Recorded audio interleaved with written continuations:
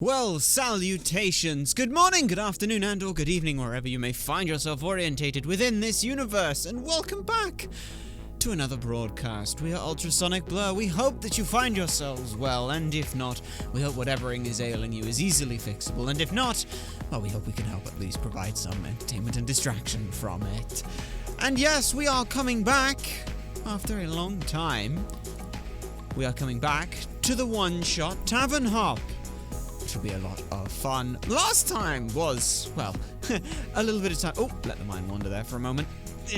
Last time was a little bit of time ago, we do admit that. But we had a lot of fun over with our other ship, and there was some interest with a pirate's curse and something about a feather, and well, it was a lot of fun. We had a lot of enjoyment. We are now at the precipice of our next area. Where that next area is, all we know is that it's within a mountain, so that'll be fun. But we do know we are level 6 at this point in time, so it should be pretty good. Don't forget, if at any point you wish to have a peruse over Swiftwift Short Shadow, exclamation mark character will be all that you need. With that said, though, we should be okay for cast systems to all be working. If we just make sure that's... hang on, this is gonna...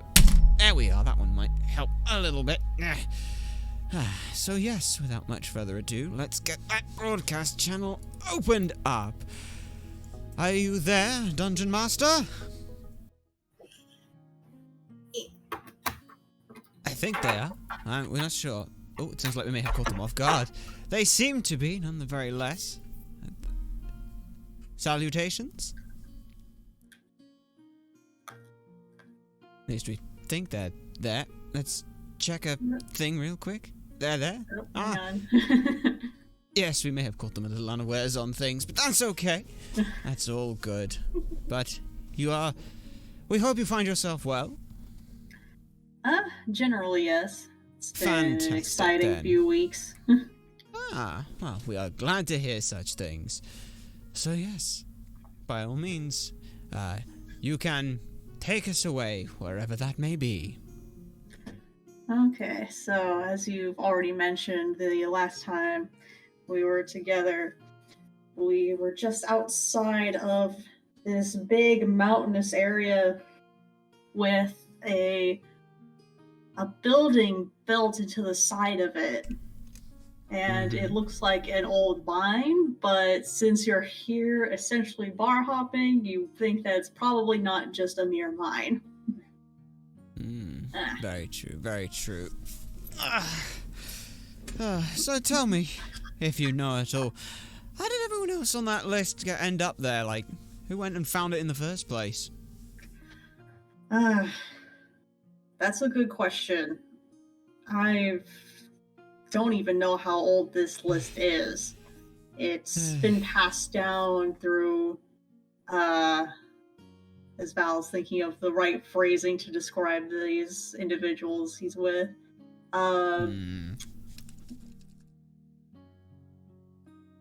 Subordinates? Let's go with that. The subordinates and their leaders. I pass this list down between them. Well, suppose that's about one of the few things it's worthwhile passing down in your line of work. But, at the very least, let's hope things work out too well. You know how it is with me in elevated positions, or at least trying to get to them, sort of clambering up, because, short legs. Still, though, looks a nice enough place, wherever Indeed. this place may be. Yeah, so you're looking outside of this tavern, and it definitely looks like that it's been fixed up quite a bit. You see all sorts of like stones sticking out that are like bigger than you and Val combined, and just glorious like steel and gold and just beautifully painted. And it doesn't look like an abandoned mine or anything like that. It looks like somebody's put a lot of love and care into building this place back up, even if the structure, the base structure, doesn't look like it was necessarily intended for people to enjoy or visit. Interesting. So what's the name of this place then, Val? So this is the old Ironston mine. Apparently, it's existed for hundreds of years, but it shut down a long time ago, and I guess there's a dwarf here who built it back up. Interesting. Let's hope it was shut down because it ran out of ore and became unfundable at that point, rather than anything more fun. It's like, I'm pretty sure that's exactly what happened, actually. Oh, good. Yeah, last thing we need is some stories of some untold horror living in the mountains. We've had more than enough adventure, wouldn't you say? Sure, let's go with that. I'm just messing with you. Besides, as I've now proven at this point, worst comes to worst, I will stand in the way of whatever it is. That's what I'm here for. Indeed. Now, where the hell's the entrance to this thing? It's nice detailing, but nothing that looks quite like a door. So you look down at the base of the mountain, and you do see that there's a little set of stairs that lead up to the door, and there's a few barrels just outside of said doorway. It looks to be like kind of a double door setup. Not too bad. Guess it'd be nice having something more my size for once with this old stuff, given the old previously dwarven mind. Do mind your head on this one, though. I'll be sure to be careful. Yeah. And, like last time, careful where these two scurry off. It's one thing having them swimming about all over the place, though I doubt trying to pull them out of a crevice in the wall is going to go well. No, it wouldn't. Yeah. Z nervously shuffles the pouch that Duke and Chancellor are currently sleeping in. Aye. Well, how you want to do this then? Together or one at a time? We can go one at a time again if you like. Alright, fair enough. Well, Yes. As the two of you approach the doors, you see off to the side a pen with a bunch of sheep. They're happily bleeding and having some what appears to be mushrooms being fed to them in a little wellspring, and there's a few sheep in that pen. Interesting. We assume that was bleating, not bleeding. There's Yes. very big implications there. Happily bleeding and eating mushrooms. that would be less than ideal, we would have thought. But no. So all right then. Well, I'll see you in a few minutes then. You sort of how with the doors and things, are they more sort of catering for anyone's size or? Yes. Oh, I guess we'll just sort of try and push it on the door then, trying not to make it look like it's incredibly difficult for us to swing open or anything. Assume that it's just a standard wooden door, not some great metal iron door or anything in particular. The door actually does look to be built pretty well, but it's not impossible for you to move. Fantastic, then. That's one thing about dwarves, obviously. Spend all their time in the bloody mines, end up built like, well, dwarves. So, yeah, sort of go on in and enter in, and then do a quick survey. What do we see? So, when you go inside, you see a lovely space.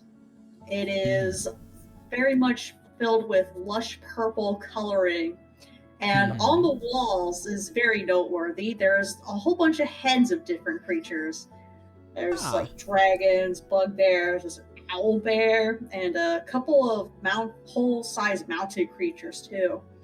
So this place is definitely had somebody who is enthusiastic about hunting big creatures. Aye. And displaying them as trophies on the wall. I sort of look over at that, thinking how the hell Val's gonna take that. But aside from that, is there any noticeable, would say denizens, but it's not. Wow, maybe they are denizens, depending on how good the service is here. At the moment, the bar doesn't have really anybody around. There is one person who is keeping the place, But right now, it's the middle of the day, so most of the regular Gotcha. patrons are working. Getcha then. Well, I guess then we're just gonna go ahead and make our way on up over to where we assume is the barkeep and the bar table and everything like that, and Yep. introduce ourselves as is customary to do when in a bar.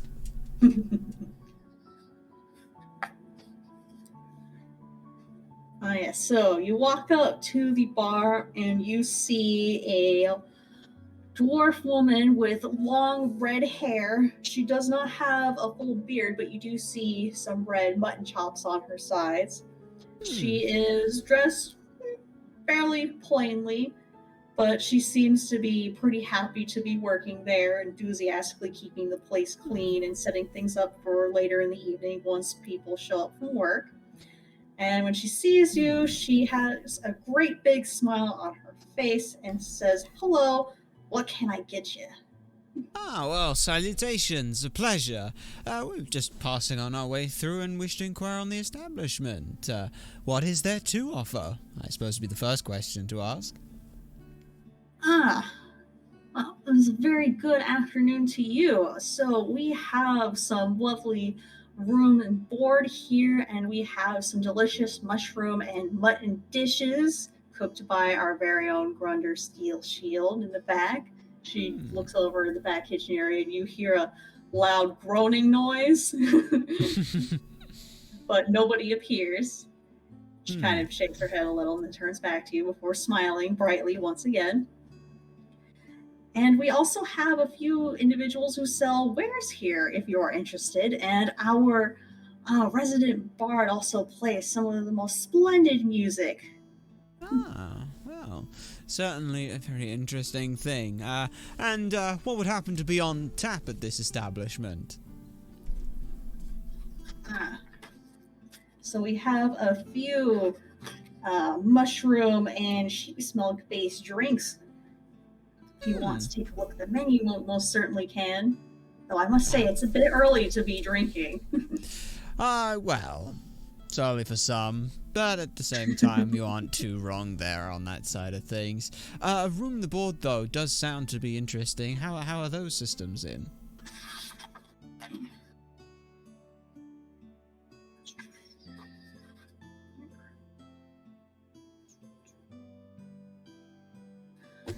Yes, so we have 2 big rooms open at the moment. We will be building some more later in the year.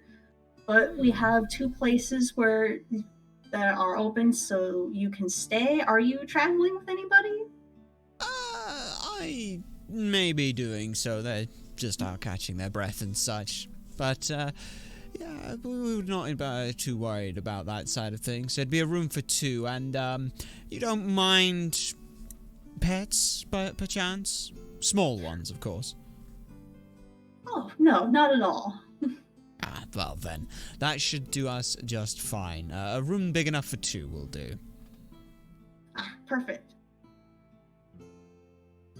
And so she goes under the counter and seems to be having trouble finding the keys for this space. And it's like, where did I put those? It's like, my apologies, it's usually locals who come by. There's not always been many folks who are passing through to stay here. Just need to, where did I put those keys? Oh, no worries about it. Nice to even have the beds at this point. I assume it's mostly locals too, merry to make their way home end up there. No, like you said, not too much to worry and things. Just sort of look at a glance back towards the wall of the trophies then. So whose handiwork's that then? Sort of gesturing up to them. That is Zag's handiwork. He's hanging out in the back at the moment. Because he's the regular bouncer who keeps people from getting too rowdy here. Well, duly noted on that, and quite the repertoire to their namesake as well. Hopefully we have no ill intent or bearings with them. All local, assuming? Oh, yes. Hmm. Yes. As Well. you're talking about that, from the kitchen, a very large troll steps out, having to duck his head under the door. And Thud. steps out, hangs out by the bar. I was like, "Hi, Zach." And he grumbles and. Ah. Oh. Speak of the devil, and they shall appear. Pleasure to make the acquaintance. So he sort of, again, tip the hat side of things. Looking He raises an eyebrow and then starts chewing on a mutton leg. I can certainly see why they make a fantastic bouncer. The stature alone is dissuading to any roundiness. Exactly. Finally, she goes all the way to the bottom of a drawer. There they are. And pulls out one of the keys. It's like, do you need another key, or is this one good, or? Hate to be the trouble. Two would be preferred, though one is good enough. Okay, let me see if I can find it.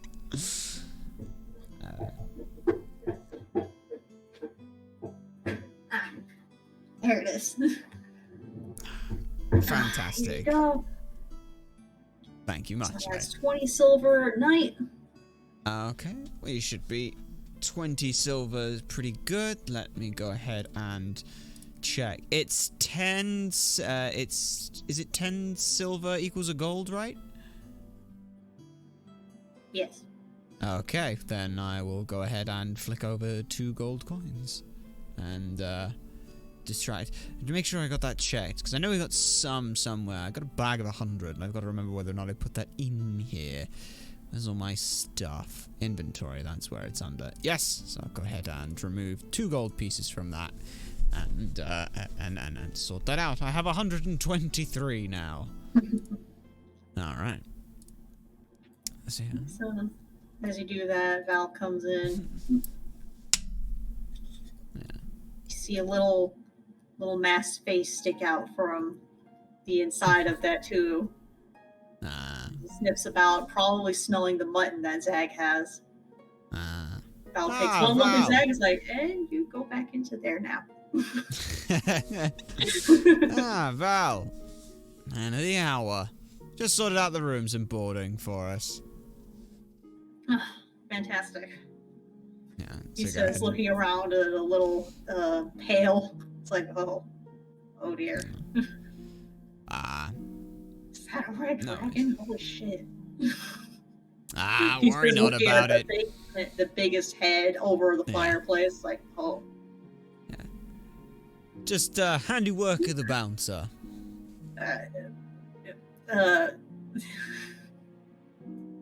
Cool. I guess. Oh. Pretty impressive stuff. So Yeah, then yes. again. Yeah. Yeah, this sort of turn to that. So is this a raiding party, or a night on your own? Needed to blow off some steam, or? Are you asking that to Zag? Yeah, I'm asking that directly to Zag. Yeah, he continues chewing on his mutton and Have the conversationalist, I see. anything to you. No, fair enough. No worries then. So, speaking of rooms and stuff, whereabouts are the rooms located then, miss?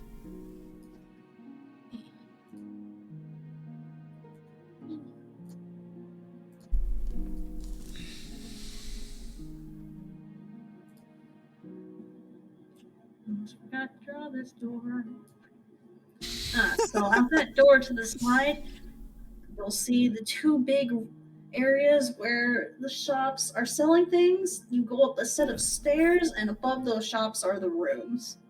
Thank you very much, Lee. And I assume that it's noticeable which one's ours? Yes. It'll be the ones closest to the lavatories, which are the 2 smaller rooms just outside that door. Thank you very much, then. We'll go ahead and make ourselves a home and Be back down to enjoy some food later.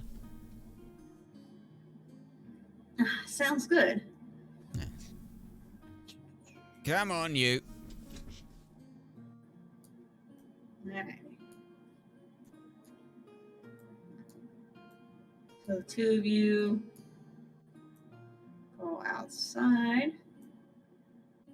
You Oh, so this is that is this an like a you said like outside? Is it like an outside, like this is like a clearing area then, or? so I guess outside's the wrong word to use. So inside the mine, but outside of the tavern. Ah, gotcha. Interesting. Sort of come out and look Yeah, up. so So, it's look up a leaving the building, but passageway it's, that was it's very recent addition to the building. Like while the actual tavern itself is like more metal and steel, you could see that there's like some wood flooring out here that was probably just installed not that long ago. And you can see the two storefronts. Ah. And what are Immediately said off to storefronts? your left and immediately in front of you. Mm-hmm. Neither of them have people in them right now. They're both closed with signs on them. If you want to read those. Yeah, I'll give him a read. Give him a read of these two. Okay, Are they which the one two? did you want to read first? Whichever one's closest. I assume it's the two large ones that you've got, sort of, to the left and down. Yeah, have a look at those two then. Interesting. I thought there'd only been room for one blacksmith's here. So the first one is Brimbles, Gems, and Ornaments. And you can see through the little window that there is it's got a workbench and it has jewelry and other decorative items. It doesn't look like necessarily like weapons or anything of that sort. Interesting. The one across looks more like an actual blacksmith place. Interesting. It just says Armory Storefront and that it is only open for 1 hour a day except by appointment. Interesting. Very interesting. I sort of take out the necklace that I want from Milo and things. Just look at the little moonstone gem and I say, what if I could have set that into something? Maybe. Yeah. Other than that, just sort of look back to Val and things. All good? Yeah. He says, looking So- around in the cavern. He seems Yeah. a little on edge. Fair enough. I guess you're a little claustrophobic too. It's Sure, let's call it that. no, I don't blame you. Just go out, lead out of a building. You kind of do expect a little bit of sunlight, but yeah, I guess it's tall enough for me to not feel bad. But come on, let's go check out the rooms then. Let's hope they're a decent size for you. Oh yes, so behind the shops is a staircase that leads up to the two rooms above the stores. So you head up those stairs, and the rooms are roughly the same size as those storefronts, almost as if that they were added on top of those buildings later. Ah, I see. And it's just the one that's closest to the toilets then. Yep. Well, we'll go ahead and have a sort out there, and so yeah. It's essentially sort of comes in like a big, like 270 degrees. You go up once, up twice, up again, and you're sort of out on that. Gotcha. So we're not in the storefront, we're in the room above the storefront. Yep. That works and things. So go ahead. It's kind of like some houses where I live, where you have the stores on the ground floor when you're walking downtown, and then there's actual like rented places above them. Understandable then. So yeah, we'll go ahead and set some of our stuff, just put things out and away and clear that all up. Just that we're, put down like the rapier and the crossbow and all that good stuff, and just get a moment to sit and finally just let the sort of weariness on the legs catch up for a moment. So then it's like, Oh, I did not realize how much I needed that. Beds-wise, I assume there's 2 beds. There are. Okay, good. Because we never specified that it would be 2 people with 2 beds. We just specified 2 people. Thankfully, though, that wasn't a problem. Yeah, there are 2 regular size beds against the wall. Is that regular for dwarves or regular for everyone? That's regular for medium humanoids. Ah, gotcha. So more than enough space for myself then. So I'll put my stuff at the end of the bed and... yep, this'll do. This'll definitely do. Quite the climb to get up here, I must admit. Let's hope it was bloody worth it. It should be. Although this is probably one of the most recent additions to this list, Val says, looking at the ink quizzically. It does seem much fresher than some of the other names there. True. Well, don't suppose these, your letter of recommendations there comes with who actually recommended it, or is it just, everyone's recommendation?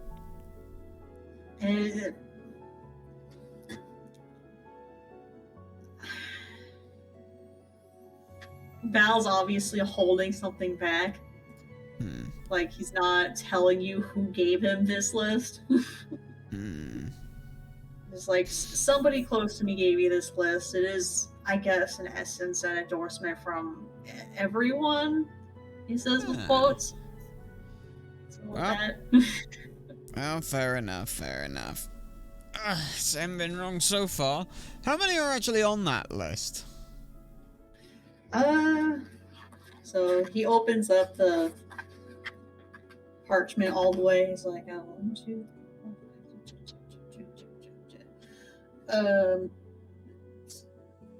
16? Not bad. Over a third of the way through the journey, then. Yes, he's looking very quizzically on the bottom, and it's not common script, one of the names. Not, of course, that I'm trying to say that I wish this to be over sooner. Your company's been rather entertaining, let's put it that way.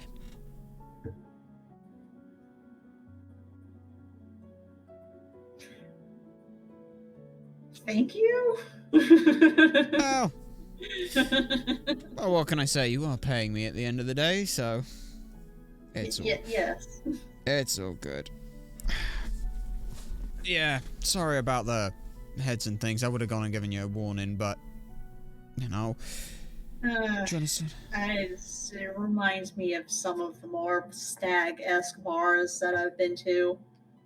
Stag-esque bars? You know how, like, there's bars specifically catered specifically for dudes? Those kind of bars. Yeah.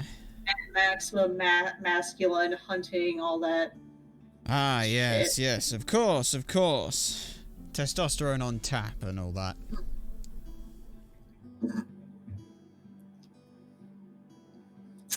No comment.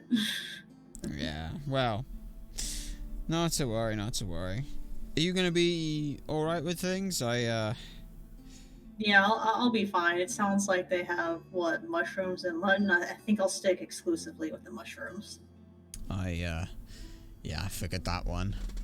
But yeah, no, it seems a nice enough place. And at the very least, we got 100 gold each to Perusian shop and stuff. Maybe you can get your fiancé a nice little, jewelry piece. Well, another one. As I assume you've already got the ring, right? Of course. Fair He enough. instinctually touches his pocket and he gives it a squeeze. It's like, still there. Okay, yes, still there. You know, you ought to be careful with that. If someone had ill intentions, you've just told him exactly where to look.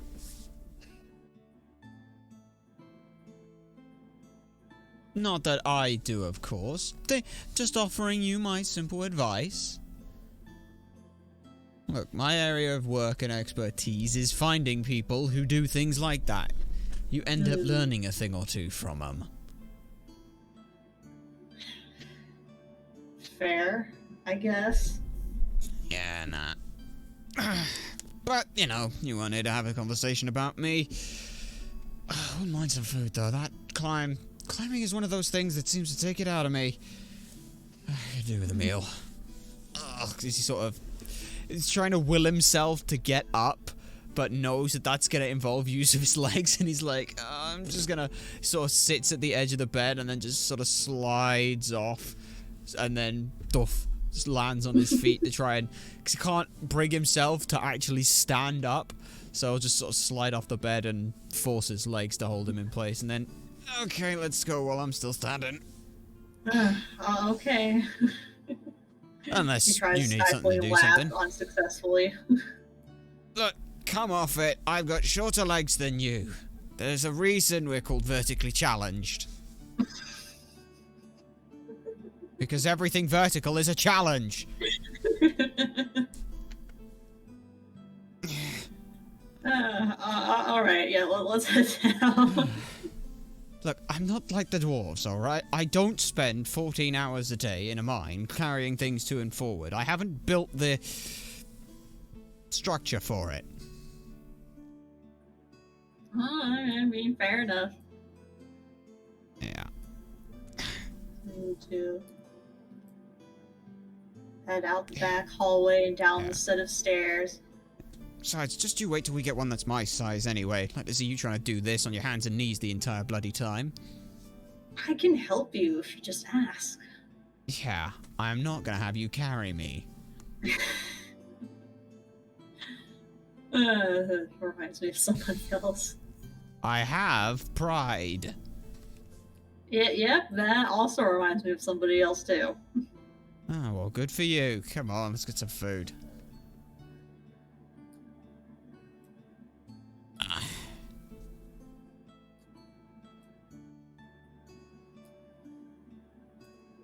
Okay, so you head back into the main bar itself. Mm-hmm. It's still just Zag and the dwarf maiden. You hear a few like clatterings in the kitchen, but it's still pretty calm. Fair enough. It's about 3 p.m. right now. Okay. So you're probably not going to see others show up for a little bit.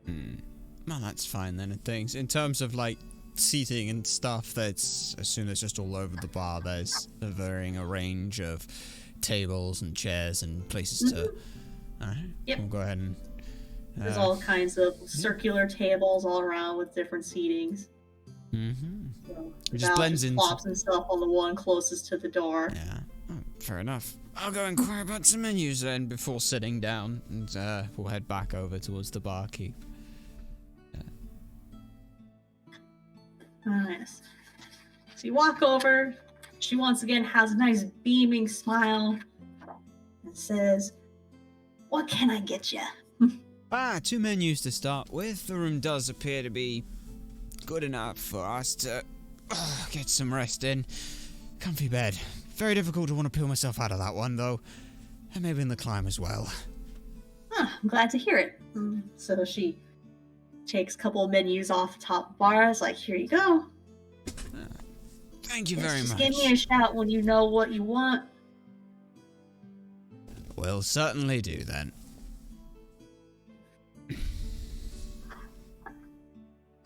Yes. So you take a look at the menus, and that they weren't kidding about all of the mushrooms and the mutton, for it is a lot mushrooms and a lot mutton, and that's about it. Yeah, fair enough then. What's is that in all aspects with drink or just food or food and drink? Val's looking at the menu and it looks like both. Let's see, they've got soup with mutton and cooked mushroom, and It's cheese from sheep's milk. Okay, I can't have that. Mushroom stick, assortment of grilled stewed mushrooms. Okay, I can have that. Meat stick, just mutton, marinated sheep milk. Okay, and mutton stew, more mutton and mushrooms, and then cream broth. Okay, yeah, probably sheep's milk. See, grilled mutton with mushrooms, and then mutton leg, grilled leg of mutton. So I guess you're just on the soup then. That is a sheep's milk cheese stew, unfortunately, so I'm just gonna go with the mushroom sticks. Mushroom it is for you then. I guess there is a little to do about that. Unfortunate, but hey, I'm sure you'll live. Yeah, I'll be fine. I have a few extra rations just in case. I usually keep them with me just because I know that not all places are necessarily going to have the kind of food that I eat. Aye, fair enough. Good to know. Let's see, the drinks is like, okay, mushroom wine, fermented sheep's milk. Yeah, but so you say that one. What? Yeah. So I guess if it isn't mutton or mushroom, you got no luck then with this place. Seems like it. Have you ever had fermented sheep's milk before? That's apparently a drink here. Fermenting any kind of milk sounds questionable. But then again, it did just come from somewhere with sea urchin poison in its drink, so, you know. Egg hobby beverage brewed by monks. Huh. Sounds interesting. I'm not interested myself, though, so... Yeah. So I guess you're gonna be a real fun guy tonight then, aren't you? I mean, that whisk away looks good. Let's see. Dwarven dark malt grain. Ooh. There was a wink and a nudge as he said that. Boots. Ooh, sign me up. You ignored the pun. There's a slight disheartening there. I'm sorry? Sorry. You're gonna be a real fun guy tonight, mushrooms. Val looks at you in quizzical, and then it occurs to him what you just said, and he's just...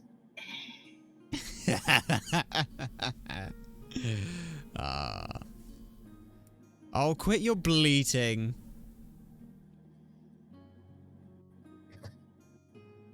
Really?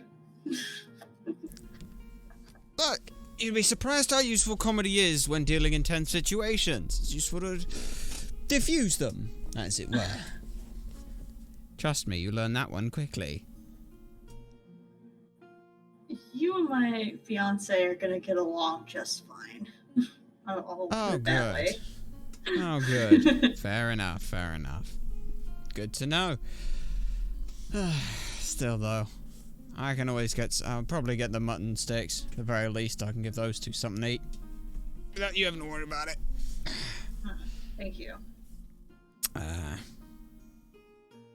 All good for me. As for the drinks, then, what was it you mentioned then? It was the mushroom wine, was it? Okay, so the cocktail menu consists of Dark Dreg's mushroom wine, Slanted Cave fermented sheep's milk, Ore Hauler's Whisk Away, and the Bubbler mushroom wine. Yeah, we'll go ahead and take the mushroom wine with the meal, considering I'm then having mutton with... which one's the most expensive one, or does the most interesting things? Which one do you think? Which one does, what are the descriptions of both of them then? So the Dark Dregs is a fresh start vintage crafted from choice hand-picked cavern mushrooms. Bold dark red excels as a partner for muttons or mushrooms with a robust acidic finish. And the Bubbler is a light fresh wine that offers a brisk taste filled with mineral and herbal notes and completed with a sharp citrus finish. Ample carbonation brightens its burnt orange color, and it is a favorite accompaniment to late-night appetizers. Yeah, we'll go with that. With the appetizer side of things, seems to fit quite nicely with what we've got. I'll go ahead and take one of those. So Val's gonna go straight for the whisk away because of course he is. Yeah. Drunkard. Anyway, and we'll go ahead Look, and this sort is of... essentially a bachelor thing for him. Of course he's gonna drink a bit. Duly noted, as we've been noting the last other 5 times. I was about to say, that's the whole point. Yeah, but we'll go ahead and flag down, what was her name again? Don't remember. We do remember. No, she told us her name. She hasn't actually told you her name yet. She hasn't. In her enthusiasm, she forgot to actually directly introduce herself. So you flag her over, and she walks over to the table. Yes. It's like, so what will you two be having this evening? Well, Val? This evening? I thought it was guess afternoon. Unless we've been sat here for 2 hours trying to decide. No, still the afternoon. It's still 3 p.m. It's like, oh goodness, my apologies. I'm so used to serving people at night. Oh, don't worry about it. Oh, good. Just obviously, it's not always the easiest thing to keep track of time in here. Ah, indeed. It's like the fireplace and the lanterns kind of throw off what time it is during the day if I don't go out. I've been there. Been there. All good, though. But yes, Val? I'll have the mushroom stick and a Orhaller's whisk away, please. And I will take a mutton stick and insert the name of the other mushroom drink. Bubbler mushroom wine. Yes. Alrighty, coming right up. It's like, oh, I'm so sorry, I forgot to actually tell you my name earlier. My name's Hermina. Hermina! Pleasure to make the acquaintance then. Swiftwish Short Shadow. Tip of the hat. Very nice to meet you. And you said you just said that this one's name is Val? Val for short, but yes, Val. Valinor Rosethorn. Mm-hmm. Pleasure. As for the 2 pets, you'll probably see them when the food arrives. Pets? You'll see. Oh, okay. Okay, coming right up. She grabs the menus, sticks her head in the kitchen, and yells the orders. You hear a loud groaning sound as she tells them. It's like, come on. It's not like you don't make the same thing every single night. You hear an even louder groan when she says that. Is it like a deep, low groan, or...? Like, it's a groan of, not like an inhuman groan. It's more of a, are you serious type of groan. Oh, okay. Okay. Okay then, that's fine. It sounds like an older, masculine groan. Okay. You know, not like what you would hear from Zag. Okay, that's... Not a Zag groan, but like a disgruntled employee groan. Gotcha. That works for us. Let me go ahead and get in and, It's hard to look around the room and not immediately just start staring at the series of mounted heads on the wall every single time, but... Yeah. Yeah, trying to sort of do that, because obviously I assume Val's put his back to them so he can't see them. Pretty much. Yeah, which makes it really fucking difficult then to not stare at them. Yeah, no, like I said, this is all sorts of different heads of different, like, huge creatures. And like a couple of full-size mounts too in the room. It's quite something. There's a few skulls and a couple of antler racks as well. So you said this place used to be a mine then? Yes. Oh god, I don't know how long ago it was. I forget what.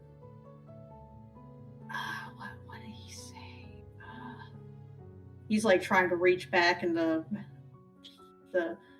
lizardy part of his brain to try and remember the details of a place that we was told secondhand by a person who visited before. You could always roll history. 400, 300 years ago? Something like that. Interesting.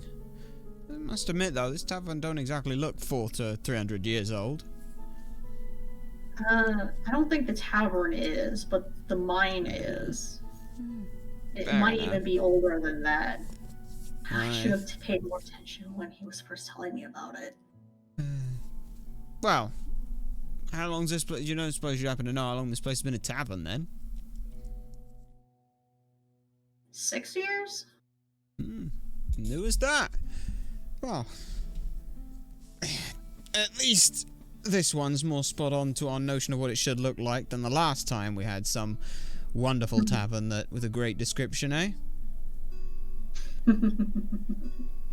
Indeed. Here's hoping to no enraged dragon spirit.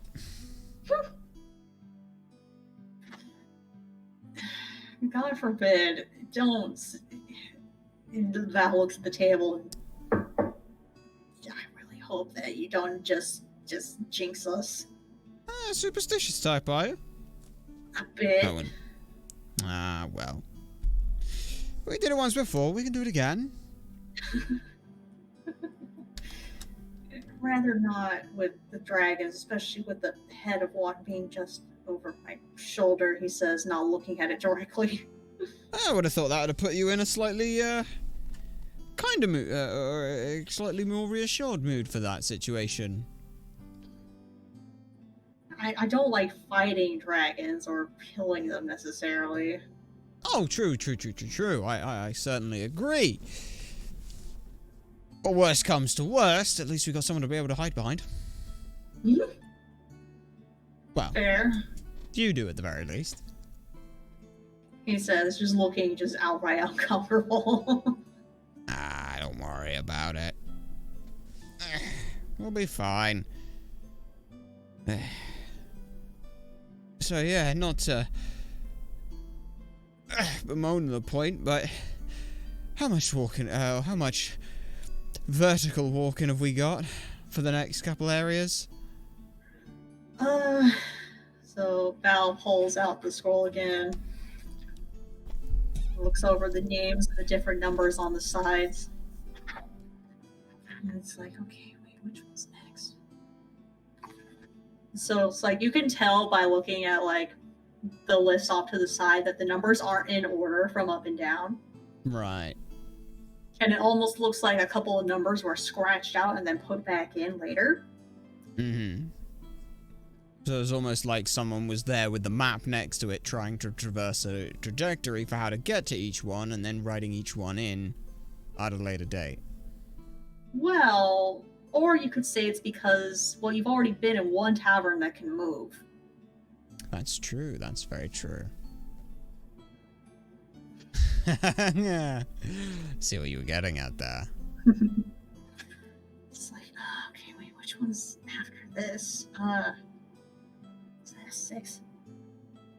No, wait, that's an 8. Aye. You better not get us bloody lost. I have no intention to do that. Oh, I never said you had an intention to. Nobody intends to get lost. That's how you get lost. Everyone intended to. That's fair. You can't intend to get lost. That means you know where you're going.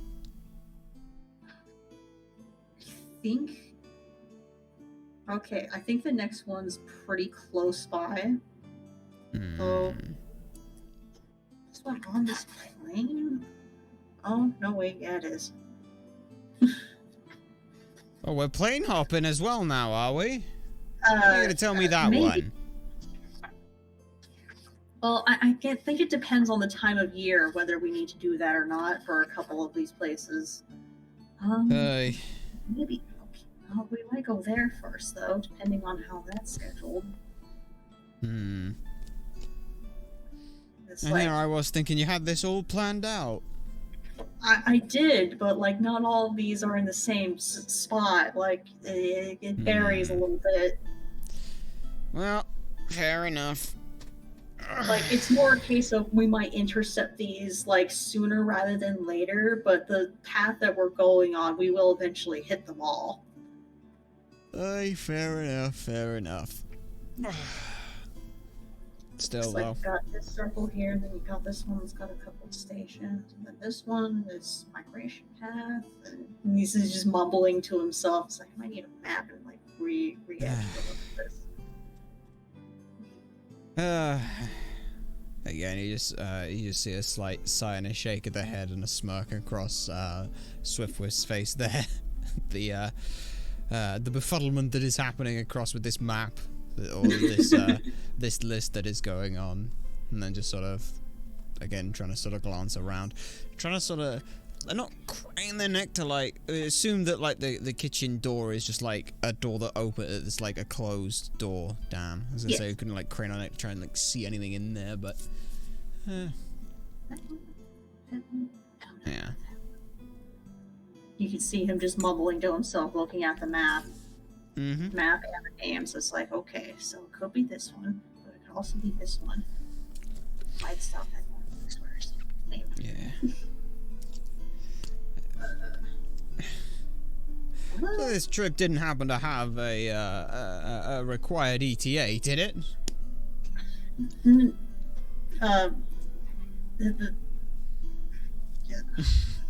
No, not exactly. Well then, guess we won't have to worry too much about that list then. At least we're not under a time limit. Well, we aren't. Rigorous time limit.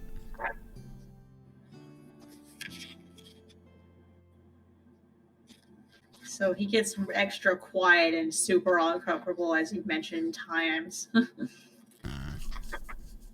Fair enough. This would be a perfect time, having to accidentally have made the room feel sour for the food to show up, but they just sort of sat there like, fair enough.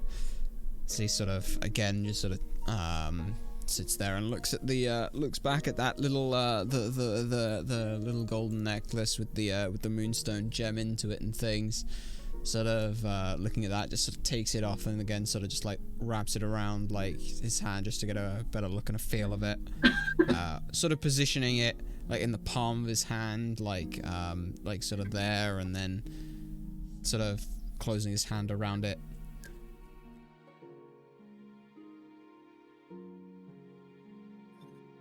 For reasons.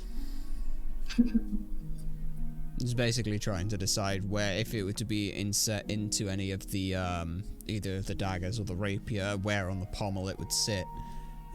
Whether on the pommel or the actual handle. Because ultimately it is just a moonstone, but it was a moonstone won in a battle of quick wits.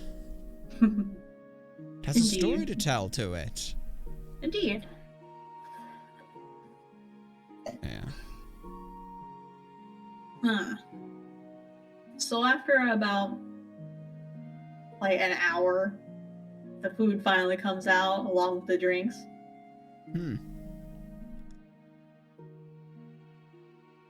As Hermina shows up at the table, bright smile on her face, and apologizes for the wait. I understand. Chef is having a bit of a supply issue. Oh? Here's your beverages, here's your food. It's like, oh...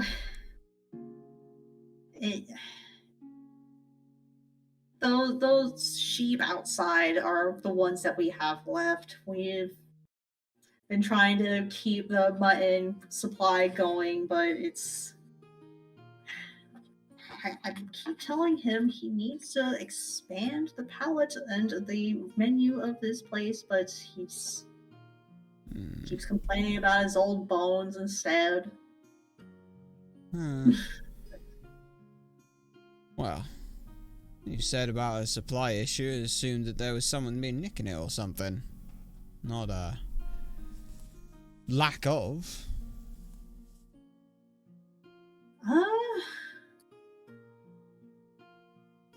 So she blushes sheepishly as she realizes that she said something she didn't intend to say. It's like, maybe there is somebody stealing our sheep. I'm not sure, though. I can't prove it.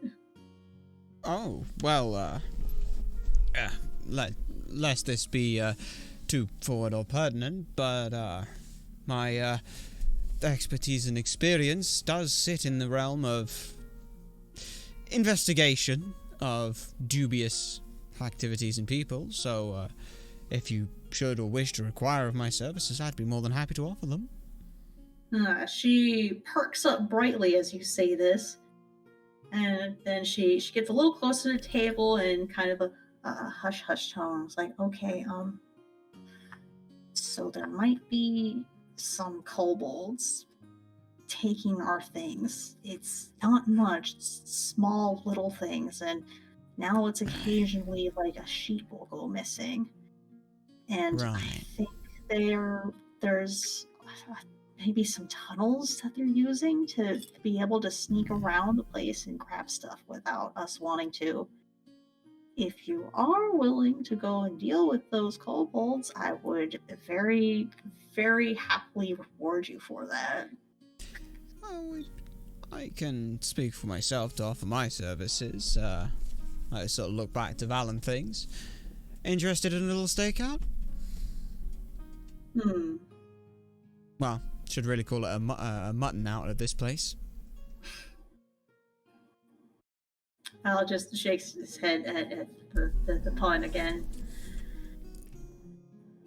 Tell me it at least amuses Hermina.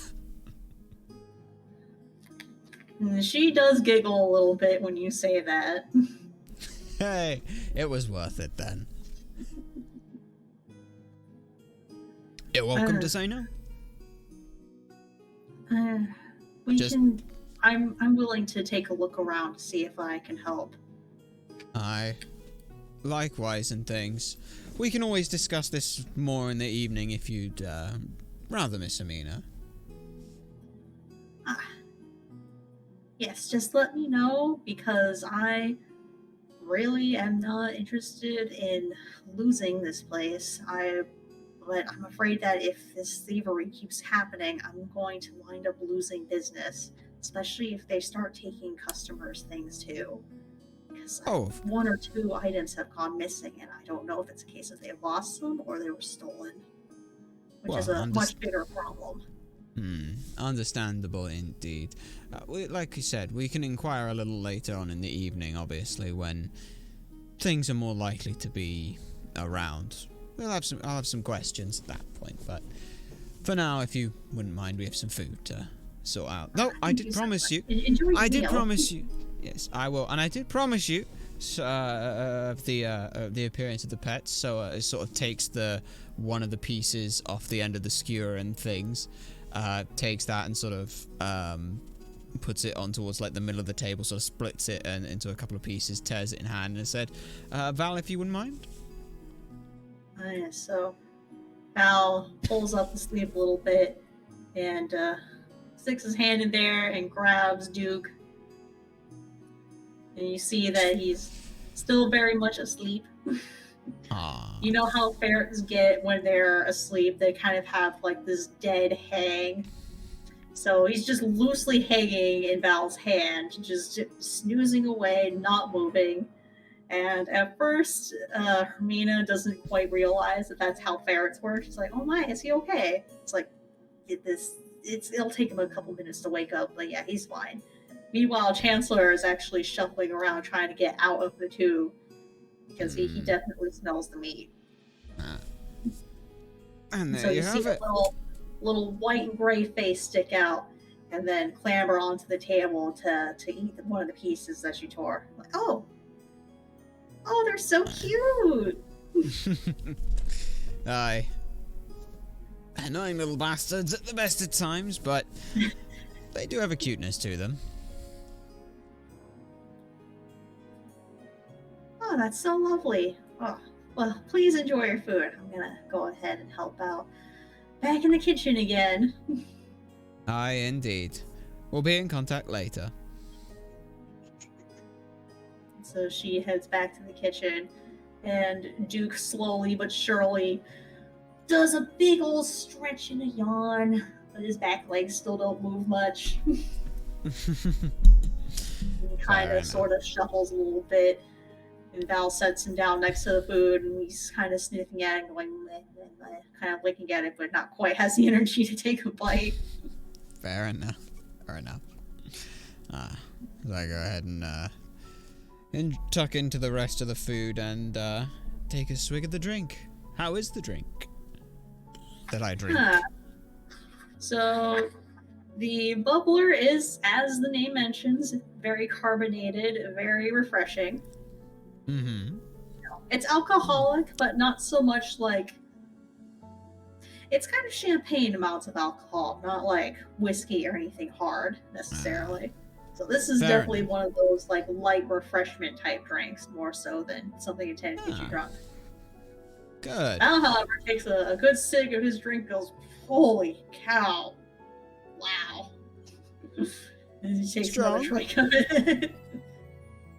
Ugh. They weren't kidding about polishing boots with this, god damn. Aye. Still, though, you survived the abyss. I'm sure you'll survive this.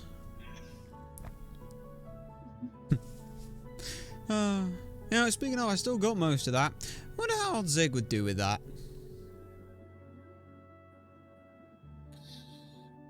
No idea. I don't think he's a drinker. It looks like he just eats mutton. Yep. Aye, true. Plus, also, a pissed off troll is second worst only to a pissed troll. At least with a pissed off one, you know where he's swinging. There's a reason them monks and things have a technique known as drunken fist.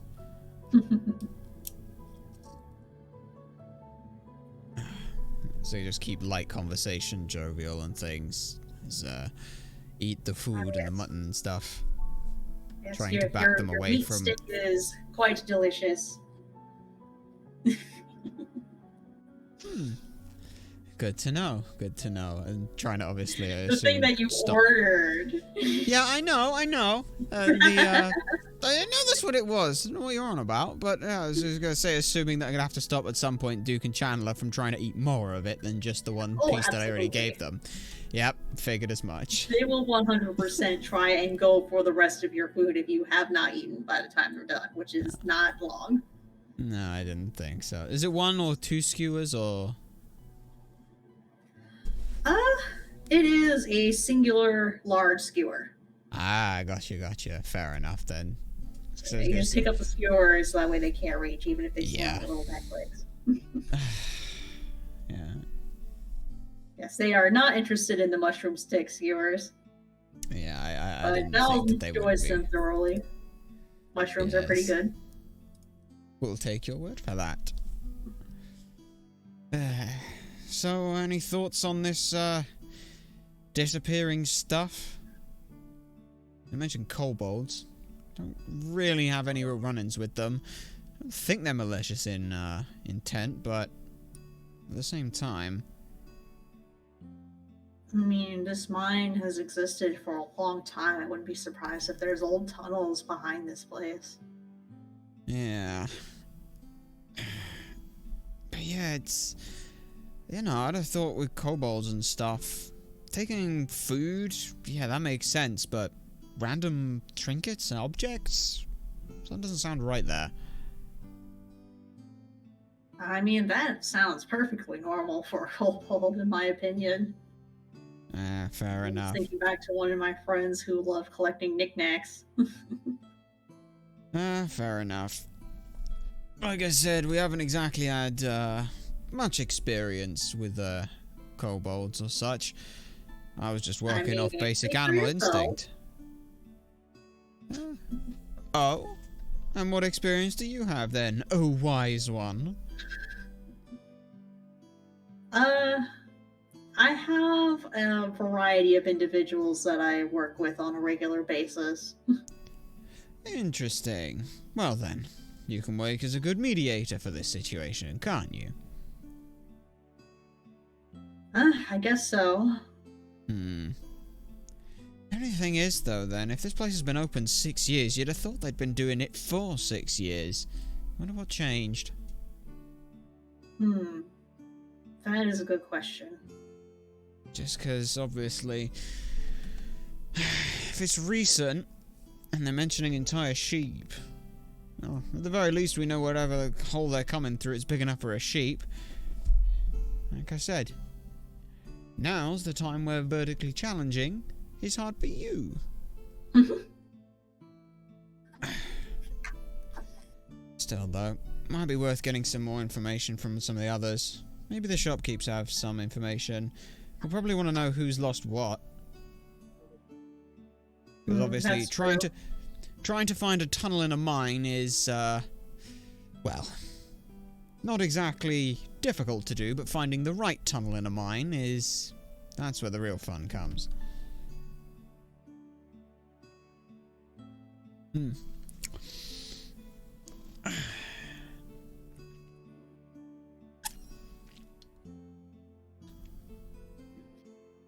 Yes, as the two of you are enjoying your food and eating, you see through the entrance somebody who is very well dressed walk into the room with lovely purples and golds on his jacket and a nice little purple bow tie. He is a gnome, and he's got a monocle on and has a very refined air about him as he heads towards Zag. Interesting. No. That is a sight I did not expect to see in here. Oh. It's not every day you see such regal-looking places in a place like this. Let alone this high up. They did mention something about locals coming in soon, so maybe that's one of them. Probably.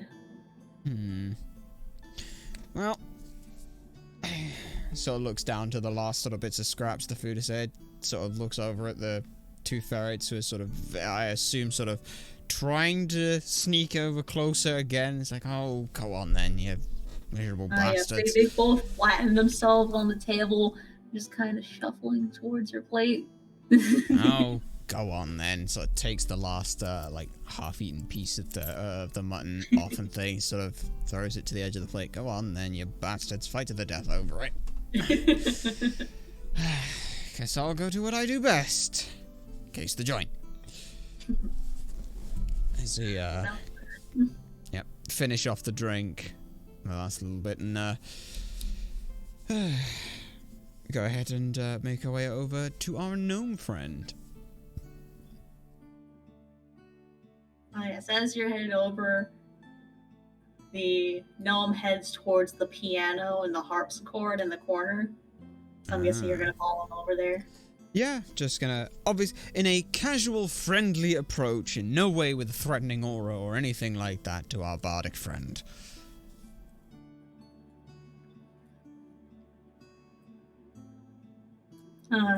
He turns around and has a sorrowful look on his face as he sees you.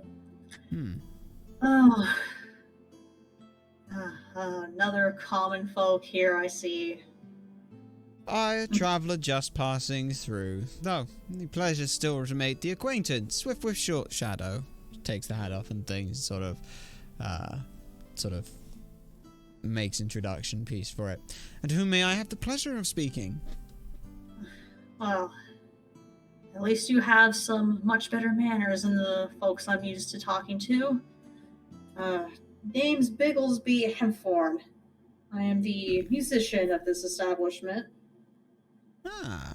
Well, I look forward to hearing your music later.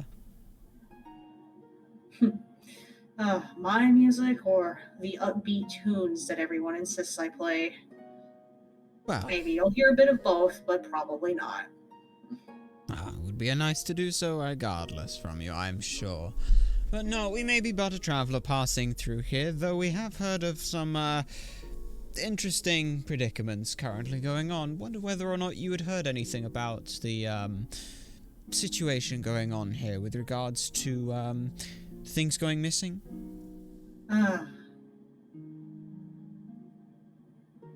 He shakes his head.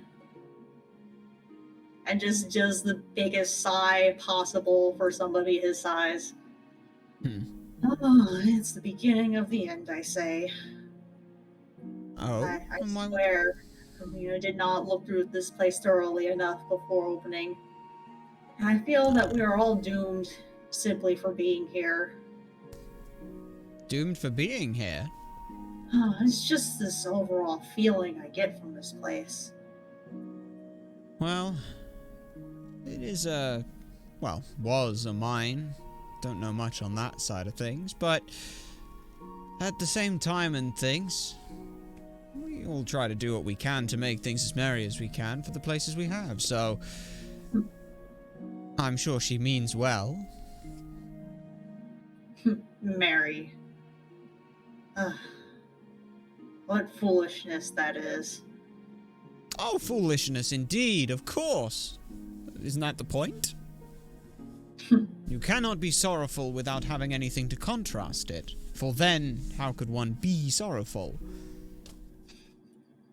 One cannot be jovial if they do not have that sorrow, so both are just as important. I do agree. Merriment, for merriment's sake alone, would be catastrophic, but you cannot have one without the other. Though I suppose you did not come here to listen to someone waxing philosophicals with you. Not particularly. No. It's like you might think that merriment and sorrow should be together, but frankly, I feel nothing but sorrow in my heart. Every time I try to play it, I am, admonished for it. Well, Even when you hear the depths of emotion in my tunes, it's always, play something lively. Oh, please, Mr. Hanford, please cheer up. Well, I can understand people being worried about someone who's sad. After all, most people would. But at the same time, I can understand your frustrations at not being able to express yourself. So, for that you have our apologies for bringing up such a subject. But if we could, on the subject of things going missing, when abouts did any of this start? If you know of anything. Well, I'd say things have probably been going missing slowly over the past 2 years. It's only just recently ramped up, though. Alright. And in terms of things going missing, they mentioned livestock going, guest stuff going, but what kind of things specifically, if you know of any? It's mostly just food. Like, there may be a couple of, necklaces go missing. Right. Like, the sheep one is very recent, and only one has actually disappeared. Aye. That is troubling to hear. They might want to blame their sheep issues on thieves, but at the same time, it's because of he looks over its egg. That one's appetite. You think they're taking food without others knowing? Oh, everybody knows to keep Zag full and happy. You don't want to see him when he's not full and happy. Sort of a subtle look over at the wall. I said, I can only imagine. Speaking of, how did they end up coming to work here? I wouldn't have thought that having a troll for a bouncer, while a novel and effective idea, not necessarily the easiest thing to go about convincing. He's been here with Hermina the whole time the tavern's existed. Interesting. Guess I'll have to ask Hermina about some of those things, but thank you for your time. You are very welcome. And by all means, since there's no one else here, play what your heart feels, if you feel up to it. Oh, well, thank you. I can't say it'll last long, but you enjoy it while you can. So he walks over to the piano and harpsichord and checks on the instruments for a little bit.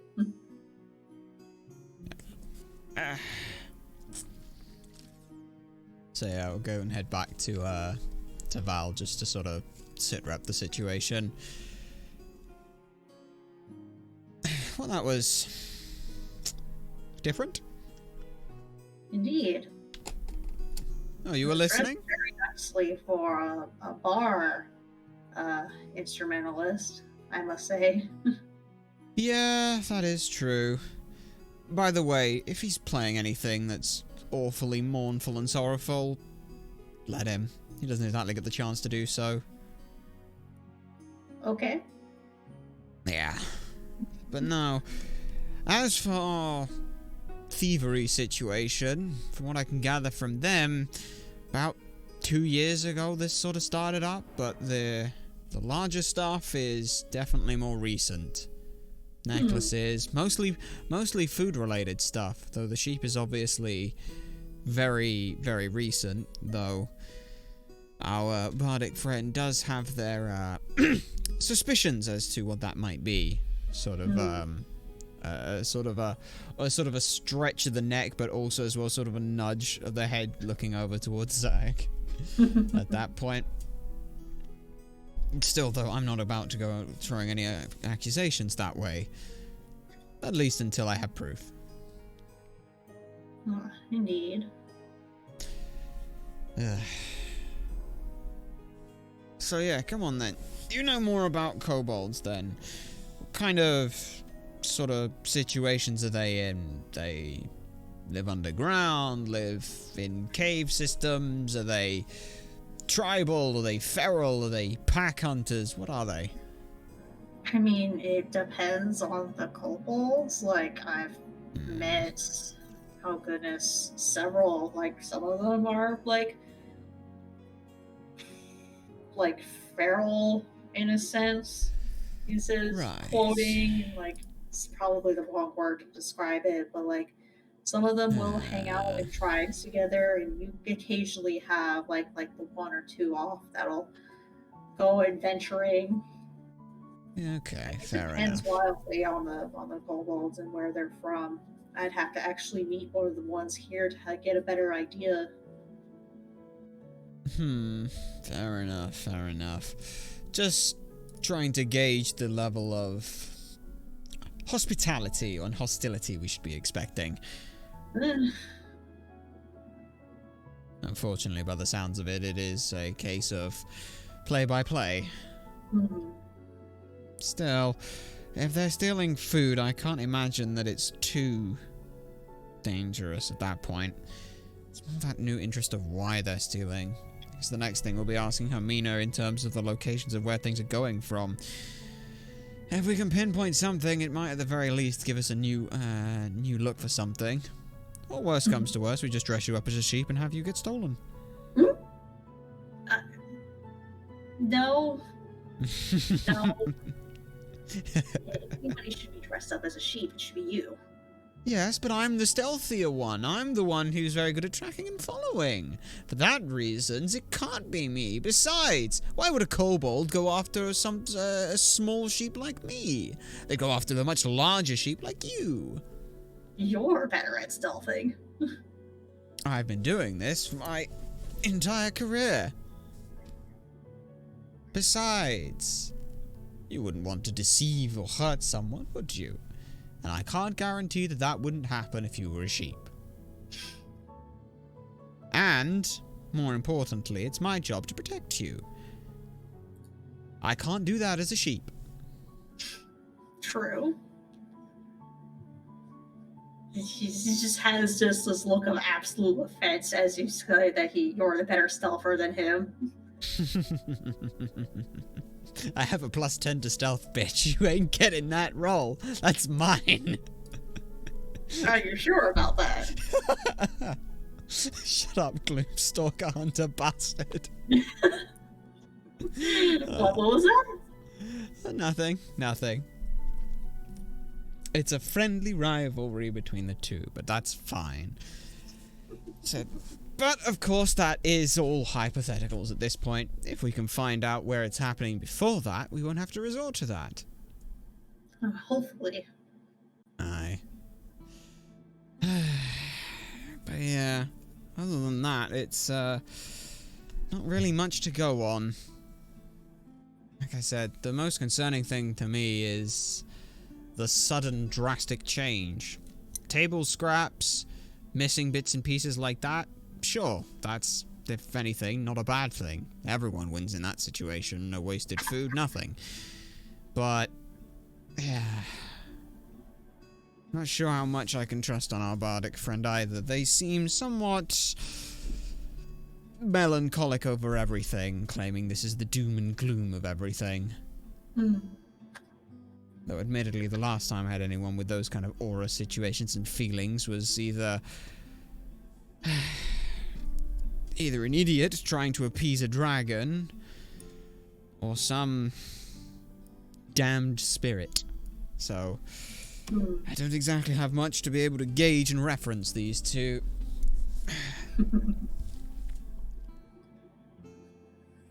Still, though, as I look back over towards to see if Hermina's around, I guess I'll have to inquire a little bit more with Hermina when they have the time. Which, looking around, just trying to check, like, because I want to do it obviously after we'd eaten, but at the same time don't want to do it, like, it's just finding the balance of time between she's got work to try and do with customers and also not doing it when there's customers in earshot. So it's either we do it before customers come in or after customers leave. So might be worth doing a little bit of that if there are still no sort of customers or locals coming in just yet. Might look to do so now. As he says this all out loud to Val. Yes. Yeah. But we'll take some deliberation for a moment. If we need to go on a short break, yes? Yes. Alright then. Well, we'll take a quick short break then. When we get back, we'll inquire more on this. Alright then, so hopefully everything is all sorted and back. Hopefully you have used this time well to go ahead and hydrate and grab a snack or whatever it is that you need to do. But we should all be back then. So, before the break, we were just about to discuss whether or not to talk now or after closing time with our barkeep here.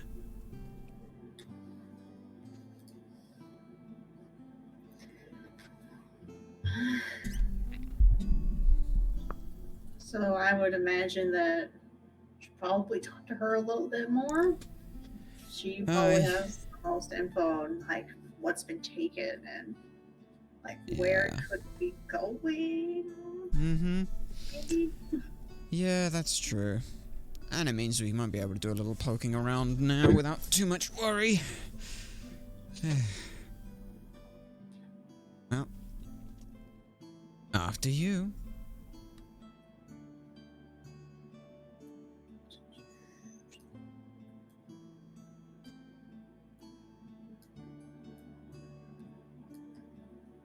So you both approach the bar. Hermina is there getting a few things cleaned up.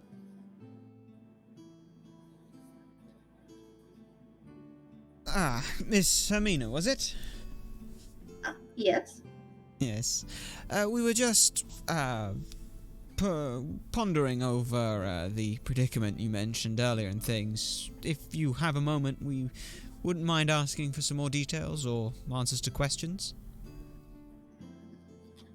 Yes. Yes, of course. So she runs outside the bar to be able to speak to you face to face. So the first main question we had is, we spoke with your bard earlier, mentioned this has been happening 2-ish years, but the larger, more noticeable stuff is recent. What's the sort of time frame on this?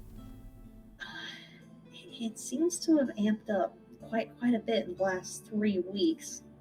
And like some of the patrons think that there's like sounds or ghosts stealing things, or just Hmm. like sights of things like moving away suddenly. It's not good for business. No, understandable, of course. And, in terms of things going missing, you mentioned sheep and guests' valuables, but what was the sort of the usual things before the last 3 weeks? Oh, just small amounts of food, or maybe like a bit of the wines and Hmm. spirits. Like it Okay. was really like it did add up, but it wasn't like they're taking large amounts of things at once.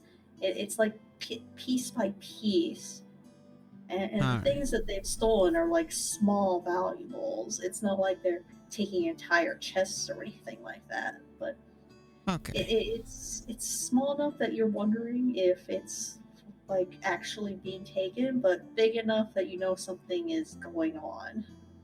Alright, fair enough, fair enough. And, later this evening, would you mind, being able to show us some of the areas where things have gone missing from? Just so we have some Yes. more of a scope to know where we're looking. Obviously, this place is rather large, so if we can narrow down some areas to search, that would be for the best. Yes, I can definitely show you like the more tunnely areas That where would be there. appreciated. Yes, of course. Yeah. Anything more specific you had, Val?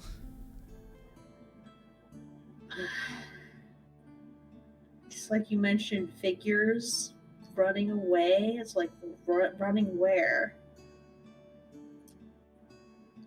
So there's a series of tunnels that are behind this place. Most of them are sealed, but I think there's a couple that were missed. And then Hmm. there's the tunnels where the wastes go to. I'm wondering if maybe somehow those might be being used. Hmm. It's possible. We'll know when we get a closer look, I suppose. Okay, thank you so much. Oh, of course. I mean, we just happen to be passing through, but if we can help, then why not? Okay, Oh, just one just last. don't talk about this too much with the patrons, please. Or Oh, of course, of course. Wouldn't wish to alarm them or make anything worse for you. thank you. Speaking of worse for you side of things, your bard has a very melancholic view of everything. Is that? Oh, he's always like that. Aye, fair enough. He's a Just make. very pessimistic kind of gnome. Although he does Uh, insist on dressing well for the occasion of his eventual death. You get him rattling on long enough. oh, well, that's hmm, Oh, fair enough. it's don't listen to him. He's just a No, tortured soul, as great artists usually are. I heard many a story on that. Yes, I assume there's not too much to the mention of this constant feeling of sorrow around being related to being here, or talk of you opening the place too early is just the pessimistic view of a pessimist. Oh goodness. Not that I Oh, intended to believe all of those things, but I have to follow every possible lead. I'm sure you understand.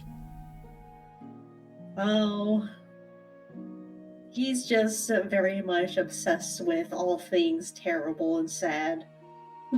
Ah, well, if that's what makes them happy, then I guess I can do that. No, I know happy's not the right word for it. Still, though. We'll, let you know if we find anything.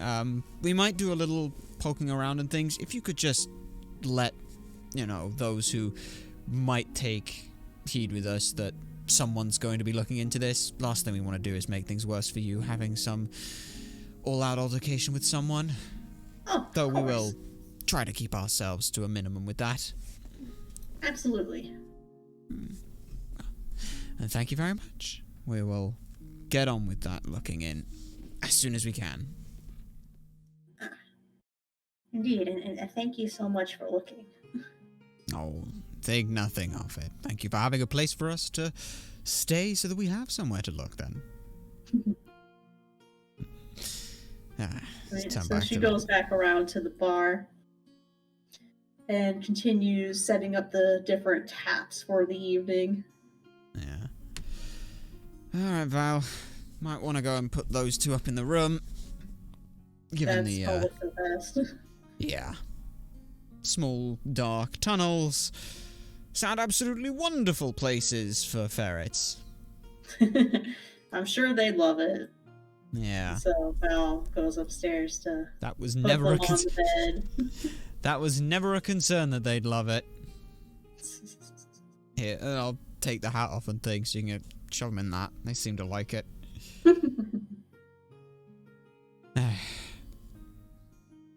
At the very least, it'll give them somewhere to stay that they don't seem to want to leave.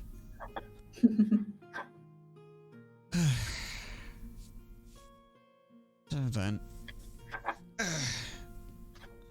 we'll go ahead and wait on the outside where the shops are and things. They're still closed for now? Yes. Fair enough. There's no signs of them opening then. Not anytime soon. Fair enough. And the two little rooms to the, sort of if you were looking out at them, technically on the map that we've got straight up, those are just the lavatories, or what are they? Were they out in the little courtyardy area? Okay, that's fine. Yes, these two small rooms are the lavatories. Okay, then. No worries about that, then. Shouldn't have a need for that at this point. But, so you've got the steps going up and things, and there was talk with regards to some of the smaller tunnels and bits. Just gonna go ahead and, buy the lavatories and things. Were those just stairs leading down or up, or what else was there? So at the end of the hallway sort of thing in this area, there is a door that leads to deeper tunnel areas. Fair enough. I'll wait till we'll sort of open out that door and things and see if we can see anything out there. Just a quick sort of glance and things whilst waiting for Val. Obviously not going to go wandering off without Val at this point. So you see a narrow tunnel that goes down a ways. It is still lit, but it's more of a raw tunnel look rather than the more nice wood-floored areas. Fair enough then. In which case then I'm going to go back upstairs quick and grab my backpack and things on the just so that I've got some of the equipment that might be of some use here. Well, we've got at least one place to start. Looks like there's some tunnels leading down, so if you got anything that might be useful, now might be a time to grab it. That's what I'm doing. He has his own pack on. Yeah. And you can kind of see under his cloak that the crossbow is already opened up. Well, fair enough then. Let's get this stuff and see what we can find. Yeah, I don't know if you want to go ahead and lead on this, since you're more familiar with kobolds, so you'll probably know what you're looking for a little easier. Sure, let's go. Alright, by all means lead the way. Okay, so the two of you head through that doorway into that more tunnely area. And when you reach the end, it's another tunnel, but this one's a bit wider. And there's a couple of different places that you can go. Okay. There's a couple of pathways. Interesting. Well, at that point, I'm going to defer to Val on things. Any suggestions? Hmm.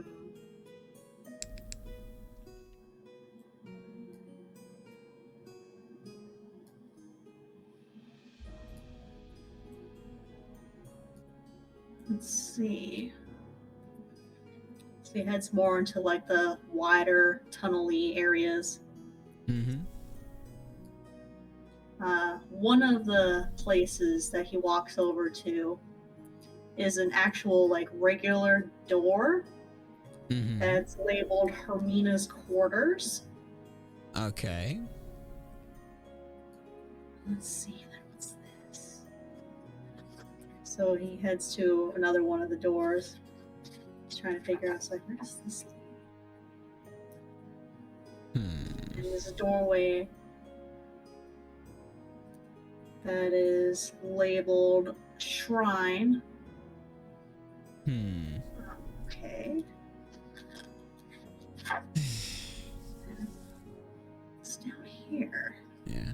Just looking over stuff and things. The only thing that I've got that might be of any use here is Eye for Detail. You can use a bonus action to make a perception check to spot a hidden creature or object, or make an investigation check to uncover or decipher clues, but that sounds like it's more for infighting side of things, though, because it doesn't add like a bonus to it. Yeah.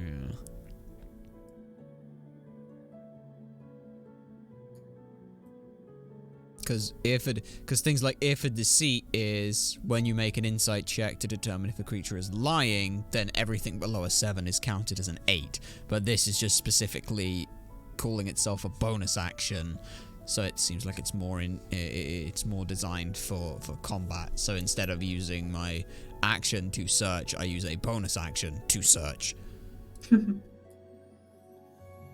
But I could still go ahead and try and get some kind of a perception for any kind of noticeable, like,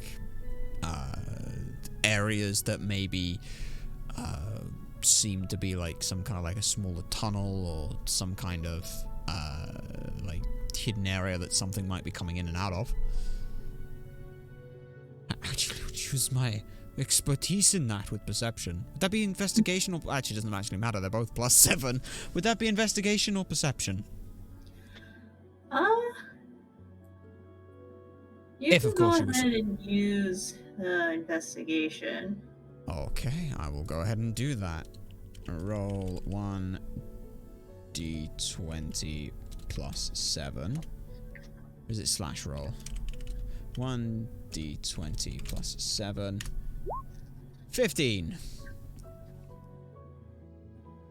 Okay, and what exactly are you using that for? That is just to try and a general investigation, but it's more so to look like if there's any kind of like tunnels or something that look like they've not been sealed off, or if the tunnels that are sealed off could be moved so that it's not actually properly sealed off, anything like that.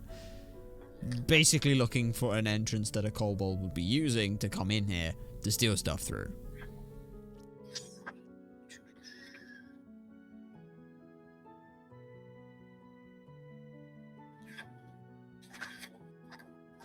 I could lightly just be pretty much like going ahead and sort of running hands along the sort of the walls, knocking at them to see if it's solid or hollow, anything like that.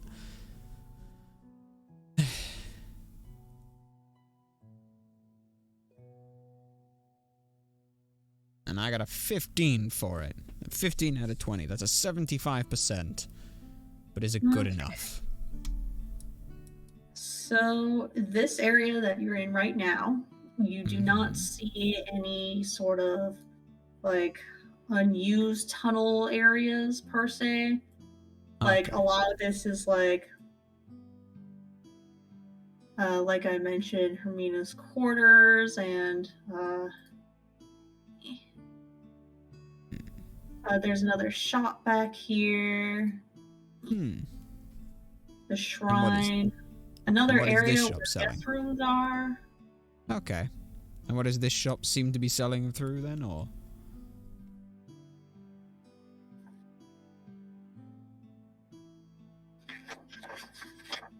So this shop is labeled Meekor's Supplies. Hmm. And Okay.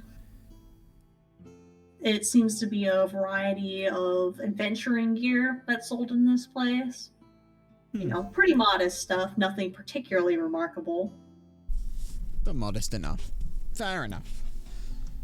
Yeah, so you could also see on the side of the store what appears to be a tent and a table. So I know that you're currently playing the Persona 5 series. What's the fortune teller's name again? I've forgotten it. Uh, Chihaya? Yeah. You see a table similar to that. Interesting. Interesting. Fair enough. Well, we'll, sort of, let's check back with Val. Well, I can't find anything, though. I keep just knocking on every wall. I'm gonna end up with bloody knuckles at this point, so... Any telltale signs on your side? Not over here. I'd be interested to know what this shrine is. Don't know if it's do kobolds have religion? Of course. Yeah, fair enough. Don't know if that's anything that they're thinking is... I don't know. Anything I can think is obviously back to that goddamn happy dragon shenanigans. Yeah. Well, here, you want to take a look inside? I mean, we can do, though I don't exactly know much about what I'd be looking at in there. It's my way of saying that the, what is it? What do I have for religion? Yeah, I have a plus, I just have 1 on religion. Let's see. So you go inside the room and you see an altar with some candles. Nobody seems to be maintaining this shrine particularly. And there's no priest around or any sign of a priest present for this place. And it doesn't seem to be dedicated to a specific god. It's just a generic thing. Yes. It doesn't seem like this would be something that kobolds would be pissed off is now something that's near a tavern. No. No, I can't imagine this being an issue. So I look around and go, well, honestly, I have absolutely no idea what I expected.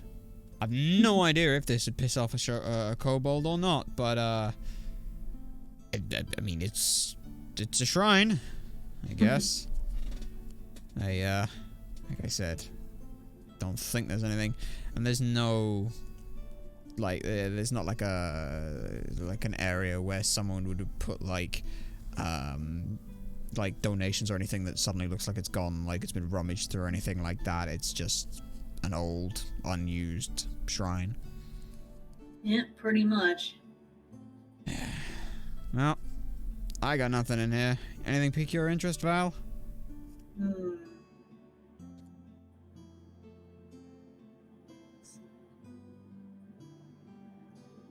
He has a quizzical look on his face. It's like, I get the feeling these aren't the only tunnels here. These look to have been carved out, or at least widened specifically for these kind of areas. I guess. Makes sense. I assume this was one of the renovations turning this place into a bar, but...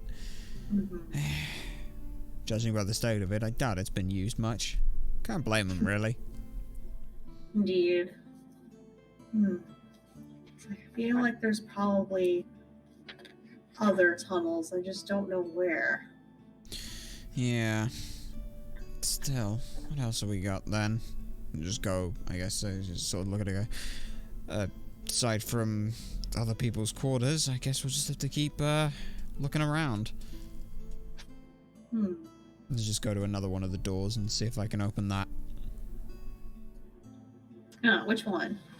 The one that is not Hermina's quarters or the door to the, to any of the shops, because obviously that's not exactly a great look. Oh yes, me? No, I'm not trying to break into this store. I'm trying to check for kobold tunnels in a mine. So the only other door that's there leads to a set of beds and hammocks and like an open like guest room area. This is probably where like the bulk of patrons would stay if they don't mind sharing the room with a bunch of others. Well, this is likely where people are getting their stuff nicked from, so at the very least this is a worthwhile place to look. Does it look like there is anyone who is staying here or is in one of the It looks current like hammocks or beds? a couple of the beds are occupied. Okay. In which case, then we'll have to do this somewhat quietly, but not looking as if we're doing anything wrong. It's gonna be fun. So yeah, I guess we'll have to try the same old thing of checking along some of the walls and places, stealthily this time. Obviously, this isn't a competition to see who ends up waking up someone whilst we're checking out this place, but when it happens to be Val who does it, of course, I'm never going to bring this back up. There's nobody in the space right now. Fair enough then. I thought you said there was someone using the beds. Using the beds as in are occupied, as in they are being used, not necessarily that the person's that there are people there in them. Okay, gotcha. That makes more sense. Fair enough.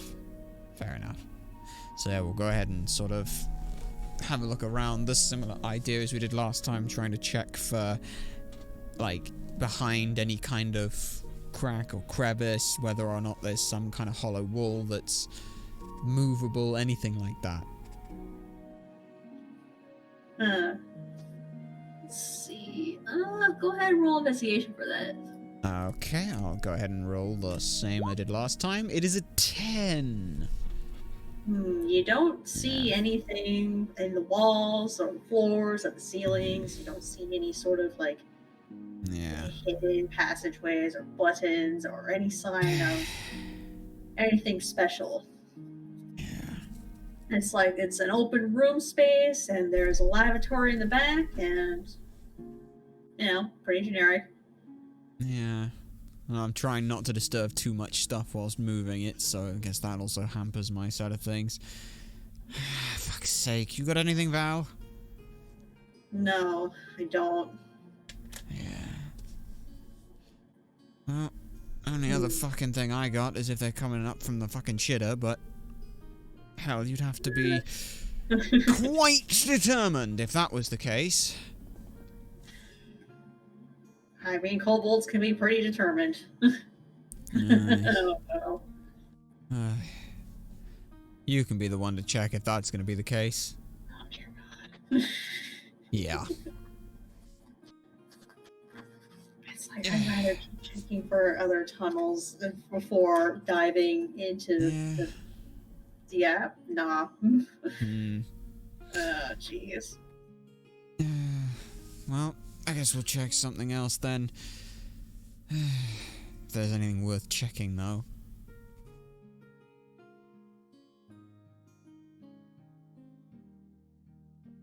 So how big are kobolds, then? Could give us some idea on it. They're, like, roughly your height. Well, that's somewhat reassuring, at the least. They're like lizards, but your size. Oh, great. Yeah, that's fine. Yeah. Do you have an issue with lizard folk? Can't say I have. Can't say I've ever met them. Hence Fair why enough. I'm picking your brain on them. Okay, No. let's see. The underground I'm used to dealing with is the criminal side of things. Less literally. Though, in some cases.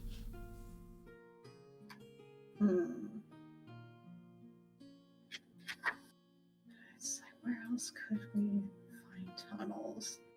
Val just kind of casually muttering to himself, knocking on the walls a bit as he goes through. Yeah.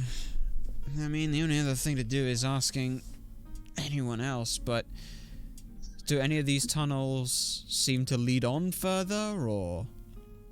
Not that I can see from here. Yeah. Because I guess that's the other question, of course, is how far are these kobolds traveling? You'd have thought if they're taking a sheep, someone would have heard something, unless they were silencing it beforehand. But even then, that'd lead some kind of a trail, but nothing?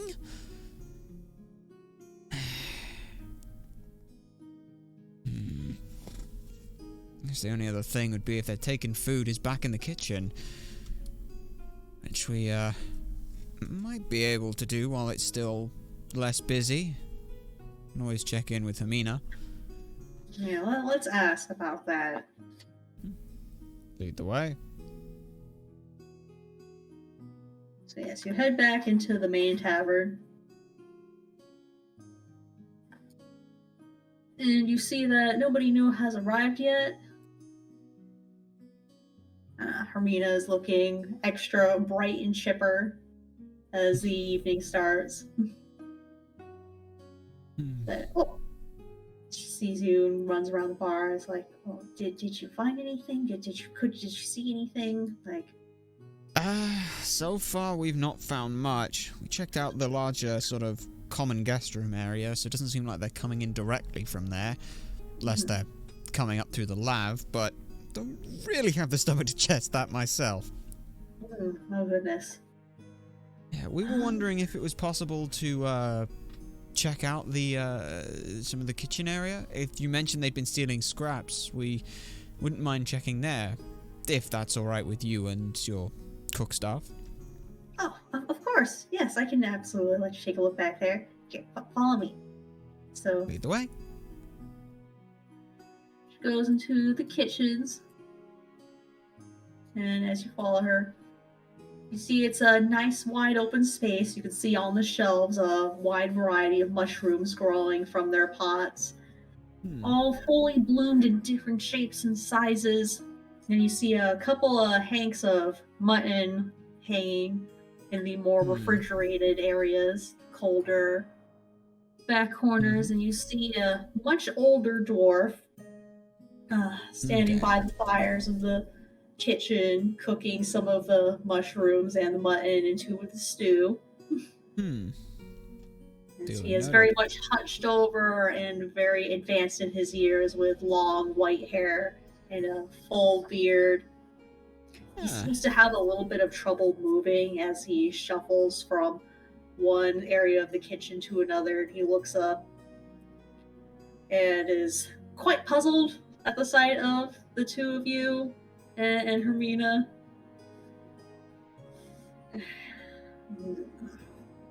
Sweetie, why are these two back here?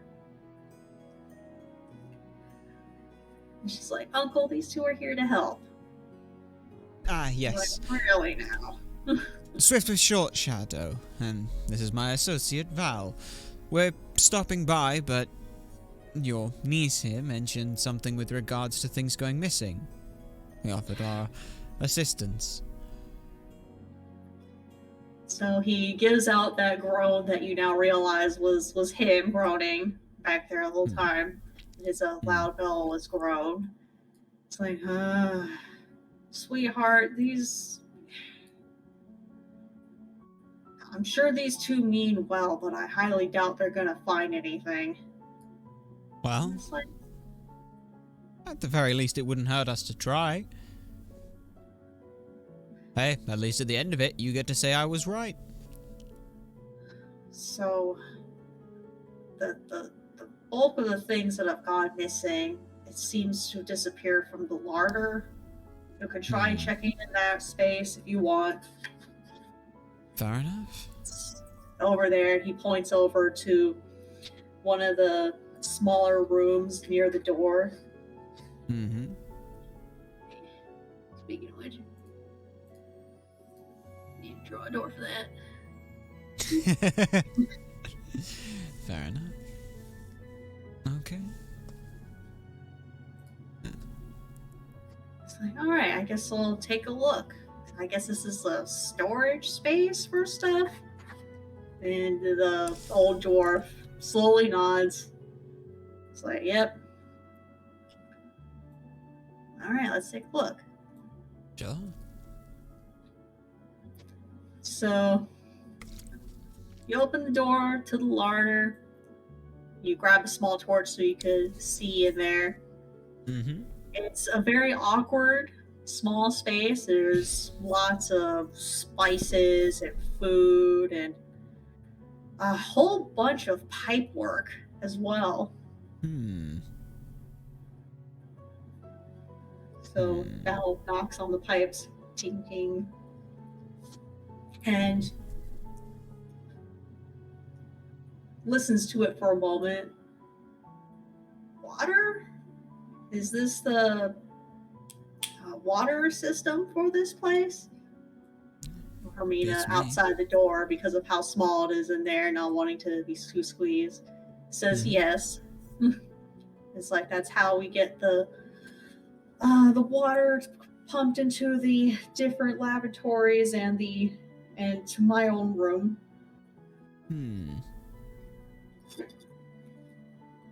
Interesting. And so, what would you like to do in this space?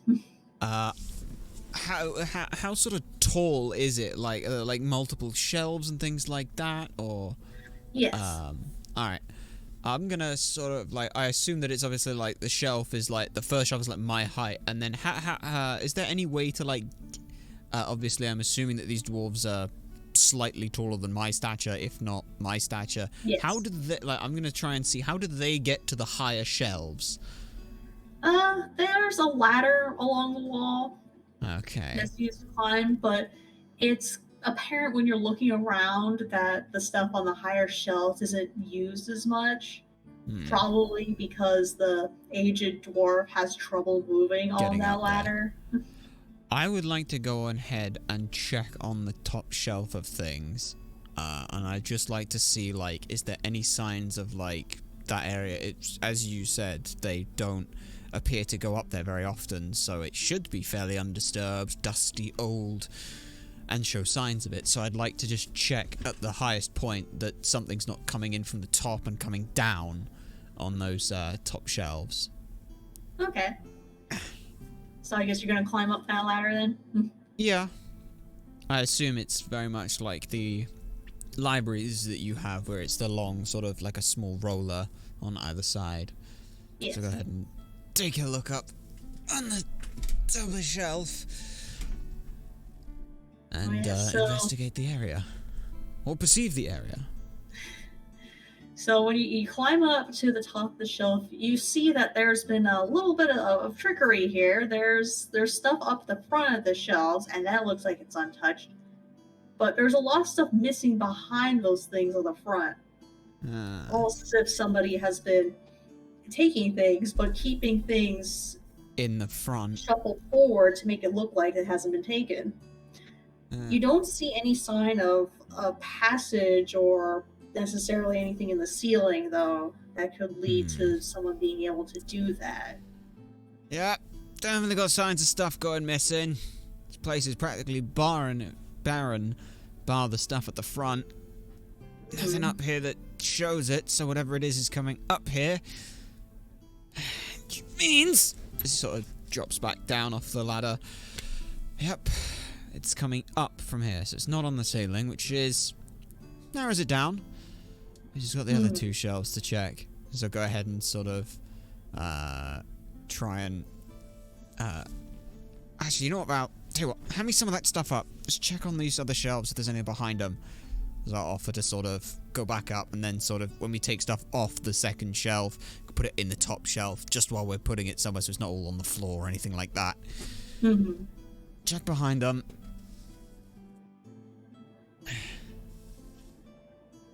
I assumed that it was the same for both sides of the shelves, where the front stuff's just had, just front stuff's been pushed to the front, but everything behind it's practically hollow on both sides. Okay. So, yeah. See anything under that? No, I don't. Interesting. Alright. I mean, a weird question. There wasn't a particular shelf they were going for. It was just anything they could grab, right? Or anything that's gone missing? Nothing specific, it seems. Alright. Okay. So we'll go ahead and restack the shelf things, leaving it as it were. And then, I guess just the last shelf and thing, just sort of crawl down and check that there's no kind of... I want to just check that they're not, like, pushing anything up from, like, the floorboards or anything. So I guess you're gonna, like, start, like, knocking on the floor looking for something there? Yeah. I mean, the big one that I'm interested in is a little bit about some of the pipe work. So as I'm doing it, I'll just sort of ask, like, so the pipe work for the water then? So, not had any issues with the plumbing or anything like that? I'm just thinking. We're all thinking about tunnels. Metal pipe. If it's large enough. Well, one of the pipes is not working properly anymore. I'm not sure if there's something stuck or not. That might be worth looking into. Just sort of constant tapping on the floor. Ow. He's accidentally sort of banging along and they're sort of banging on sort of the side of the wall and then immediately just dum dum kang, ow, fucking ow. Whacks one of the pipes. Yep. Go ahead and roll investigation. Okay, please roll something good here. Oh, for fuck's sake! Why is it a 2? I can't even re-roll a 2! If that was a 1, I could re-roll that! Okay, I can't even say that I'm lucky! You know what? Fuck it. Fuck it. Hang on a sec. Exclamation mark unlucky. Bam. There we go. I've gotten unlucky 1 times. Okay, Val's gonna take an investigate on that wall too. Okay, so while you're banging on the pipes and accidentally you're hurting your hand, Val looks more off to like the corner and finds some gapping in the pipes and that the wall is not actually really there and it seems to lead deeper in. Oh, yeah. I was making my way that way as well. Let's have a look and see what you've got there. I sort of keep kneeling down and sort of shuffle along under there. Said, don't worry, I got this. Joys of being vertically challenged. Let's go ahead and sort of just try and push at that wall and see what's there. Strength check, -1. The wall pushes back. Fuck. So you definitely see behind those pipings something of a tunnel. Oh, yeah, we got something.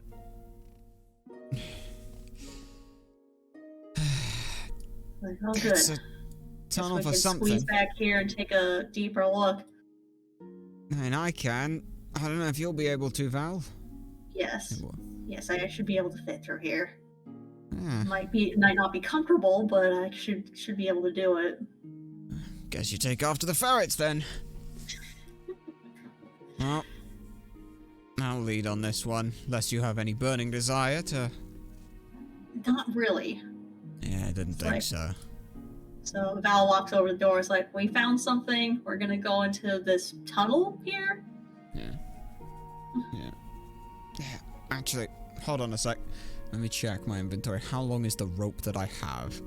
Because that would be probably... What I'm going to probably do... Yeah, I've got 50 feet of rope. I'm going to go ahead and take, like, one end of that and just put it on to the, to one of the sturdier looking pipe bits or just something that's not going to get, come out from the storeroom. I'm just going to sort of, tie a little bit, like, through a loop on the belt buckle. Just something. Just so I got some way. Because I don't know how far this is going to go, so... Always good to be able to at least find the way back. Right, you never go spelunking without a way back. Oh, I know. Yeah. What's next? You're going to tell me you have the ability to memorize the exact route and location you came in through one of these areas? With your keen senses and penetrative mind, eh? Yeah. I'll stick with the rope, thanks. You can call it that. Yeah. Alright, so the two of you head down this narrow tunnelway.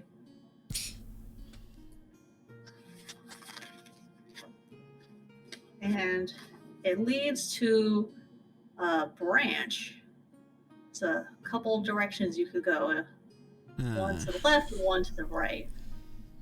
I got a left and a right. You got a preference, or? It's like, is there any obvious signs which would lead where? Let me have a look. What can I perceive? Would it be investigation, perception? Go ahead and roll perception. Doesn't actually matter, it's still a +7. 14 for a natural 21. For a total of 21, not a natural 21. Okay, so with your 21, you can tell that both the tunnels are headed in the same general direction. And judging by the sort of the wearing on the floor and side of things, both of these seem to be well traveled, at least the same amount of travel, so looks like diddly squid difference. When in doubt, head left.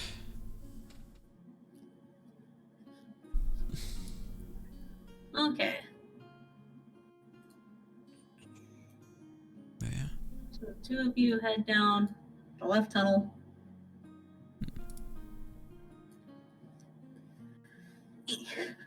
See, that's the thing. If I'd have rolled a 1 and you said there is no discernible difference, I'd have gone, shit. If I'd have rolled a 20 and then I got a 27 and you said there's no discernible difference, I'd have had a very different reaction.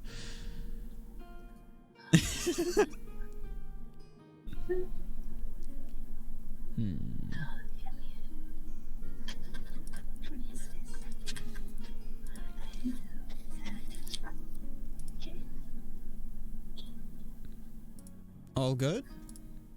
Yep. Okay. We will take your word for that.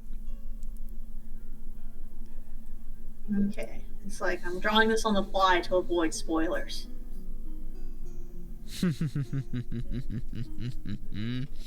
Understandable, understandable. Okay. So, as you're traveling down this tunnel, you can definitely tell that there is a lot of activity in it.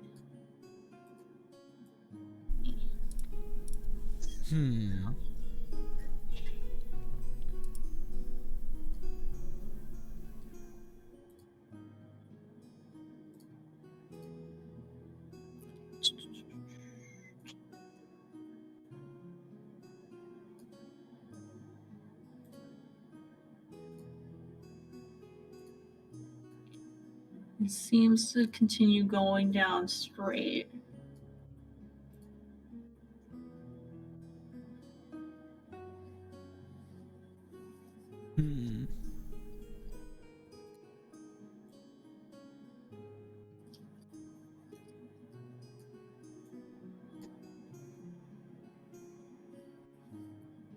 It's a fucking tiny thing. You still all good? Yes. So, like, quick reminder, do you have dark vision? No. Do not have dark Did you bring a vision. torch with you? Because these halls are not lit. Yeah. I got a little Okay. I got a little candle thing with a I got a little hooded lantern and some and a candle, same as I had last time. Okay. That's what I brought the backpack for. I got that. Yeah, it's sort of going along with however much light that does. I'll let you figure out that.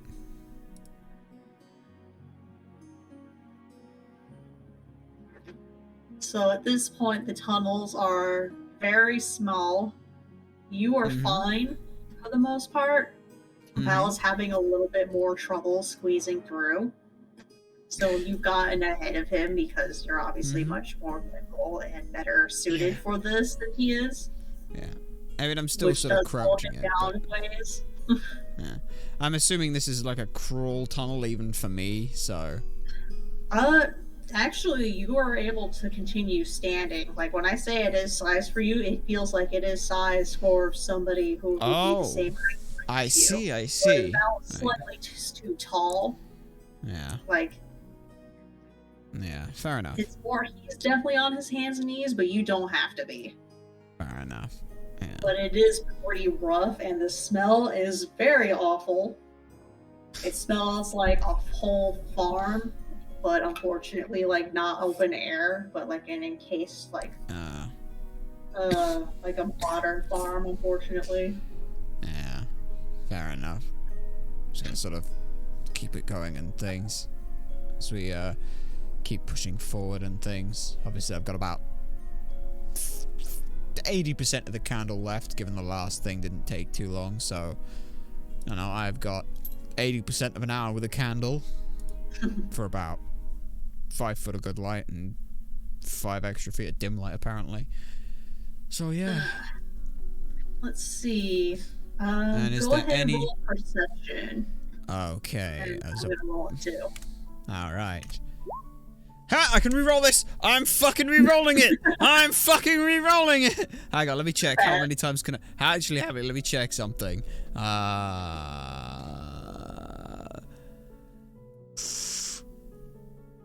Oh, it's just you can do it any time, so there's no limit on it. Dirty 20. 25. Okay. So both of you realize, as you're going along this pathway, that there's multiple small entrances, like sized for you and other small creatures, along this pathway.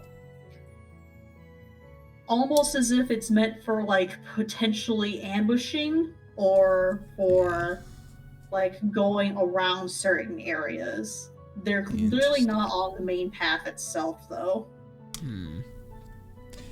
Just gonna sort of hold up and sort of point one sort of Valen things and sort of like feel my hand in there. I'm gonna give it. Yeah. I don't know if you want to take one of these, see if we can ambush an ambush, but I'll leave that call up to you. I don't think they've realized we're here yet, but he gestures ahead to the end of the little bit that you're at. It's like, I think they're expecting us, though. Because you both rolled high enough on wisdom to realize that there are some small traps ahead, too. Yeah. Well, here's the thing. We know there's traps. Springing them ain't exactly going to be difficult. But of course, it might let someone know we're here. Disarm them? Like, you're in a better spot than I am. I mean, I can try, but... I mean, I got these. So gesture sort of like a pouch with a bunch of thieves' tools in them. Okay. It's been a while since I've done any of this shit. It's been a while since I've done any of this shit, though, and...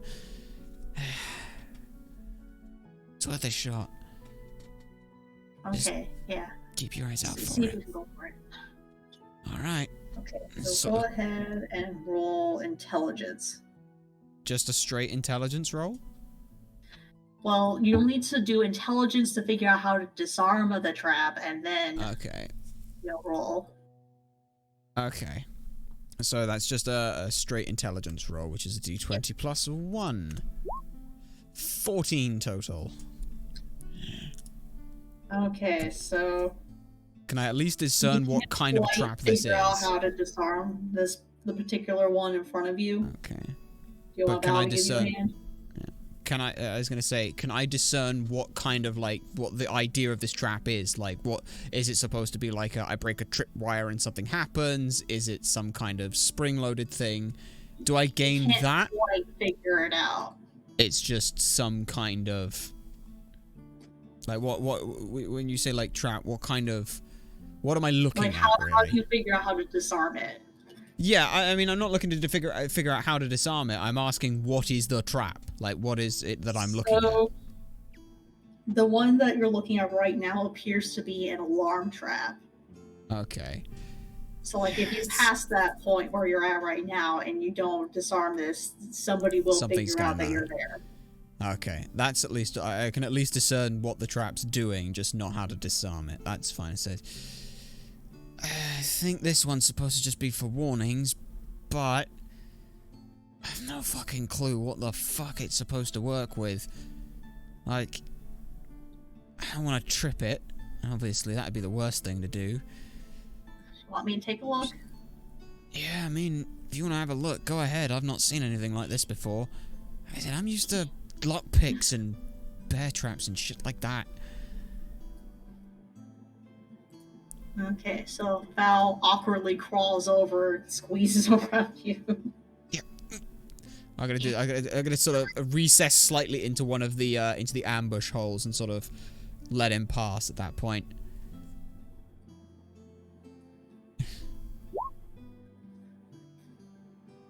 Oh, okay, it's one of these things.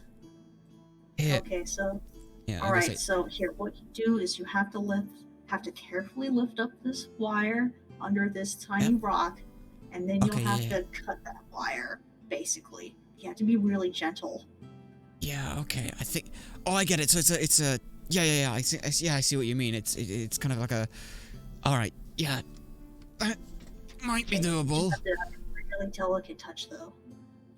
Do you want to go for it? Or do you want me to go for it? I mean, I've got the tools, but if you want to give it a shot, be my guest. I mean, I think the tools will definitely help.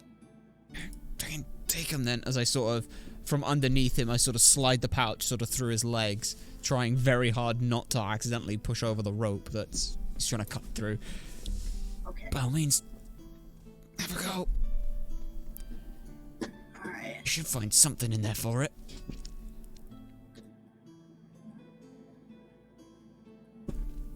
Here, you need a light anywhere? I can just be there like... Fine. Oh, whoop-de-doo for you. I'll just stand here and hold the light for myself then.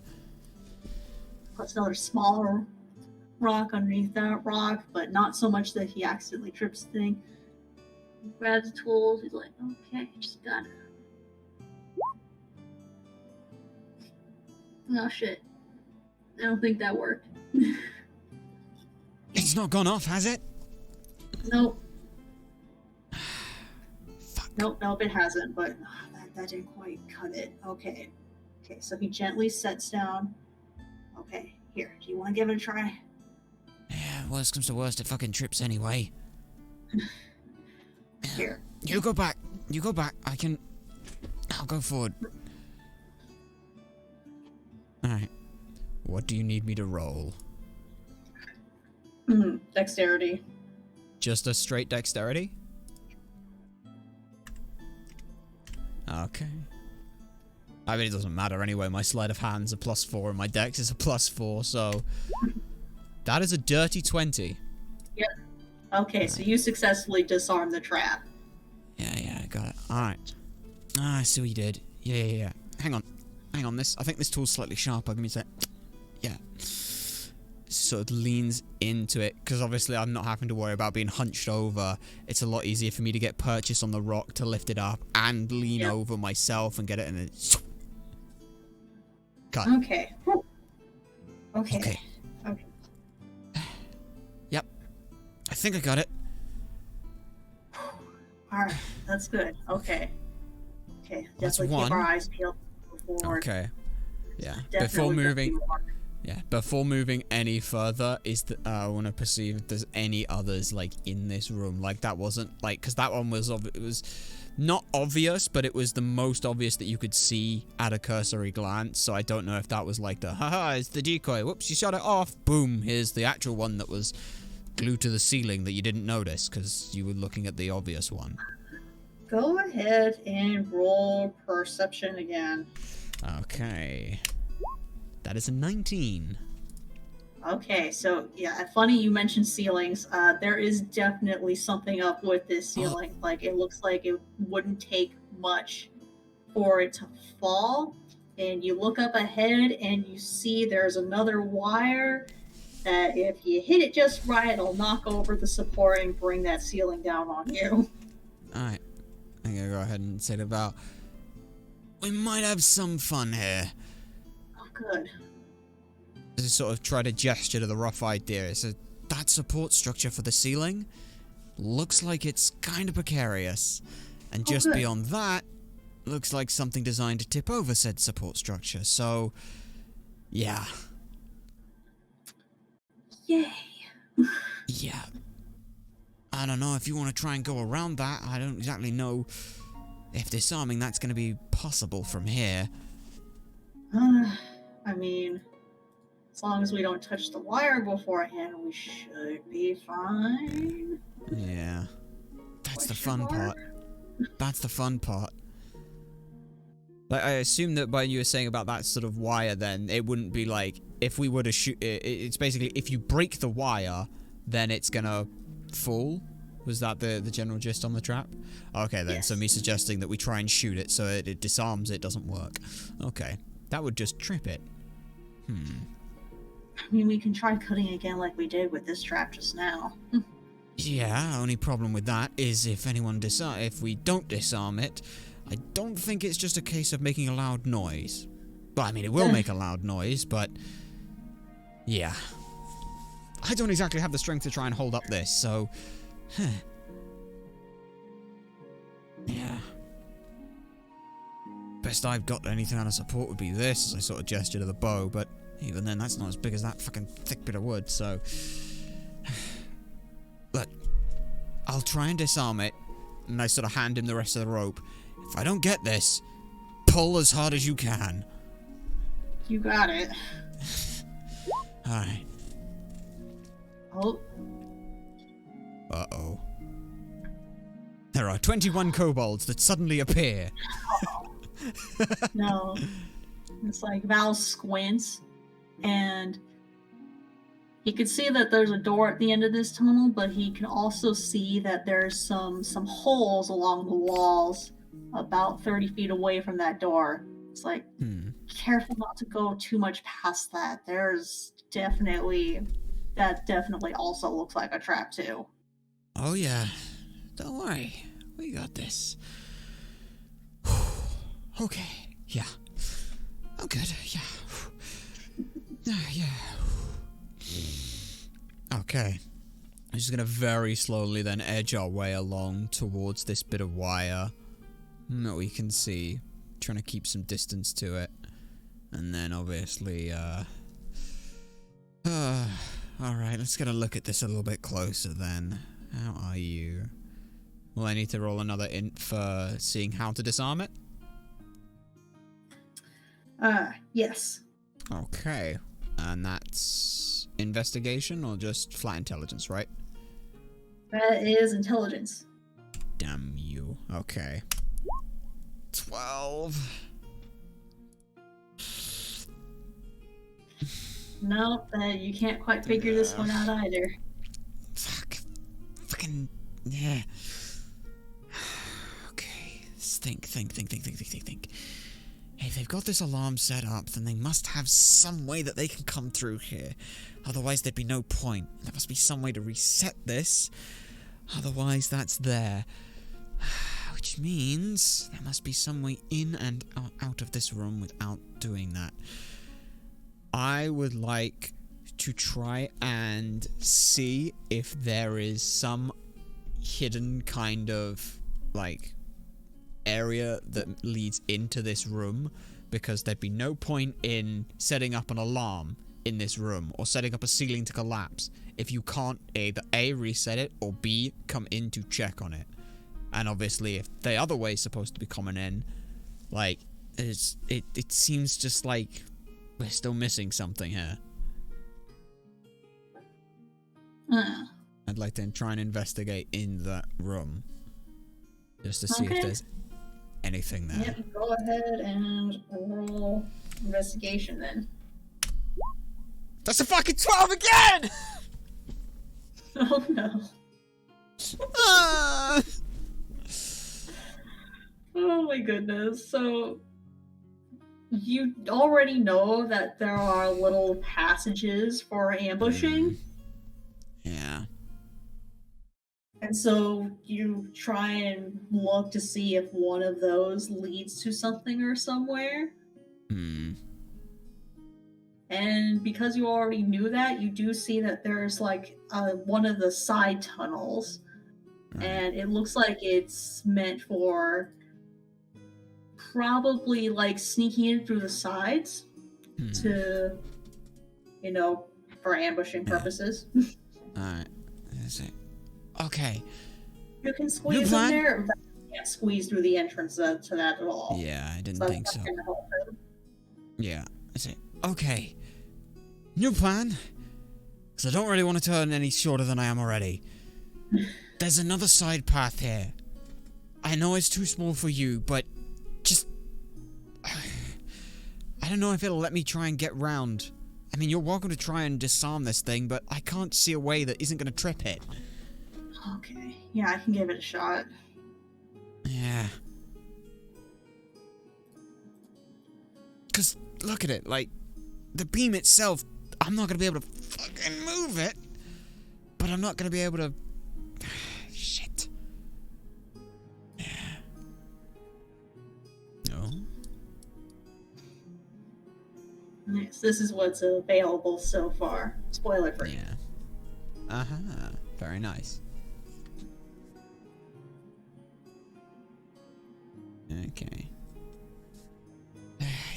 Right. So Val awkwardly squeezes through to reach the trap, and then I guess you're gonna go into one of the little ambush areas. Yeah. Just one of the little things so you can push forward as well. Careful, careful. Okay. Let's go ahead and try disable this.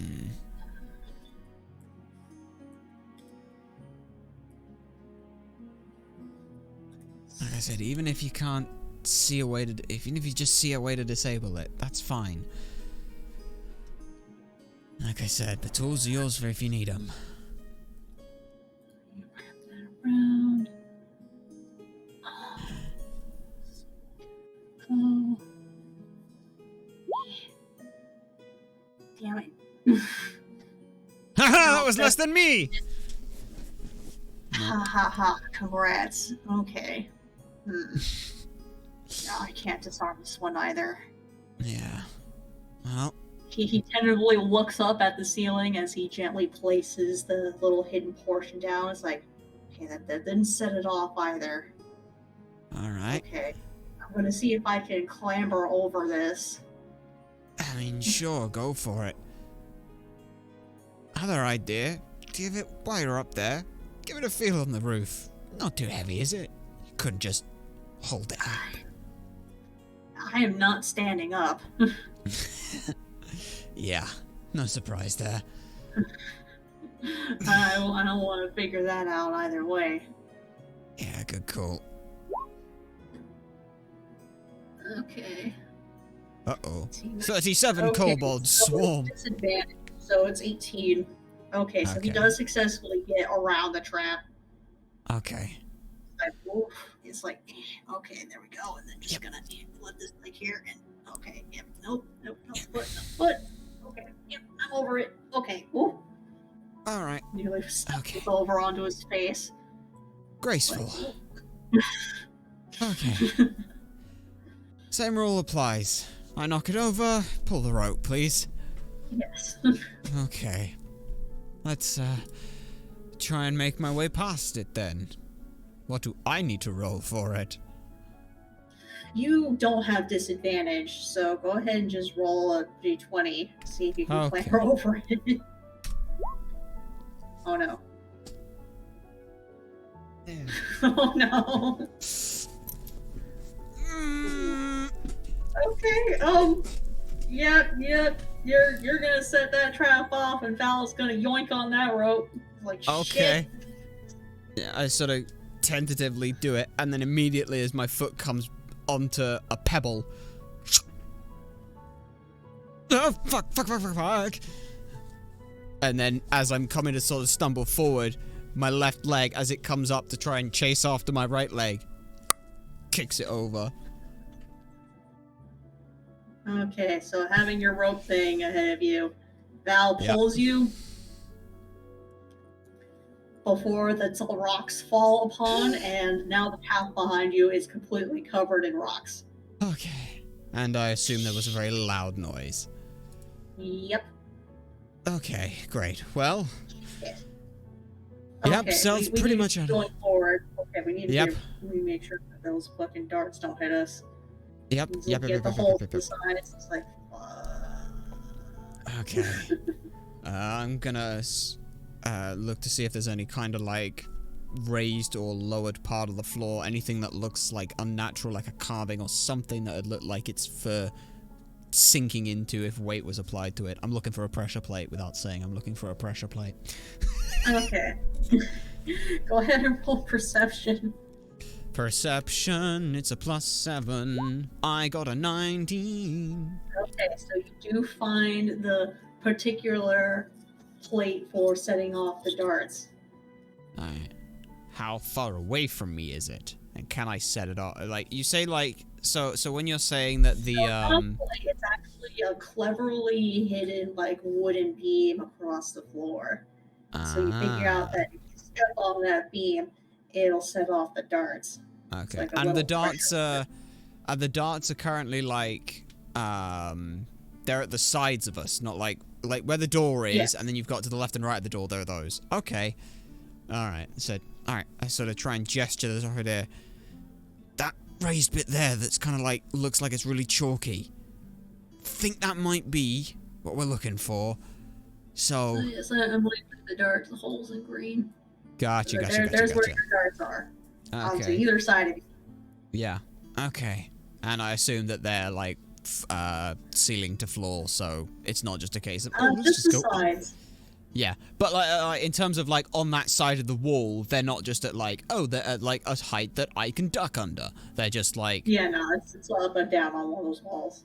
Haphazardly there, so I can't just be like, hey, let's set it off and shoo, haha, I duck underneath it because I'm short enough. No, fair enough. It's like right, I have no issue getting over it.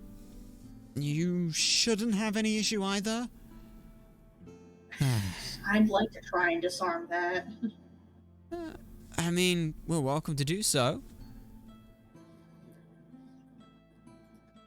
Okay. Freshly baked croissants, welcome! Got revived as a cowboy, now that's what I call reincarnation. An isekai. An isekai even. Indeed. Salutations, it's a pleasure to see you here. We're disarming traps. It's like, I mean, I can try and wedge something in there so it won't move, but...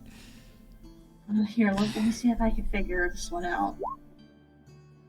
Fuck, I don't know how they set this thing up. Alright. Would you like me to try as well? Yeah.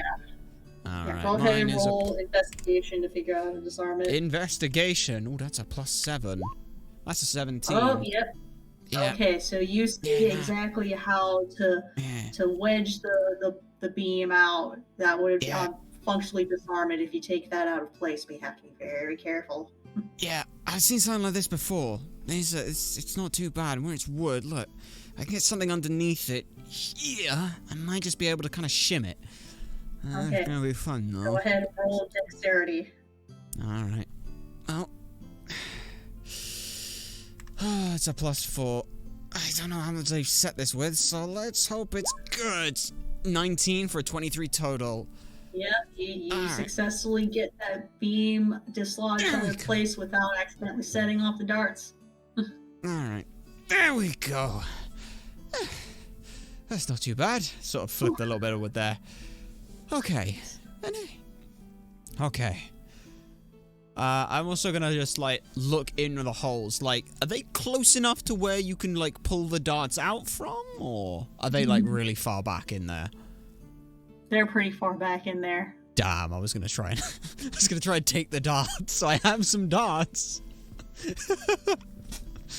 But that's fine. I'll go ahead and... Okay. Should be good then. As we, Okay, go ahead and roll, perception again. Perception again. That's my 23 total. Okay, so you see close to the doorway, there's two little holes.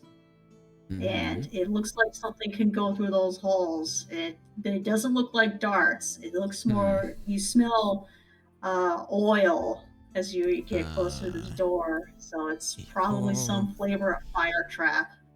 Okay, alright. Well, that's fun. Yeah. Can I see the hinges on the door?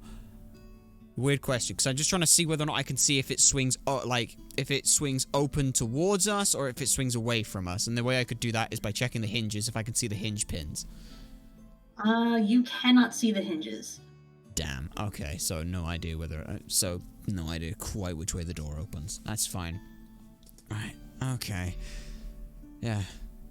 Whoa, hold up. 2 more holes, but found you. You smell that? I mean, not that, but that oil. Yeah. Yeah. All right.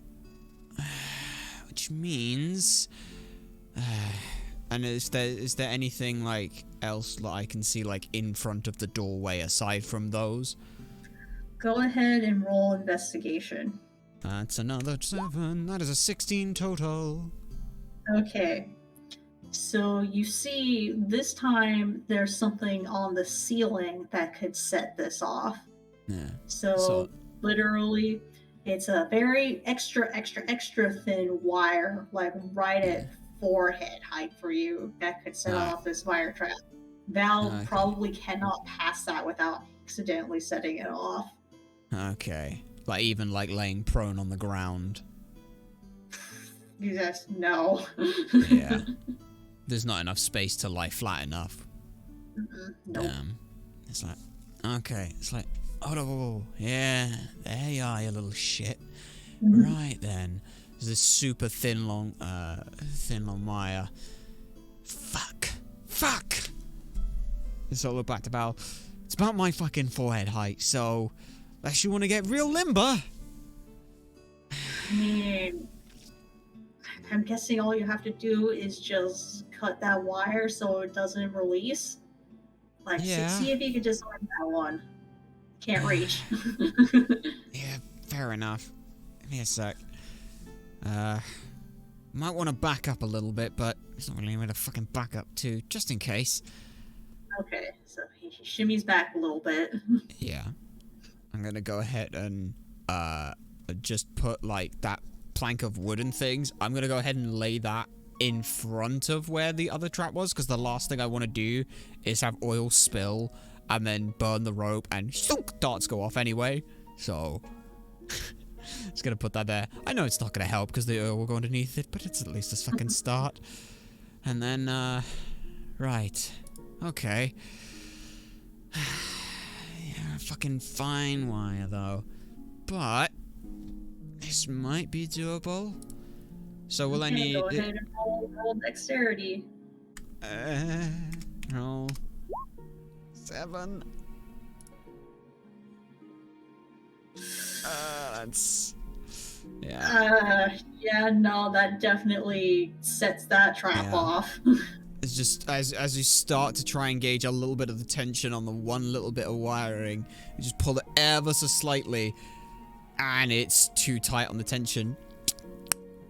And it's gone. Shit. Yep, go ahead and roll a dex saving throw. My dex saving throw is a +7. Watch me roll a 2. I rolled a 22 total. Awesome. Okay, Val's gonna have to roll a 2. Yep. Oh no. Okay, so that's a 12 for him. So, yep, you're able to get out of the way of the fire, but Val being stuck in this goddamn tunnel does not, and, yep, his clothes set on fire. And Shit. so do yours, but his is a lot worse. Yeah.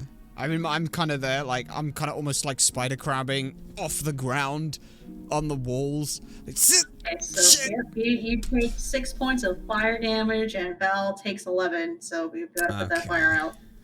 Shit. Fuck. Shit. Jesus. Sorry. Fuck, that was tighter than I thought it was gonna be. Shit. Okay, so you help put out each other's fires, and that oil's still burning a little ways from you. Shit.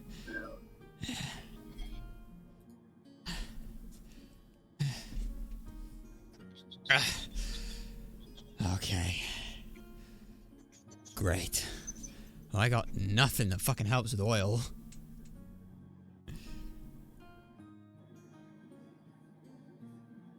Nice. Yeah. Yeah, Val takes his cloak off and snuffs the fire off it. Thankfully, it doesn't get on any other part of him, and he just throws it onto you. Gets the fire as smothered as he can. Thanks.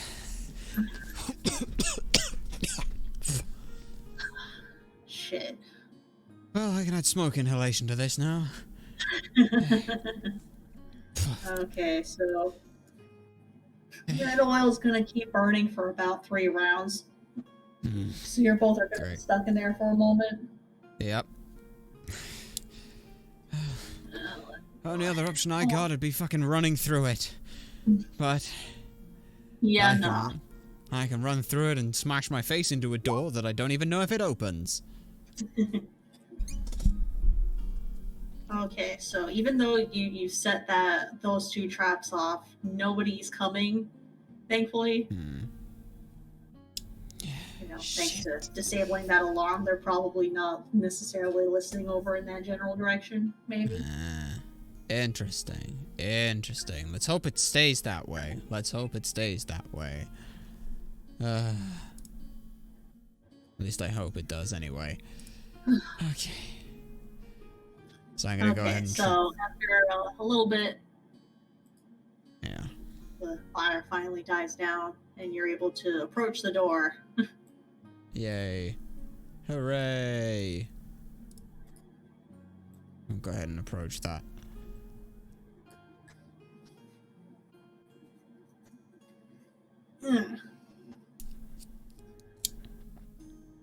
So, congratulations, you have survived the murder hall. Yeah. The door's not locked. Okay. Does it open inwards or outwards? And it opens away from you. Okay, then. Just gonna go ahead and slowly creep that door open. Is there any kind of, like, keyhole? I doubt it, but if there is, I'd like to try and peek through it. Okay. In which case, then I'm gonna have to try and open the door a crack and get a look in. Okay. So, when you're peeking through the door, you see a wide chamber, and there seems to be a bunch of smaller offshoots of that chamber. Is there anything in the chamber? There are definitely kobolds in this chamber. Yeah, I'm just gonna sort of pull the door back to movement. How do you want to do this, Val?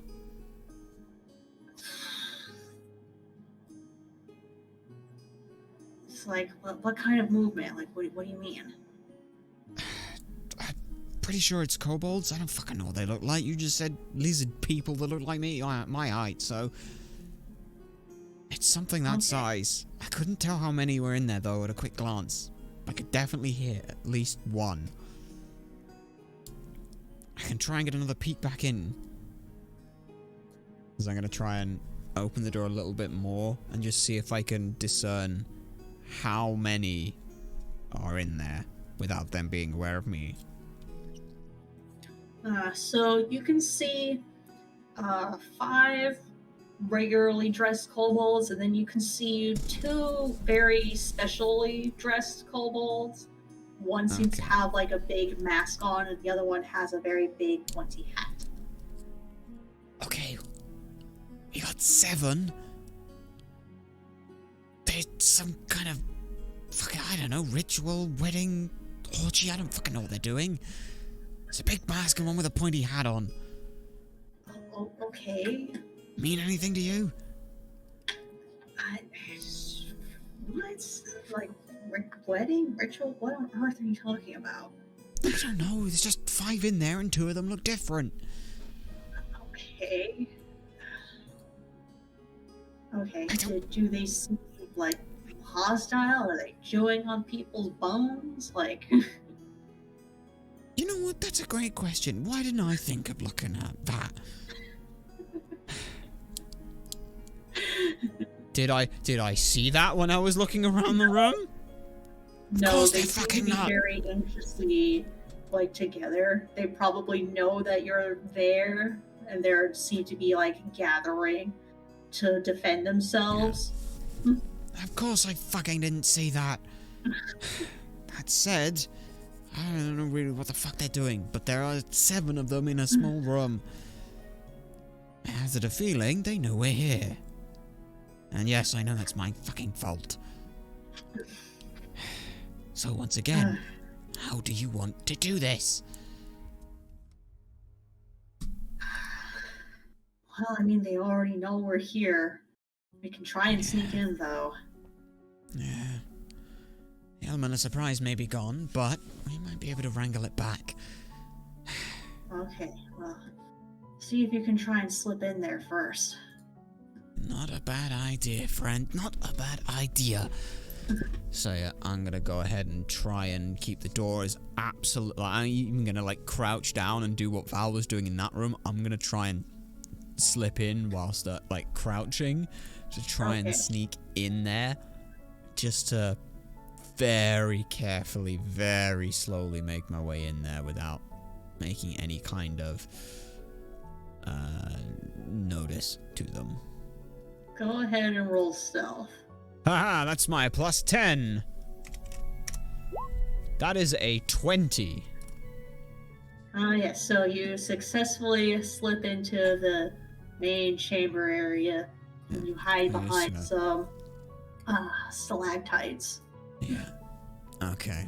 I'm also gonna, while I am, I'm just gonna take out my like we're in the room, like is there any like elevation to us right now? Are they at higher ground than us? Like is it like a flattish area that we're in, or? So it is relatively flat. It seems like this whole area has been like had some amount of work and digging put into it to make it somewhat homely, I guess you could say, in a sense. Like you can see there's a couple of the offshoots seem to have like some of the kobolds like living-ish areas. Okay. Because I'm just wondering whether or not I want to draw my daggers, my rapier, or my my bow at this point. How far away are they roughly from the door?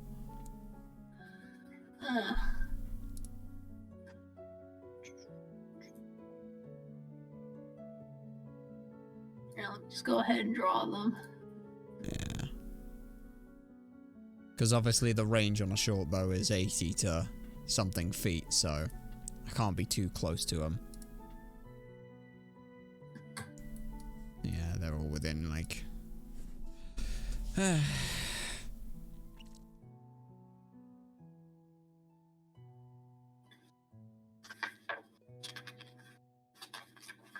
Yeah, I guess at this point I'll just, because it's the best option for range, I'm gonna go ahead and just wield out my my rapier there.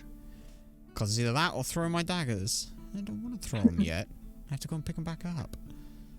So yeah, I'll go ahead and just slowly pull out the rapier then. Okay, so you can see that. Also, I assume that the rope that I had on my belt is probably burnt and singed. Yes. Yeah, I thought so. Fuck. Well.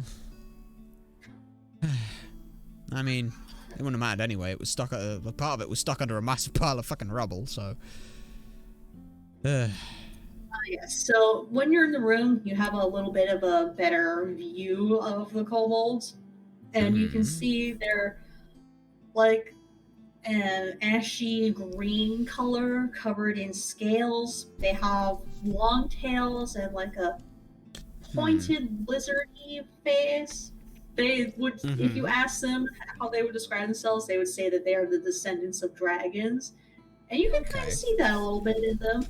You know, they've got like decent sized claws on their feet and hands, and like fearsome jaws, as fearsome as they can be for being small creatures. They don't have wings or like giant horns. The horns on their heads are pretty small, and their ears are like on the top of their heads. And you see the 5-foot soldiers in the center. They're pretty generally dressed, and they have a few spears with them. You see the red one, the red outlined one, is wearing a particularly large mask. It looks like it's meant for more of a medium-sized creature. Right. And that has the fearsome horns attached to it and covers like the entire top portion of their body and their shoulders and a bit of their front. It looks like a very well-made, like, sort of war helmet. Okay. And their other kobold outlined in brown, has a tall brown curly hat, and is wearing a pouch that has what you might imagine to be material components. You see a lot of different like trinkets and things that you've probably casually seen spellcasters carry around, but the pouch is open so you can kind of see it. It doesn't have a lid on it anymore. Okay. Alright. Yes. So while you're taking a look, Val waits for his moment to also sneak into the room. Let's see. Yeah. You're very whispered. That's not what it sounds like. Oh dear. Okay, so Val in his awkwardness, even though like out the cavern is tall enough for him, he still manages to stumble through the door, trying to get changed in like the tiny tunnel to this. Yep. And of course, all the kobolds turn and immediately see him go through that door. Shit. And they're pretty alarmed. Oh. And you see the kobold with the big helmet step forward in front of the others and say, "Who goes there?" It's like, oh shit. Okay, Val, don't fuck this up. Yeah, I sort of try and give him It's like, oh shit. Okay. Now he has -1 in charisma, so this could only go very wrong with him trying to talk to these guys. Yeah. Oh my goodness. Okay. Okay, so I feel like at this point I'm gonna try and sort of get his attention. Because I'm gonna be like, I got my bow around my neck. I'm like, do you want me to, like, set up like a shot or something? Do you want me to, like, I can't Val completely ignores you. He does not want to look over and give away your position because they're all staring at him. Yeah. He's not going to give any signals or anything to you right now because he knows that all eyes are on him. Okay. It's like, shit. And so he stands up, bursts himself out, clears his throat, and says, "Hello, I apologize for coming in like this, but I've been asked to resolve a dispute. I know you're taking some of the items from the establishment outside, and I've been asked to come here and ask you why, and see if but maybe we can work out an agreement instead." And so he's definitely having trouble talking. He's not expecting this, so gonna try and roll some persuasion here. A question for you. Question: if I have one of my daggers that I wanted to use to throw, but I also have my rapier as well, would that be something like I could only wield the dagger and I could only wield the rapier, or would I be able to wield the rapier in my left hand while I have the dagger ready to throw with my right hand? Like, this is a genuine question, like with the dagger.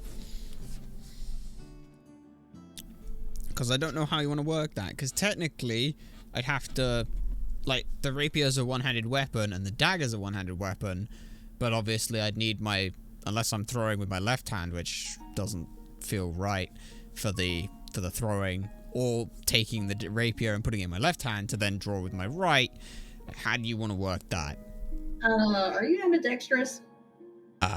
What's ambidextrous? I'll take that as a no. I've not got it written anywhere that I am, so... Yes, that's usually a very specific, either class or feat that's added to your that's fine. So. That's totally fine. I was just wondering, because that's why I was asking, like, do you want me to, like, I was trying to get Val's attention to, like, do you want me to draw, like, my both or something? I was thinking maybe or not. I could certainly pull it with the dagger, but the problem is, of course, then I've got, I've got my rapier drawn right now, But it's, but then it'd be a case of like, okay, well I gotta put my rapier away, then draw out my dagger to throw the dagger, and that starts off things. But then I've then got to draw it for an attack for a turn. So I'd rather just keep the rapier drawn then. That's fine.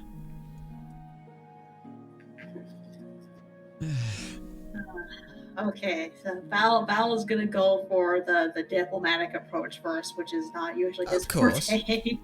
That's fine. I mean, you can do either of those things if you want. No, the only thing I wanted to do was then ask as well is could I use, while Val's trying to do that, could I try and get an insight for fighting off on the one with the big mask on? Which is just as a bonus action, you can make an insight check against a creature that you can see that isn't incapacitated, contested by its deception. If you succeed, you can use sneak attack against that target even if you don't have advantage on the attack rolls, but not if you have disadvantage on it. For 1 minute. Ooh, but it's only for 1 minute.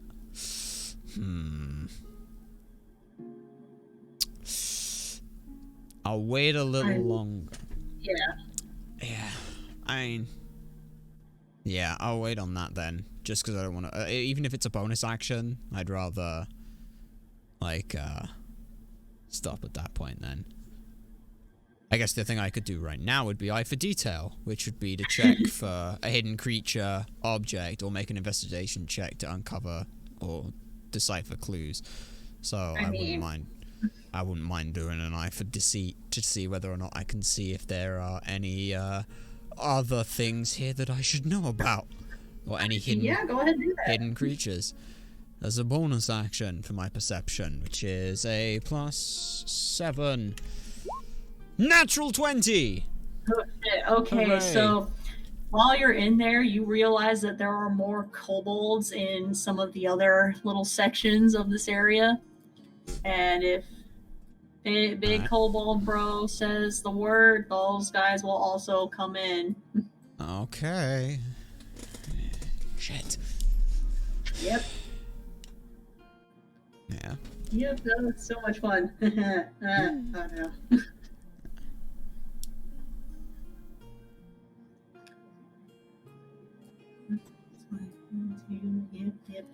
Yep, that's about how many are in those spots. Okay.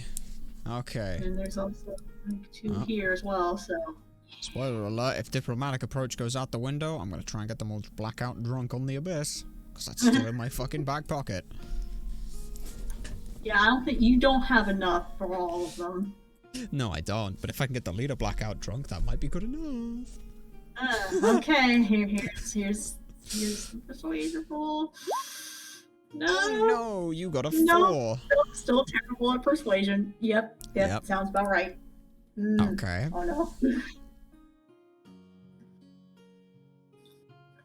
So, the masked kobold crosses his arms, and you can't see his face because of the mask, but he does not seem impressed with Val's words, which makes sense because he's definitely not good at this. Like, oh no. Damn it. I'm trying to see if there's anything I can do to help, but there's not really anything I can do to help. Like, oh no. Let's see, the only thing that I can do is if combat fucking starts is immediately grab my bag of ball bearings and throw them on the ground to make it difficult for them to get to us. That's the best option I've got. It's that or throwing my oil flask and then the candle and lighting the place on fire. That's the 2 options I've got right now. Oh boy. Okay, well, What does he say in response? Or does he just hold it there? So the masked kobold is definitely less than thrilled to see Val there just walking through the door, and orders the other kobolds to attack. So go ahead, and I'm guessing you are rolling for initiative too, because you're also going to fight, but I assume you're not going to give your position away immediately. Not straight away, but... Okay, go ahead, roll for initiative. Okay. Initiative is with a +4, D20 +4. I got another natural 20. Shit, okay. Yeah. I was kind of... As soon as I heard Val start speaking, I'm like, fuck, okay. Okay. See. Right, let me just check on how fucking sneak attack works again. I'll do this every time we have fighting. If you have advantage on it. There are 25 No, that's my initiative. There are 25 kobolds, and you still go fucking first. Yeah. Fuck you. Yeah.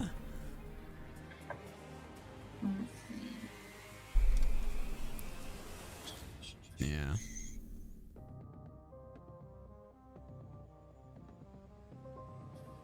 It's just awkward as well because I can't even pull it into like it's a chokehold thing because if Val goes back into the doorway, he's fucked because he can't draw the bow because he's not in a fucking room. What do you mean? Well, I assume that in like if you were to hover back into the other room where all the dart traps and things were as like a chokehold, so they can't all come into you at once. Yeah, no, that's a bad idea. Because there's no room for you to draw your bow, so yep. You're basically fucking stuck in there. Yep. Unless you want to try and stand there and fucking strength hold the door shut. Nope. And even then, your next move is to try and clear out like 10 feet worth of rubble. Okay, he's going last, thank God. Hooray. Only him? Nah, I haven't rolled the others yet. Good luck keeping track of... Let's see, how many have we got here? You got 5, 6, 7, 8, 9, 10, 11, 12, 13, 14, 15, 16 kobolds. Only those 5 in the immediate chamber are attacking. Oh, okay. Okay. Yeah, the ones to the sides haven't realized what's happening yet. Oh, okay.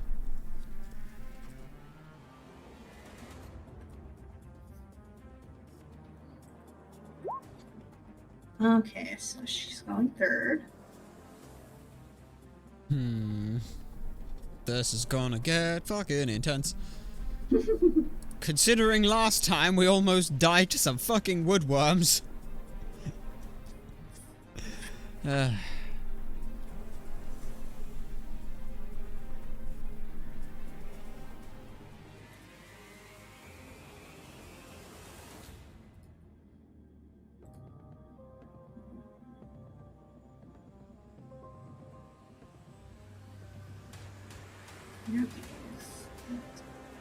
Regular schmealer, all dudes.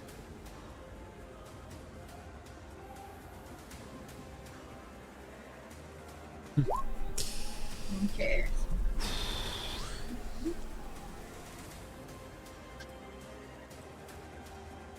Okay. 1, 2, 3, 4. So I assume that was just him giving the attack order to attack, and then those 5 are rushing us, or is he also attacking us? All 7 of the kobolds that are in that immediate space are going to go after us. Okay.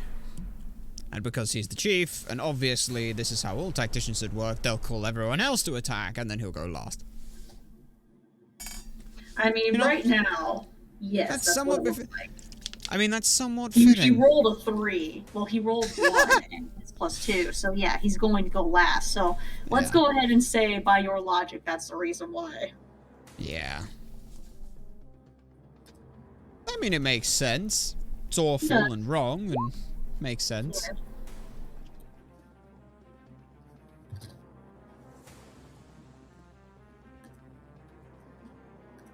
Yeah. Okay. I mean, we're still going first. There's no way they cannot go first. They cannot go before us. Unfortunately, I need them to get closer to Val before I can sneak attack. Okay. Okay, so the order is me, you, Fancy Hat Kobold, 2 of the Foot Soldier Kobolds. Okay. Oh no, wait, all the rest of the Foot Soldier Kobolds actually, and then Leader Kobold. Okay then. That works for me. Okay, let's see. What's their regular? Oh. Yeah. Yeah.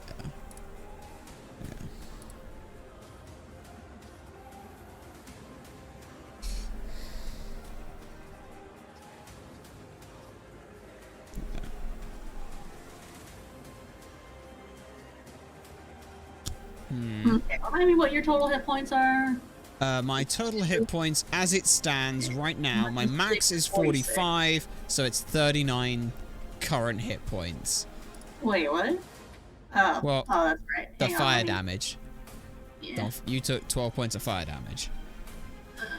Huh? You didn't take that much fire damage. No, you did, I said. I took 6. Yeah, You I took did. 12. Okay. Yeah, no, you took half. Yeah. Okay, so you're at 39? Yep. Okay.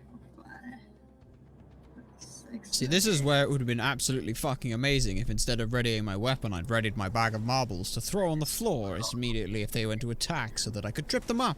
Yeah, why the fuck is he that high? Jesus Christ. Okay, that's gonna be fun. I mean, only you know the hit points of the enemies. Only you know how difficult they are to kill. Okay. Yeah.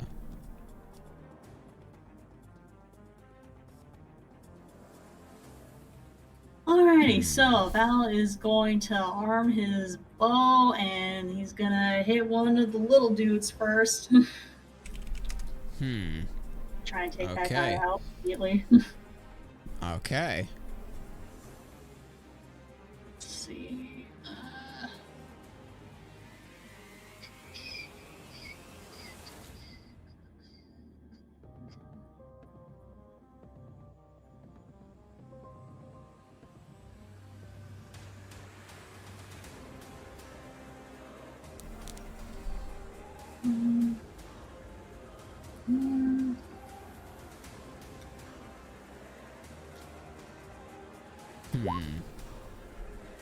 Okay, where are these fuckers? Damn. Okay. Okay, never mind. He actually... Okay, he hits that dude. Alright.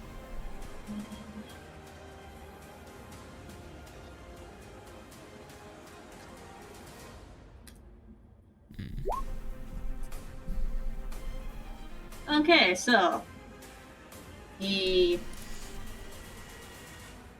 fires an arrow at the kobold, like, in, like, the straight line in front of him. So that's kobold number 2. The one basically Kills him behind. immediately. Basically behind the tall guy. Lurking with you. Well, thank you very much, I'll exit Distals. out. Alright.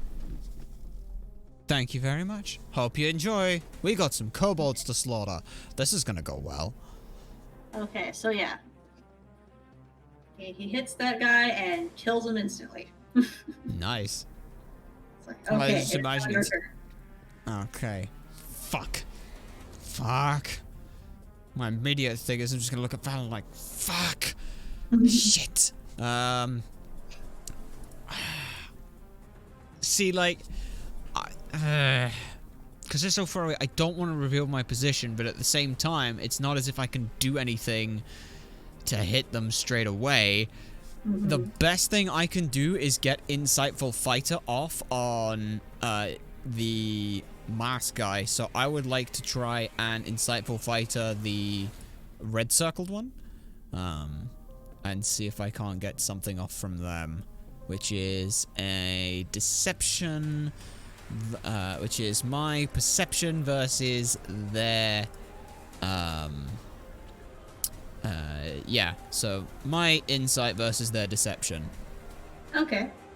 Alright, my insight is a +1 because I'm an idiot and did not put an expertise in that. I rolled an 11. Wait, which one are you doing that on? That is on Big Leader. Big Mask. Okay, which one's that?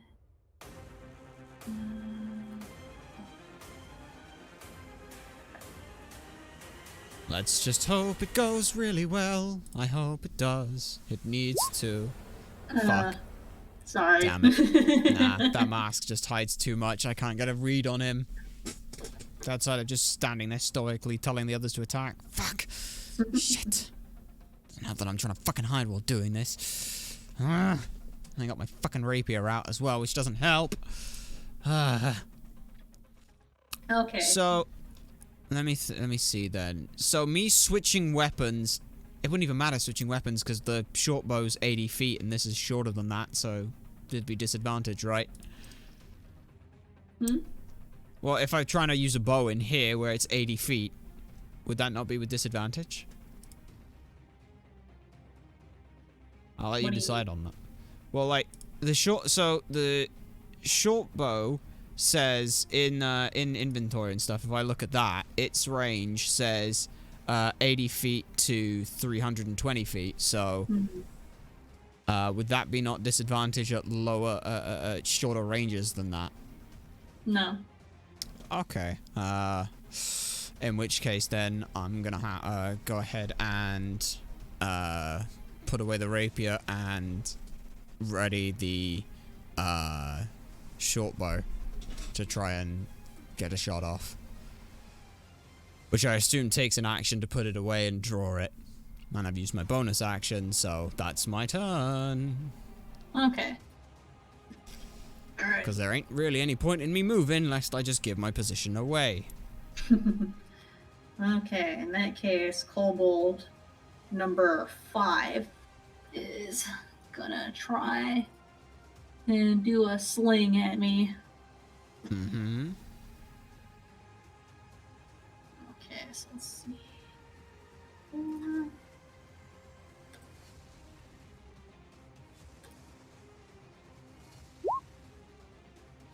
Okay. Yep, that hits me. Alright. Ouch. So.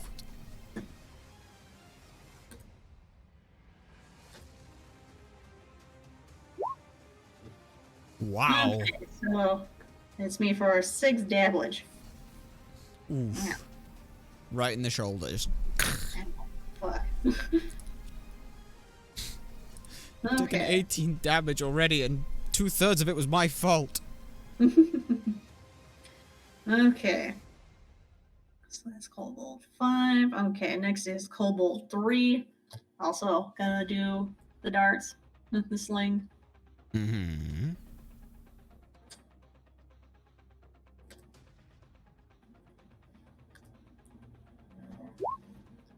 Yeah, that hits me Wow, you are getting absolutely railed right now. I am very sorry that I set you on fire. too. Yep. Yep, I'm sorry too. Ow. Yikes. Okay, so let's see. So that's 5, 3. Next is number 1.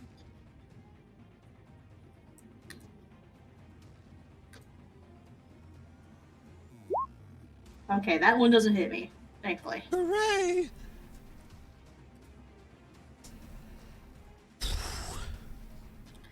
Okay, so let's see, Kobold number 4.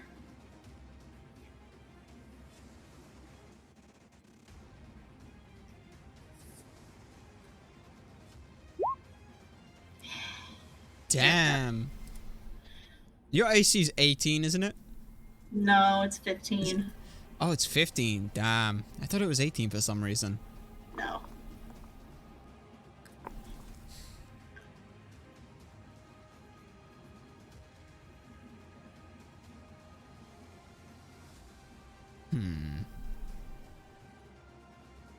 Just check again. Keep reading on that Insightful Fighters, because...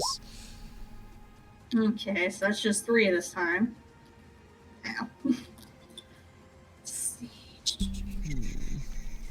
Okay, so that's 1, 2, 4. I think that's the 4 of them. Because that one's dead. Mm-hmm. Let's see. Alright.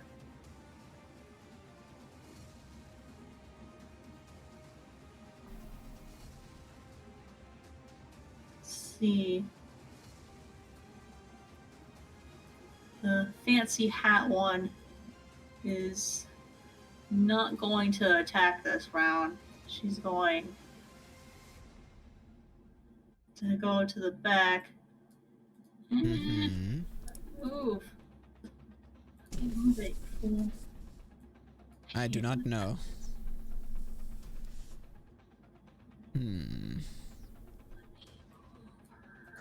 Okay, so they're a I guess she's mage. sitting there.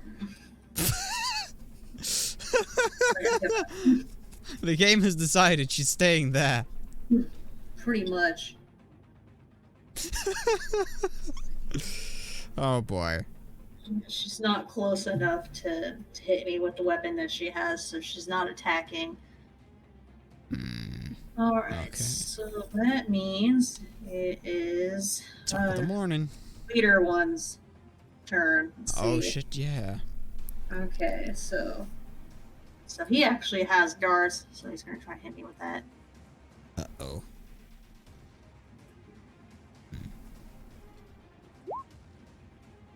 And he misses. Woo! Well, now I see why he's considered the leader and makes everyone else do everything. Wait, Okay. that was a natural one! Hell yeah! Yeah, no. So instead of hitting me, he just loses that dart. And here I was thinking he's there swinging it round, and as he goes to leash it, he swings it, it doesn't come off, and he twats himself in the fucking chest. No. No, the dart just pings off down a corridor. Pretty much. Lucius, he wasn't swinging it fast enough, so it doesn't have enough tension, so as he goes to throw it, it just dinks up into the ceiling. Alright. Alright, so Yes. it's Val's turn again. So he's gonna go ahead, pull out his bow, and hit another kobold in the back. Number 4. Alright.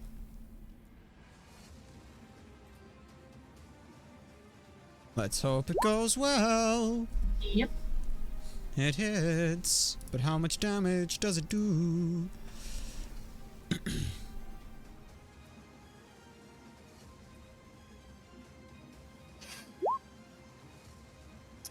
And that one dies instantly too. Nice. So yeah. He shoots, he Okay. fires, that one gets knocked to the ground and is instantly dead. Nicely done. Okay. Now question, because I am hidden, does that give me advantage on any attacks? Yes. Okay, in which case then, I am going to try and insightful fighter the one in the back, the one that didn't attack but was kind of rummaging around through the bag. So I would like to roll these against them with my insight at a +1. And I rolled a 16. Okay, let's see. So still leader dude?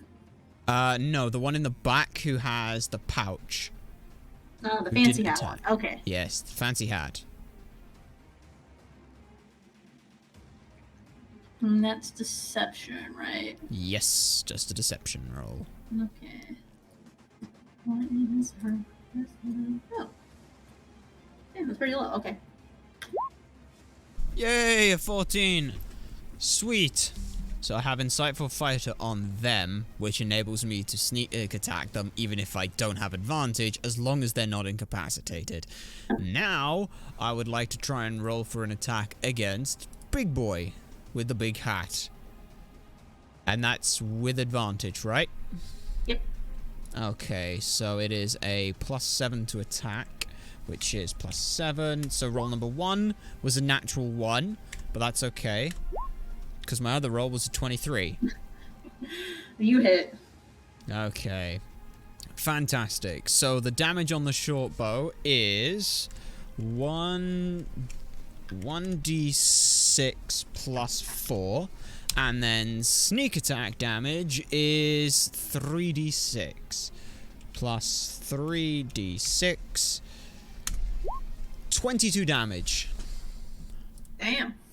Yeah, that hurts him pretty good. Yeah. I'm just gonna go for a shot straight into the right. Like, I'm assuming he's swinging with his right arm. Mm-hmm. Yeah, I'm gonna just try and straight into the right shoulder. So it hurts like a bitch trying to swing that arm. Damn, okay. Yeah. Yeah, you do the thing And super good. And then Hurts I like assume hell. of it. And then I obviously assume that I'll duck out of cover to shoot that and then back into cover. But obviously they know that I'm fucking there now, I assume. Yeah, they definitely know that you're around, but they don't know where you disappear to. Ah, good. Yeah, no, that helmet makes it a bit difficult for him to see. Nice. Okay. Alright, which one is... Okay, so you're going. Mm-hmm. Now I just have to count a minute in turns, which each turn is 6 seconds, right? Yes. Okay, so if there's 1, 2, 3, 4, 5, plus you, basically gets around to me and I can still hit her with sneak attack damage if I need to.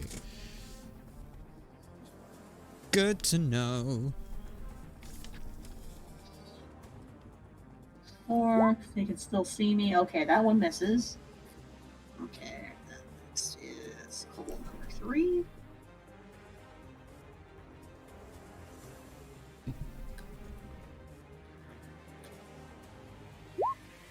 That one also misses. Okay, let's see. 3, okay, and then cobble number 1.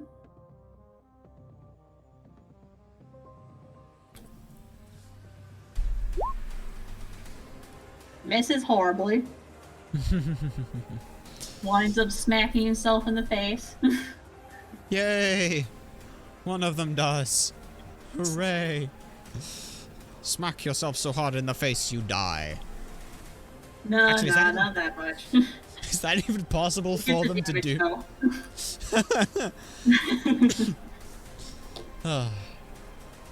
Let's see. And let's see.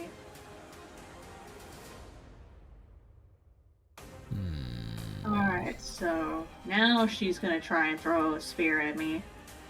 Oh, goody. Alright, let's see.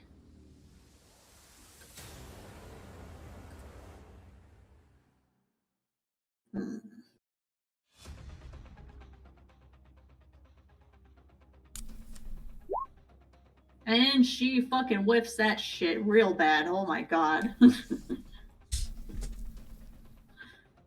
Yeah. Gracious.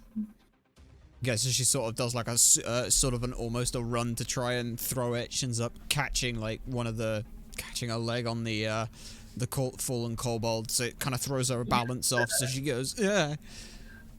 I say that she tries to throw the spear and then stumbles forward, and she's now prone on the ground.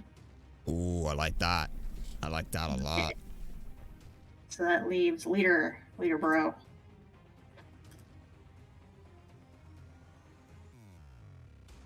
He's gonna go for another dart. Bam.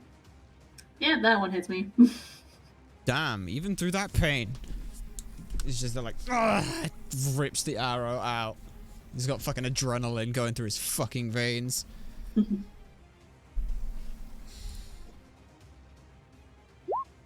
That's 5. Oh, nice.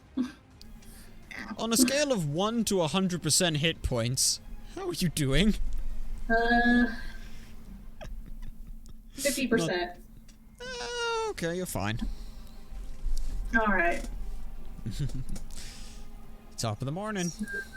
Let's see. Yeah, it's my turn. Okay, So it's been about 5 turns, so yours makes 6. So I basically get 1 chime for free bonus action. Alright, since she's on the ground, I'm gonna try and hit her now. Okay.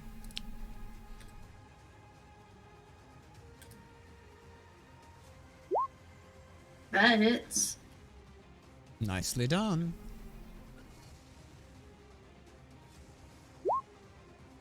Alright. 7 damage. But is that enough to kill? No. Ah. No, she gets that arrow into one of her arms, and she cries out, having a bad time. Ah. Okay, That is so unfortunate. now it's your turn. Am I still hidden? Yes. Which means I still have advantage. Yes. Which means I still get sneak attack if this hits. Okay. So, with a +7, I'm gonna go ahead and aim at Big Boy again. Does a 12 hit? No. That's too bad then. Yep. He's gonna loose another arrow straight at his mask, thinking I could go through it or hit it off. And it tinks off it. Shit. Yep, and then he looks over and he knows where you are now. Uh-huh. No, he doesn't, because I'm going to use my cunning action to take the hide action. Okay. Cunning action. You can take a bonus action each of your turns to take dash, disengage, or hide. So I'm literally just gonna hide. Which literally means I move to the next one over. I move to the next stalactite over. He thinks he knows where I am, but he doesn't. So yeah. Okay. Alrighty, so it's Kobold number 5's turn again. Still going for me because I'm very obviously existing. Yeah. Let's see.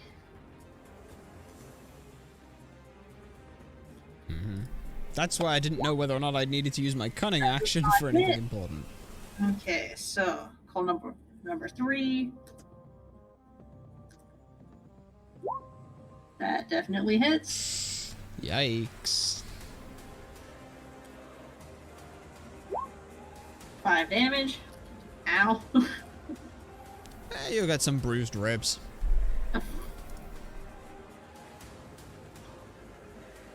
Okay, let's see. That is now to Kobold number 1's turn.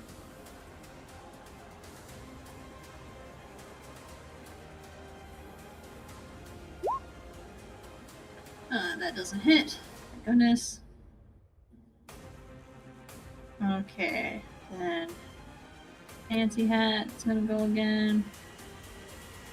They still prone? Yes. So she has to get up before she can try and hit me. Alright then. Not that she had the ability to move anyway, because the site said no.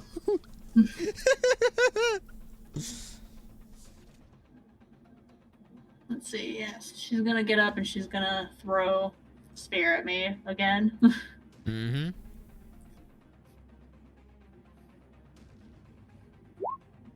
Nope, that misses again. Very good. Hey, at least this time she doesn't trip now over. for leader bro.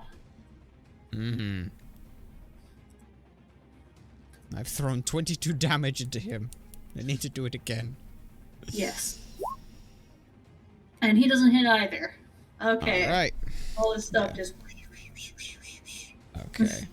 So my insightful fighter now means nothing, but that's okay, because... so it's my turn again. Top of the morning. Okay. Gonna go for another one of the kobolds in the back. You do that. Plus... Yep, that definitely does the thing.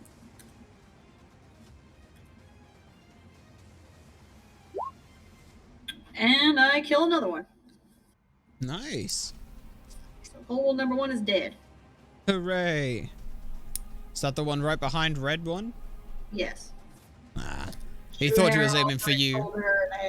I hit his buddy behind him.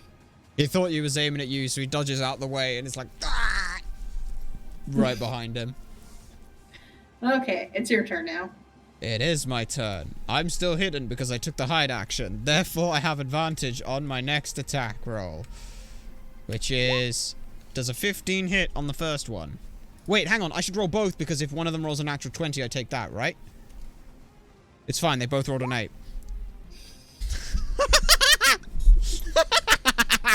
The 1 in 400. Okay. Wait, which That's one are fine. you aiming at? I'm aiming at Big Boy. Let's see. That does not hit. Damn it. Okay. In which case then I'm going to... I'm gonna take the hide action again. Sounds I'm gonna good. use... Okie dokie. So you are once again hidden. Yep. And so kobold number 5 is gonna go for me again. And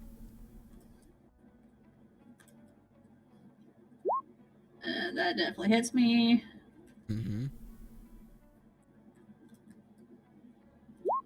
Ow. Ow, my shin.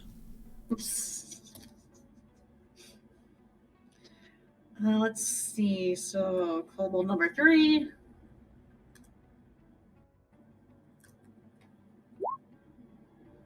If at any point you want to move into half cover. Yeah, I probably will. Yeah, that just meets, so... Damn. Okay. Yeah. Yeah, I might not have a choice at this rate. I was gonna say, get into half cover, please, because... Fancy. Don't make me yell out and use my cunning action to dash out in front of you. I'll do it. Okay, she whiffs.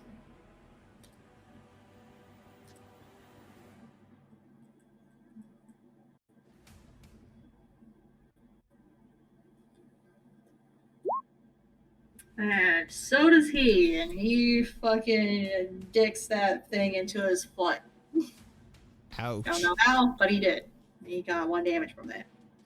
Dink.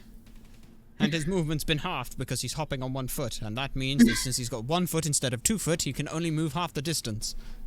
Sure, That's how humans work. That. Okay. That's how humans work.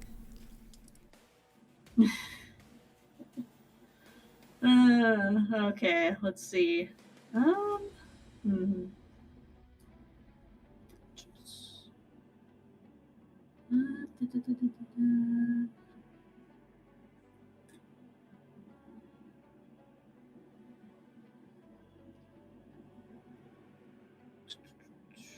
Let's see if there's anything specific that I can do.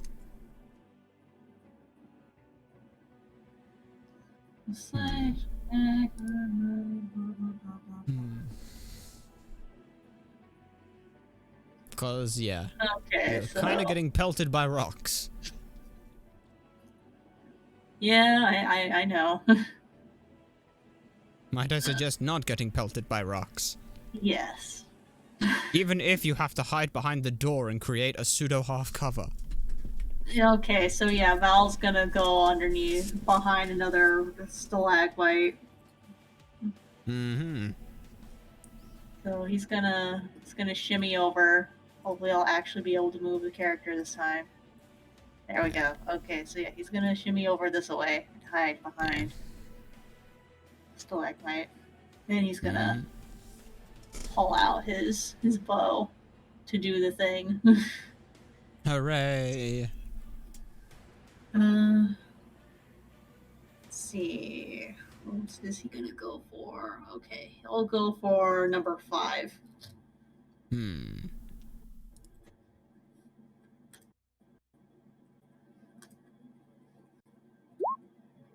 That hits.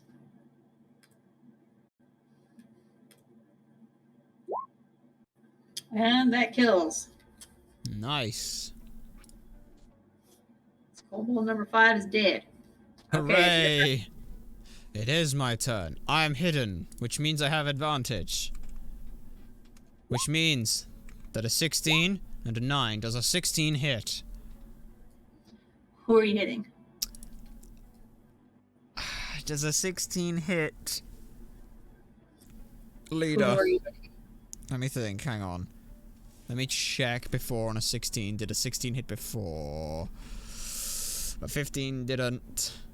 But... Are you hitting the foot soldier kobold, the fancy hat kobold, or the helmet kobold? Helmet. Okay, 16 just meets the AC. Oh, that's great. Fine, right. Okay. Now let's go back to the rolling 1d4 plus 4 plus 3d6 for 11. Wait, no, hang on. Let me check a thing. Let me check. Does lucky work on a damage roll? Because if lucky works on a damage roll, I'm re-rolling it. Feats and trait. For an attack roll, okay, I can re-roll one of those d6s. So I've got 2 plus 4 plus 2 plus 1 plus... Alright, so... slash roll 1d6.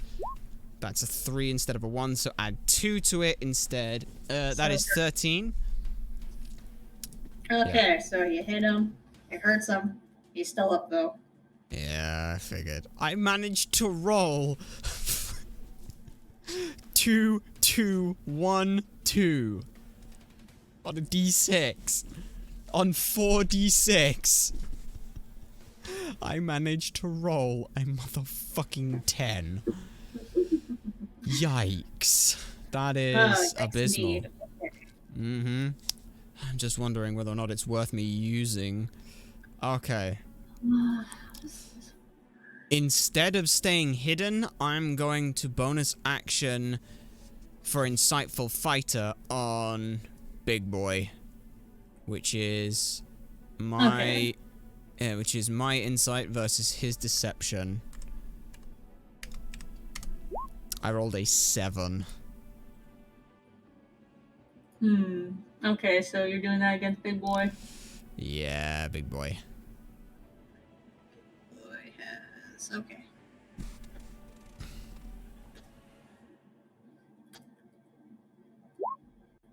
Yes! Yes! Oh! Holy shit. So I now have sneak attack specifically on him for a minute. That's it. Okay. So that means basically for 10 rounds I have sneak attack on him. Well, 10 total rounds, not 10 of my rounds. That would be ridiculous. Indeed. But yes, I assume that means I'm no longer hidden? Yeah. Yes, I am hidden? Oh, thank you. No, you're not hidden. Okay, so Kobold number 3 is gonna try and hit you since you're he knows where you are now. Alright. Yep. I assume that does not hit. I have a 15, so yeah. Alrighty. So let's see. Fancy Hat's gonna try and hit you. I had.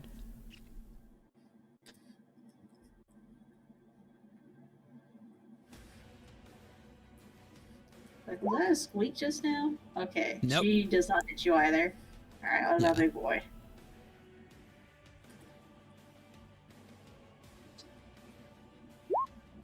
Nope. Trickster.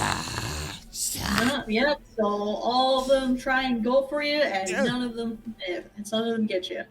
Okay.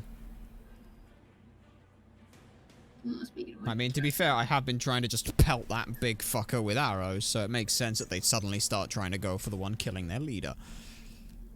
Yeah. Okay. Alright, so that means it's my turn again. It does indeed mean that it is your turn. Okay, I'm gonna go for that last kobold, number 3. Alright. You take out the ads. Yep, that hits. Alright.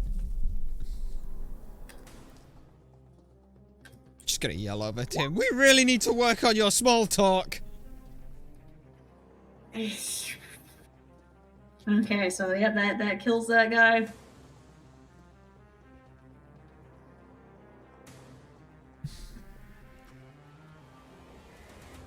Okay, so it's your turn.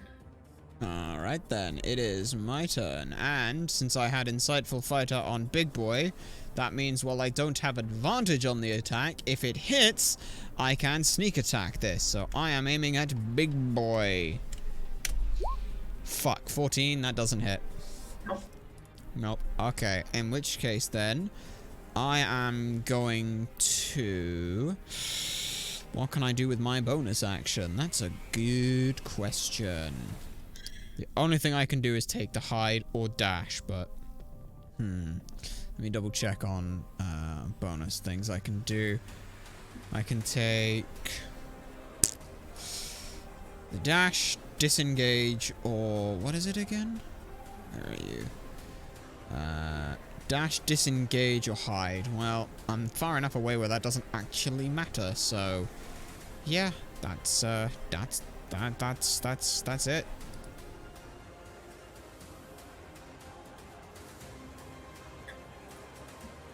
Alright, in that case, fancy hat's gonna go for me again. Let's see.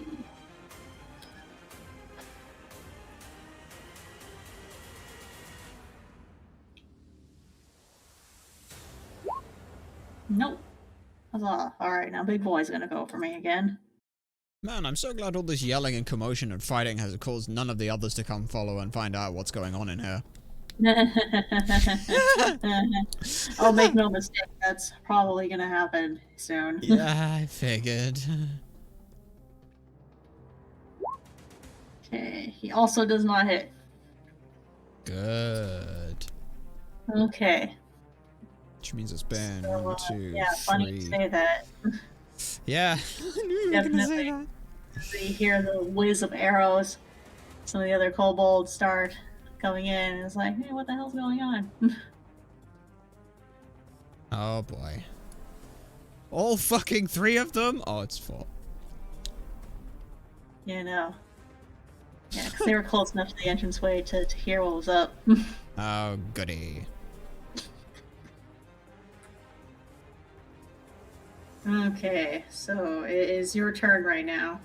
It is, and it has been 4 turns since the last turn, so this is the last time that I will essentially get my my good shot on the big boy. It does not have advantage, but if it hits, I can roll a sneak attack. Fuck! Does 15 hit? No. Okay.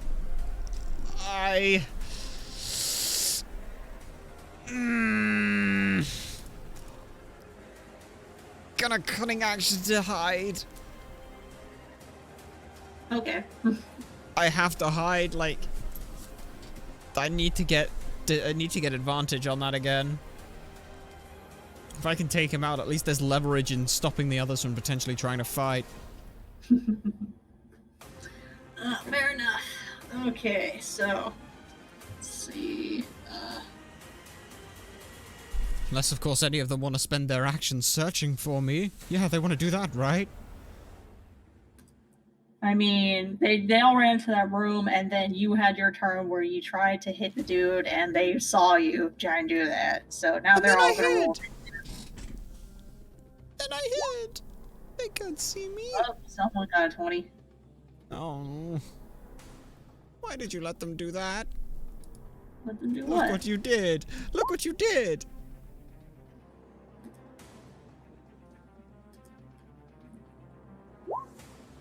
Yes.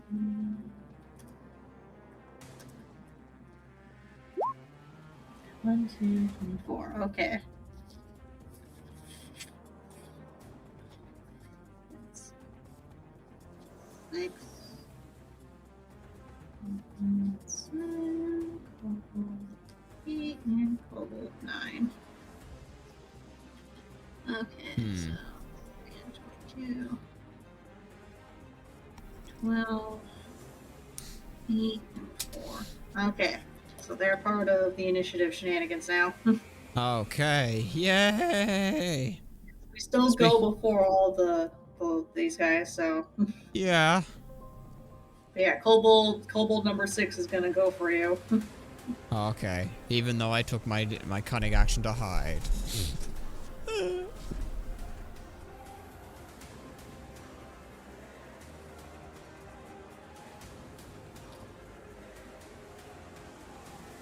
Well, I mean, you have cover, so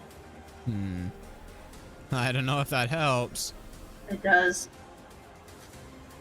Because doesn't kobolds have pack tactics, and I don't know if I'm within 5 feet of 2 of them. That's not how pack tactics works. Kobolds have advantage on an attack roll against a creature if at least one of the kobold's allies is within 5 feet of the creature and the ally isn't incapacitated. Oh. I don't know if I'm technically within, because I don't know if that square that I'm on is 5 feet of the It's not two that 5 feet within you. It's 5 feet within,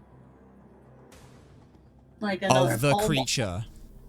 At least one of the kobold's allies within 5 feet of the creature. So if they wanted to hit something and there was another kobold within 5 feet of of that creature, is that how it's worded? Because I assumed that's how it worked, given the fact that none of the other kobolds had advantage on any of the attacks they took at you.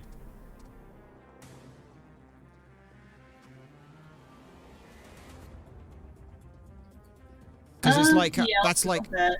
yeah, because that's like how sneak attack works for me, is basically the same as pack tactics, where if there is an ally of mine next to that creature in 5 feet that isn't incapacitated, then I can sneak attack something. So, yay. There's a 15, that just hits.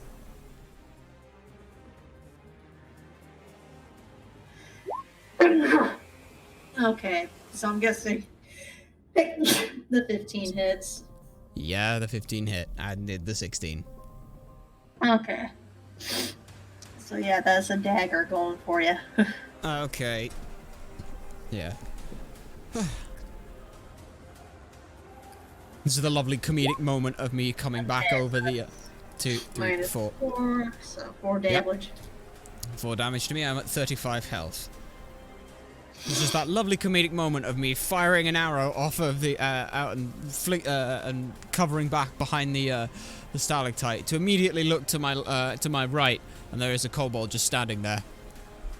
Yes. Pretty much. Fuck. Okay. Right.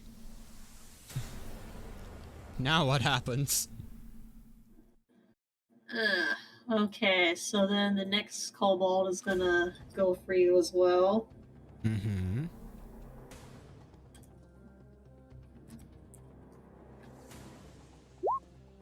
Nope.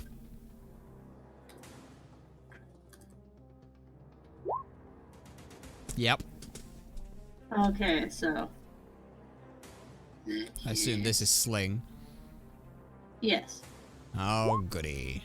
Ow, 4 damage. another 4. Right to the fucking side of the face. Ow. Okay. 31 health. Next is Fancy Hat. Let's see, she's gonna try and hit me with a spear. I've got 3/4 cover. So let's see if she can hit me. Probably not.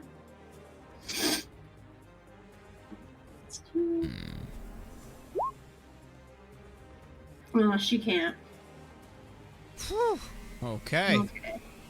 Alright, next is kobold number 8. Yay! He's gonna try and hit you with a sling. Okay. And I assume just, like, the new 4 are going in basically order from left to right. Because the first one hit me with a dagger, so that's the one that's closest to me. Okay, so that one. Alright, things are going okay. We're not dead. We're not dead. This is good. Everything's fine. So 15 hits you? Yeah, 15 fucking hits me. Sort of looking back to Val. Good job, Val! Boop, to the back of the fucking head. 4 damage. I am at 27 hit points. Oh, goody. Yeah. Okay, next Your is turn. kobold number 9. Yeah. Okay.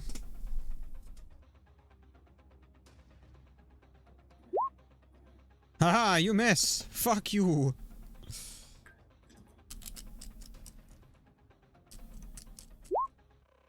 Are you sure about that? Shit.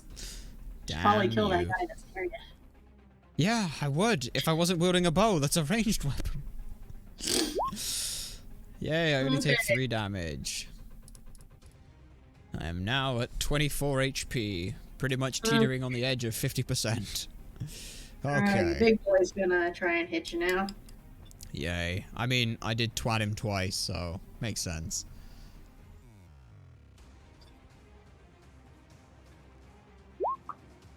Nope.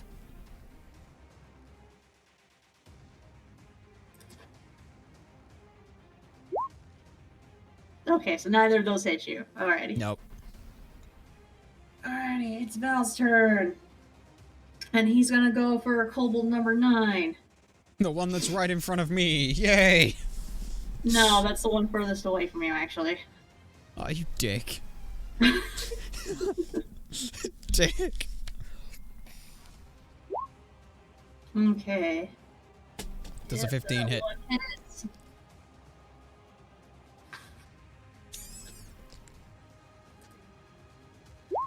And it kills. Hooray.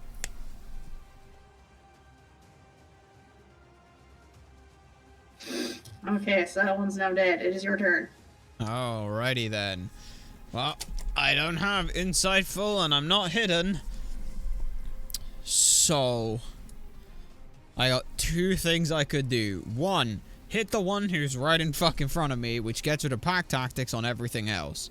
Generally good idea. 2, kill the big one and hope that the ads stop killing me afterwards.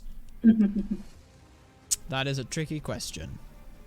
However, the option that I fucking cannot afford to do is miss the big one and then get pelted with pack tactics. So in the worst case scenario, the best thing for me to do is try and kill the one that's in front of me. With the bow. Directly in front. Just, let's see if it does. That is the worst possible attack roll that I could roll. Does a 9 hit? No. No, No. it doesn't. Didn't think so. Right. Okay. I still have my cunning action, which I could use to disengage. The problem is where the fuck do I disengage to that's not into the middle of the fucking room? Because there's no point in me hiding, right? Like, they can see me. Yes. Okay, so I can't hide.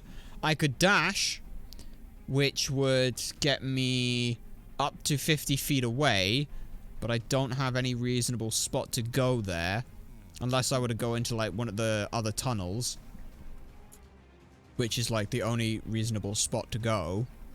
But I risk, 1 opportunity of attack, right? Yes.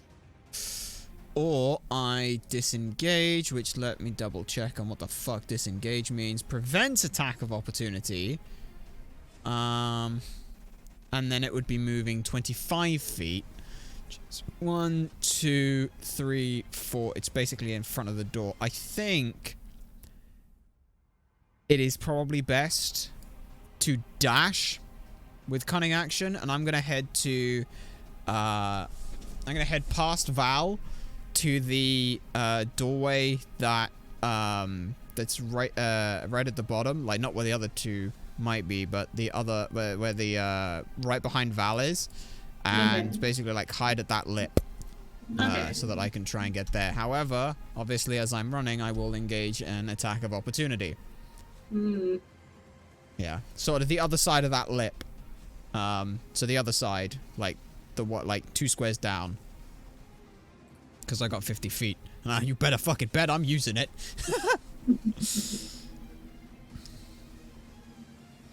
Okay, so... Yeah. Just 2 squares further down. But... Yep. 2 squares further down. So I'm like inside that little cubby bit. Yep. And then slightly down and to the left. There we are, that'll do. So I can push up against that bit of the wall. Okay, so that space is not a standard living space. It is something of a throne of sorts. Great. Like, you can definitely see a definitive chair and, like, a lot of, like, cool, fancy, sparkly things all around this chair. Great. So you're probably in Big Boy's favorite chair, or at least Oh, in the area good. where it's at. Oh, good. Yeah. So I do this, I'm just gonna try and taunt to the fucker. Wow, fancy throne room! This seat taken! I mean, if Just you a want to actually try and persuade him, by all means, you can. Oh, no, I'm taunting him so that he stops hitting Val. Mm. I'm trying to taunt him. They'll definitely all gonna try and hit you. Yeah, exactly. Better me than Val. Yes, please, God. That's why I'm trying to taunt. Time. That's why I'm trying to taunt them into hitting me and dashing in front of all of them to do that. Alrighty, so Kobold number 6. Do I take any attack of opportunity when I did the dash, by the way? Yes. I just don't remember how that works. Isn't it just like an attack roll? Let me look. I thought it was just an attack roll where it's like, hey, swing with your weapon. Because if you're in melee range, you suddenly get an attack. That's the whole point of disengage, is so that you don't get hit with an attack of opportunity. Only one of them would have actually been able to do that in that case. Yeah. So yeah, I guess that one's gonna try and hit you. Yep, and it fucking clips me in the fucking back of the leg as I get out. It's my fucking ankle. For how much? 4. 40. Okay, I am on 20 hit points. I am now at 4/9 of my total hit points. Okay, so yeah, Kobold number 6 is gonna try and throw a dart at you. Okay. You've got 3/4 cover behind that spot, so we'll see how that works. Okay.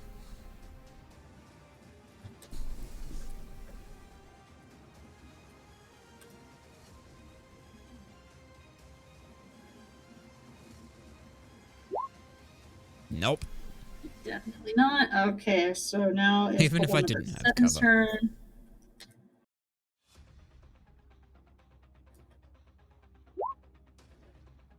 $19 Okay, does hit, but how does 3/4 cover hang work? on, me.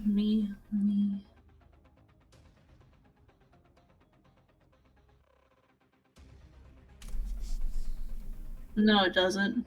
Ah. This is a +5 to AC, which is 20 total. Yay.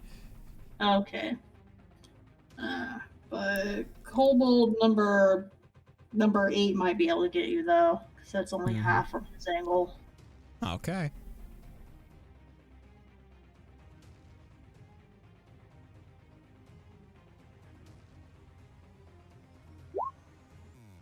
$21 hits. Yeah, that hits.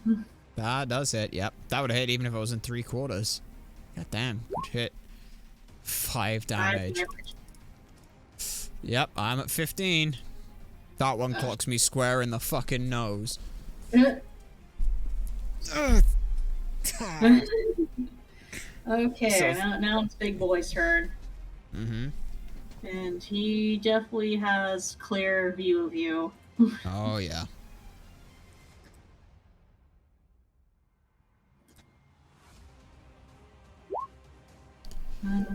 Nope. Yeah. Okay. No such luck. Nope. Okay. Alright, so it's my turn again. Question. Reaction is different from bonus action. Okay, I need to keep that in mind because I can be uncanny dodging once per round. I gotta remember that. Yeah. Let's see. Alright, so now he's gonna go for Kobold number 8. Hits.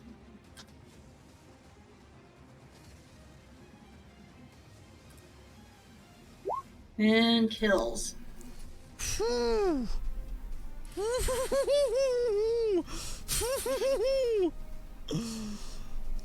That was close. What do you mean? That was a natural 1. Yeah. That's still, that's scary. I mean, These foot soldier kobolds don't have much to them. Oh, I know they only got 5 HP, but that's not the point. Okay, it's your turn. Okay then. With that, I need 2 insightful fighter. And I'm still gonna aim a big boy. For another rollies. Let's go, boy. Natural 20! Oh yeah. You get him. Oh yeah.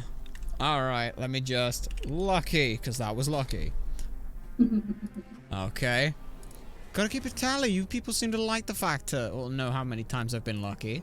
Oh yeah. So, with that, For sure. with my natural... with that, as long as this hits, this will gain sneak attack 3d6. So, does a 19 hit? Yes. Okay. Now, where is the roll for it? I need 1d6 plus 4 plus 3d6 for a total of 18. Let's see. Do some math real quick. Ah, maths.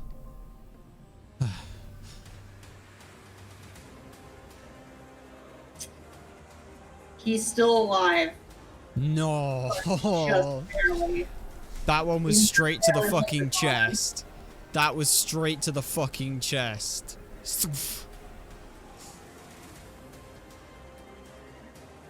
Damn it, and I had this really cool idea of saying it was going to be right between the eyes, and I split the mask. Damn you. Nah, it's all good.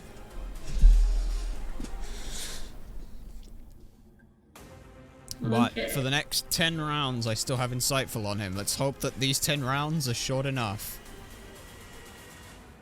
Okay, so as Big Boy in his helmet collapses, you see the fancy hat one look very alarmed and immediately like try to come forward and say, "Okay, hang on, stop." like you're here to talk. Let's talk.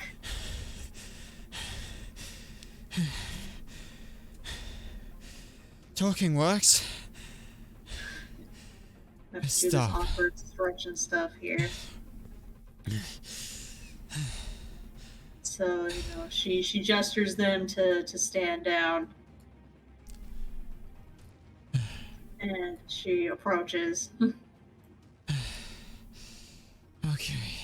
Like, okay. I'll go ahead and step out from the cover, and I'll just lower the bow. It's still in my hand, but there's no arrow. But I'll step forward.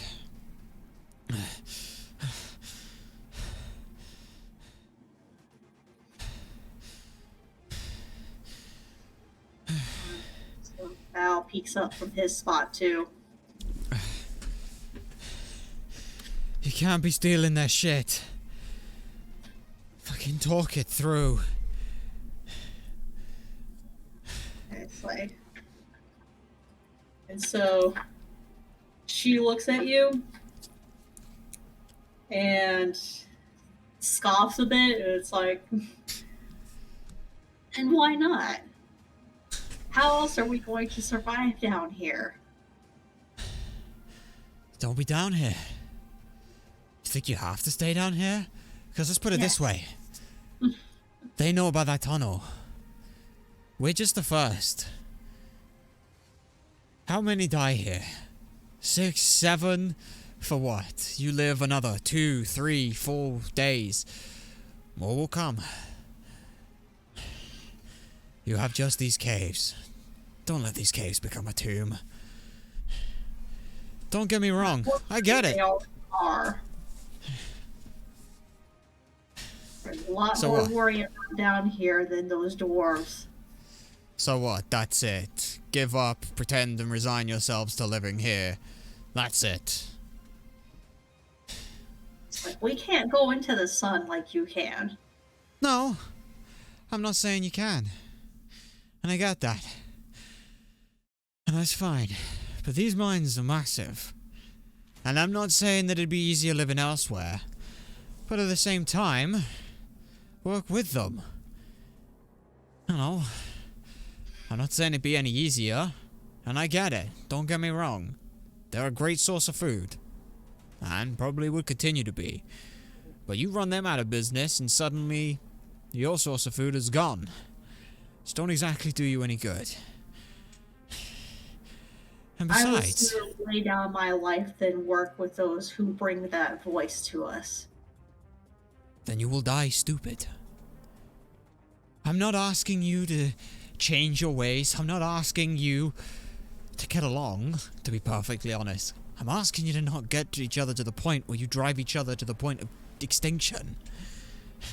Okay? You already made the first no idea what they're trying to bring. You And what are clearly they have trying no to idea bring? at all. And what's happening then? Tell me. Let me listen. These hands hold a dark evil that nearly tried to wipe my clan out. And that red-haired dwarf is trying to bring that thing back to full power. She is not the kind, bright, shining face that she puts on. She is much darker than that. Okay. I What will is this? take everything from her if it means that she doesn't get the chance to bring one of the worst evils that this place has ever seen. Okay.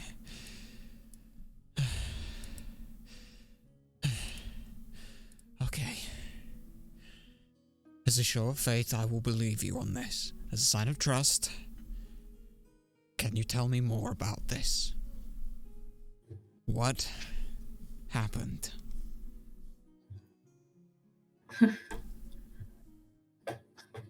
What do you want to know? So, About the voice? About that place? let's start with the basics. Yeah, I know that place was a mine and then was shut down, and then about 6 years ago or whatever, came back as a tavern, right? So, you're saying that something happened and brought some voice here?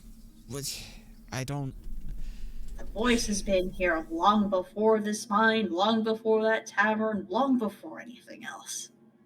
Okay. It is a creature of unspeakable evil.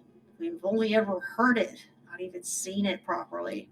That's why we call it a voice. Okay. We haven't seen a physical body, yet it's Okay. managed to kill most of us. Okay. We're so close to the surface, not because we want to be, but because if we go deeper, we'll be surely wiped out. Okay. Okay. I understand that. Is there any distinguishing things on this voice? Like, you say that it's some unspeakable voice or unfathomable thing that you can't see that has killed you off, yet a single dwarf is somehow able to bring it back and tame it, or have some kind of control over where it goes? As far as I could tell, she's made some kind of deal with it. Right. I don't think it's just a voice. I think that's all that's currently left of it. Okay. And I think Okay. she'll bring back much more if she's given the chance. Okay. Right. Okay. And this has been going on since before the tavern, since before the mine, so it's not even as if it's some misunderstanding with, I don't know, some infrastructure. Not to say that you'd make that mistake. But it is definitely different to any other kinds of sounds you've heard from coming from that tavern. Okay. Yes. Yeah. Yeah, because first thought was, I don't know, some kind of infrastructure on the waterways. Have you seen the metal piping that's in there when you've been up there? The sort of tubes, like metal things. It's not anything to do with the sound they make.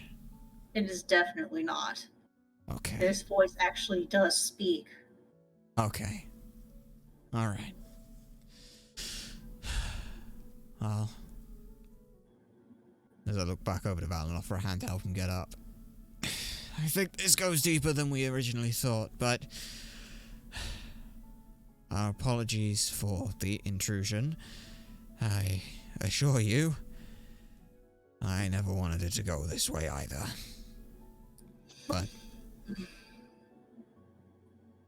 But a question. The food, I get. You need to live. Why the trinkets?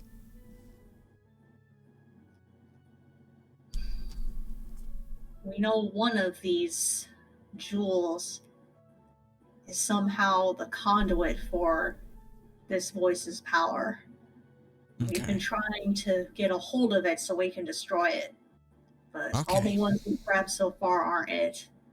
That dwarf likely has it on her person. Okay.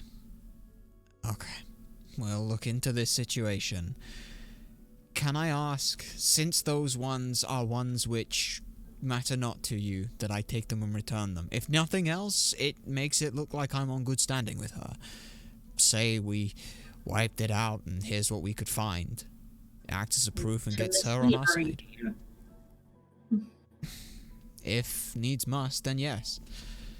After all. Alright, I can get behind that idea. And then you will strike when she's unawares. I will see if I can find the jewelry for you, at the very least. Whether or not you wish to do with that, I leave entirely up to you. But find that trinket and destroy it. Do you have any inklings of what it is you're looking for, or just some trinket? It is a necklace. A necklace. It has a fragment of one of the statues that was used to worship the voice back when it had a full mortal form. It's connected to that piece still. Okay. You can destroy that. Alright. That would be extremely helpful for us all. Okay. We'll look into what we can at the very least for you. Again, I apologize for the way things turned out, but I do not want it. Thank you for giving us the opportunity to speak.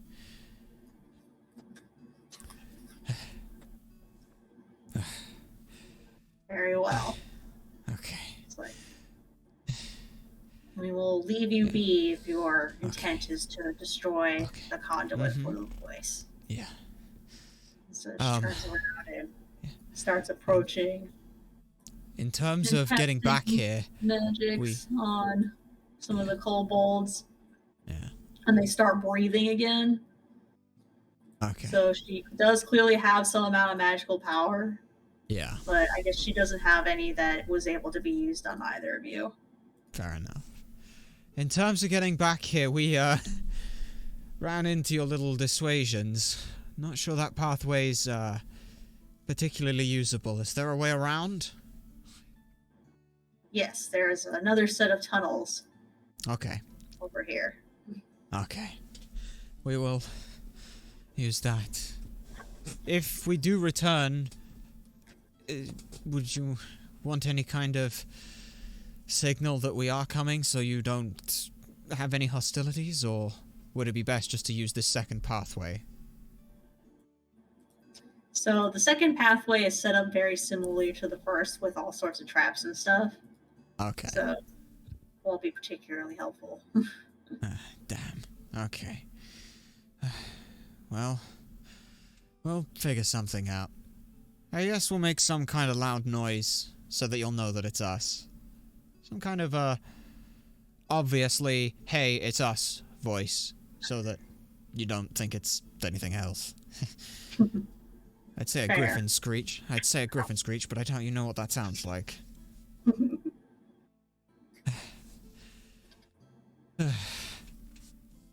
But yeah. We'll return. Tell them that you, there was a couple kobolds. And, aside from that, I'll see what I can about some thing. Do you have any of the trinkets, by the way? So she goes to the throne room and grabs a few and hands them to you. Alright. Thank you.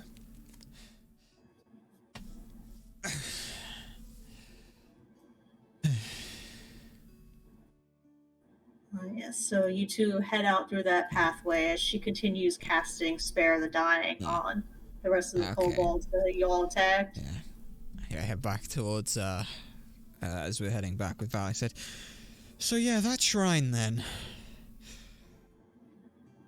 Smash it? I don't think that's it. She Yeah. was talking about a literal necklace. Oh, I know. So Smash it anyway? I don't think that's the problem. Yeah. I guess not. That smile was kind of fucking sickly sweet on her, though. Gotta admit that. You doing okay, though? Nothing but bruising? Could be much better. Yeah, I think we both could. Oh, it's gonna leave a mark. This sort of, you can feel him sort of holding his nose. He sort of tries to sort of like rub it. As he rubs it, this kind of like slight click, and then when it starts bleeding a bit, it's like, ow, fuck. Ugh. Yeah, that's not gonna go anytime soon. Yes, so Val rolled a medicine check on himself. Okay. It was like, okay, just get all this down. Yeah. He's like Yeah, I'm starts sure. like kind of wrapping up some of the dagger holes in himself. Yeah. Yeah. Oh, I thought they were. I thought they were pelting stones at us in the slings, not daggers. A couple of them were daggers. Yeah. Fair enough. And what are your thoughts on this situation then? You It believe it? sounds like we have to approach Hermina. Yeah. I saw that necklace around her neck. Oh, If we shit. can get that off of her and destroy it, then we might be able to save them from this terrible evil. Yeah. Here's the problem though. How the fuck are we supposed to get it back from her? I assume that destroying it's not going to be as simple as just hitting it really hard. I mean, it might be. Yeah. That would have been something smart to check with the, one back down there. Still though. Cover story. We couldn't find... we found a couple of them. That was there. Worst comes to worst, we talk about some kind of cave drawing of some kind of a necklace that looked like they were worshipping. Yeah. Also, leave the talking to me. We've seen where your talking gets us. Fair enough. Yeah. Yeah. As we, make our way back up and things, I'll go ahead and grab the rest of the rope, even though it's obviously severed. 2 pieces of frayed rope are probably still better than 1. But yeah, we'll go ahead and take that. The one singed end, the one end I have to cut after it's been connected to the other end of the rope, and then I'll just sort of follow it back and around. Retrace my steps. There you go. See? Told you the rope would be useful.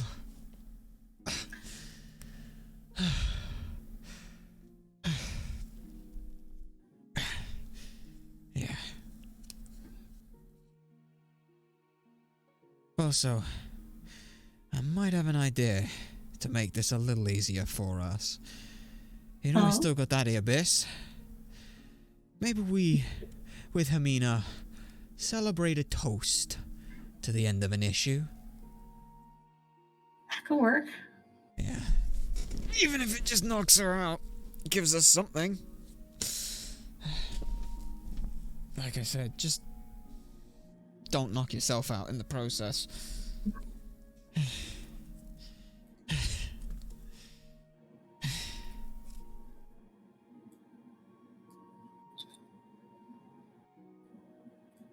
Alright, so you come back out through the larder into the kitchen. Mm-hmm. The old dwarf dude is still cooking away. Can't even be bothered to look up at you. Understandable. So I pop out through the bar. See that she is working diligently. There's a few more customers there. And of course, Crag is hanging out. Or his name's Zag. Hmm. Zag is still hanging out, still enjoying his button. Hey, big guy. You'd have loved it down there. A lot of things to crash.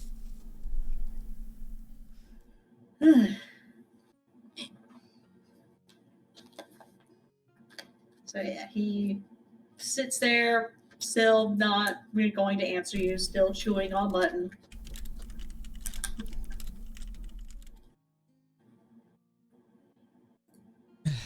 And we'll make trying to obviously like hide sort of the bloody nose and the scratches and cuts and things. Just keep our side. Just try and look at where Hermina is. You say she's behind. Bar. Okay, I'll take. If possible, I'll stand like the other side of the bar where the workers would be, just so that it's a case where. Obviously, like, the cuts and things on, like, the leg and stuff like that is... I'm trying to hide it to, like, the guests so they don't think there's a problem. Okay. Yep. You had kobolds. Good news. Had kobolds. Oh. Yeah. It went... Well... I don't know how much stuff you lost, but got a couple of bits. As they sort of show the trinkets and things. Yeah. Oh my goodness. Thank you. Yeah. Well, it helps. I don't know what the fuck it was. I don't know, kobold religion or something. Some picture of some other necklace. They're just grabbing necklaces. But, yeah, all's well that ends well. If you don't mind, I could do with a drink. I could also do with a drink. Yeah. It's like, oh, right away. Yeah. What can I get you? Well, you had was pretty strong last time, right? Yeah? The whisk away? Yeah. I'll take that. I mean, hey. When you get off the job, I wouldn't mind toasting to celebrate. I got something a little stronger for that in the backpack, if you'd be so inclined. Or interested, I should that say. sounds great. Yeah. Let us know when you're done. We'll, sort out payment and stuff. And toast to good health. Yeah. Sort of give a sort of nervous chuckle and a quick glance to Val and things, but for now, what you've got on tap will do.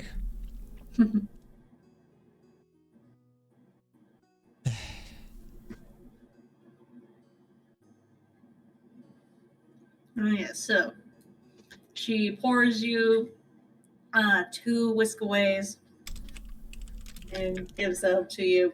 Val takes his and starts just chugging it immediately. Yeah, I'm not gonna chug, but I'll take mine down in like 3 gulps. Like, gulp, give it a moment. Gulp, give it a moment. Gulp, give it a moment. Also, yes, Lucas, Dongons and Drunglands. Salutations, it's good to see you around. We hope you're well. Random fact 84, let's go. What are we looking for here then? 84.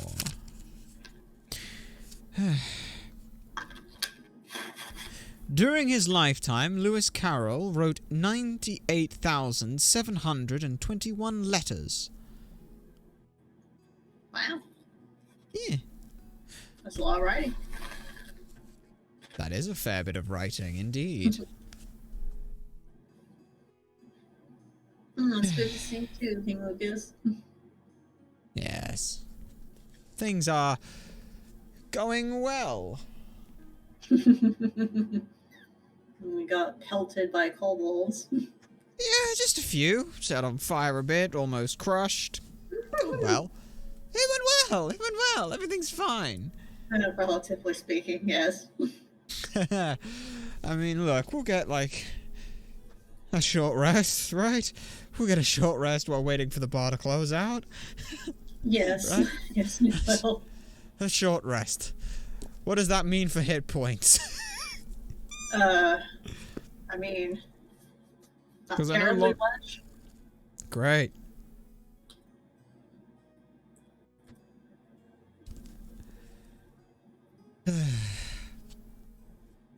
Also, Lucas, if at any point anything lucky happens, go ahead, or unlucky happens, go ahead and use exclamation mark lucky or unlucky, and you'll add to the count. It's going well. Unfortunately, you can't see the count, so you'll just have to wait till something lucky or unlucky happens.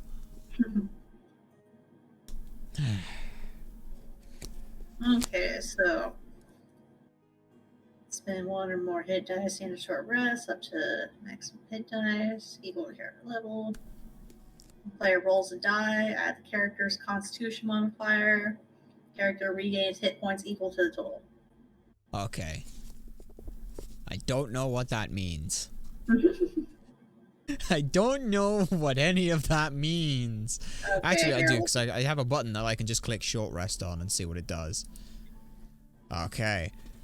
So, automatically apply healing with dice rolls. I have 6 hit die that I can do. So I will go ahead. Like, what do the hit die do? Like, what do I use those for? Okay, I just sent a description over. Okay, let me the have. internet. Let me have a look.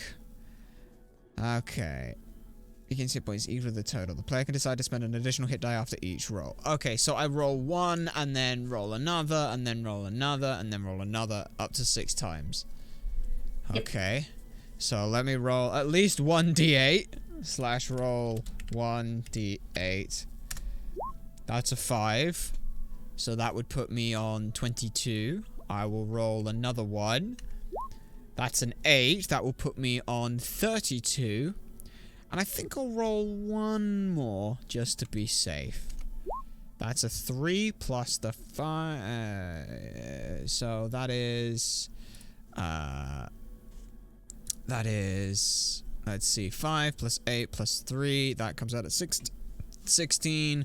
Plus the 2 total makes for 18 hit points gained. I will take 18.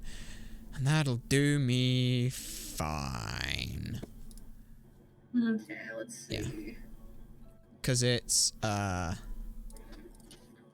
yeah. Oh, no, it's plus... Oh, it's plus 2 each time. Okay, so it is, plus another 4 that I get there. Okay. So it's 1, 2, 3, 4. So, yeah. Here. So it's each hit die, add your con to. I thought it was roll a number of d8 and then add 2 to the end of it. But no, it's each one adds 2. So that works. I gained 37 HP. I have 37 HP, which is 7 off total, so I'll take that. Okay, let's see. Yeah. How many do you want to stop at?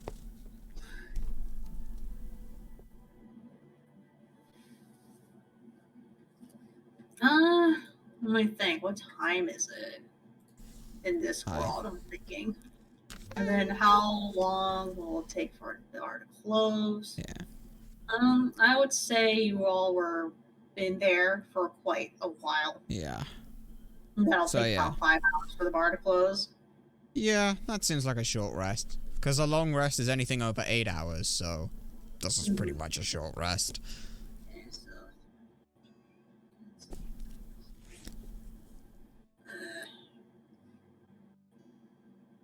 Yeah. okay. Yeah. So 5d10 plus whatever your con is times 5. Okay. Let's see. Also requesting fact number 52. Okay. Let's figure that one out. Where are we looking then? Where did we put that number? 50? No, it's not that one. It's, Here's one that might be useful for us right now. Drinking wine before a meal makes you eat 25% more. Hmm. Which is very interesting. Okay, So there you go. bounce back up to 50. Oh, whoop-de-fucking-do for you. So there you go. If at any point you ever need to increase your calorie intake, drink wine. That is surely a good way. Let's say I'm not much of a drinker. Well, we don't drink at all. So, you know. Fair enough. Well, literally don't drink at all. I was about to say, you don't have a mouth. Well, kinda, maybe. Not really sure how it's explainable.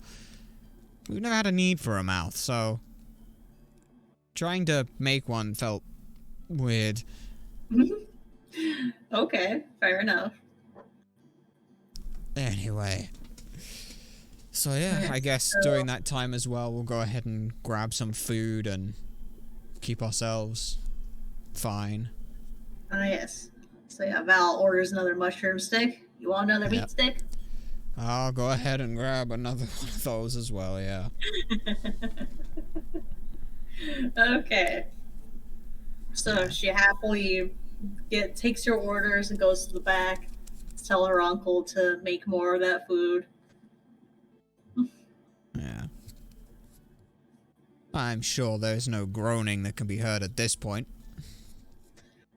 No, not this time. Not from him, no. Yeah.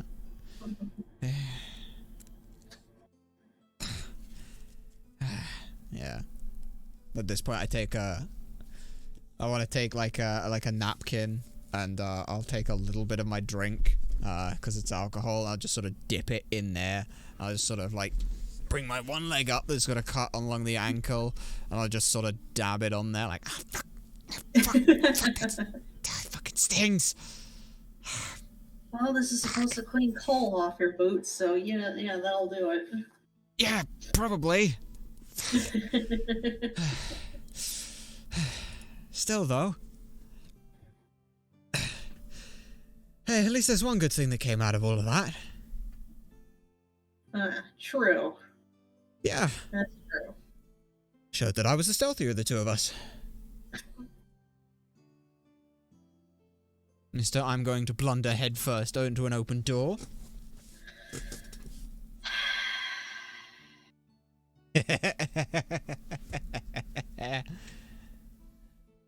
Yeah.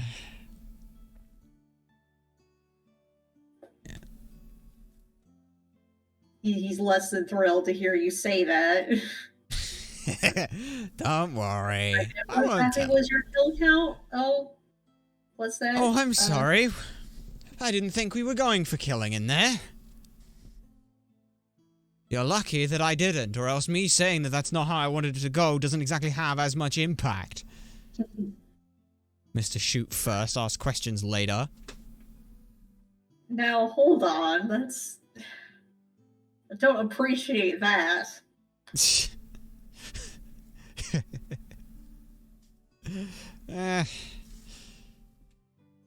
Well, like we said, maybe we'll work on your small talk. My fiance is more of the talker in our relationship. I guessed. I guess he's the one who approached you then? They did, yes. Yeah, makes sense. You're very much the social caterpillar. Let's go with that. Couldn't call you the butterfly. Maybe the cocoon would be best. Anyway. They sort of... If you got medical stuff, might be worth before we do anything, giving everyone giving us once over. I don't know this shit. I just know when shit hurts and when it doesn't. Like this, for example, he sort of tries to sort of shake his nose, but it's like, ow. It somewhat bleeds it, a small little trickle again. Fractured, broken. Will I ever be able to see, to smile so beautifully again, Doc?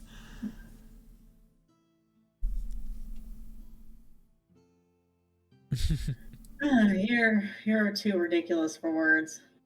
Like I said, human diffuse is a tough situation. Speaking of, I think we got somewhere with Hermina.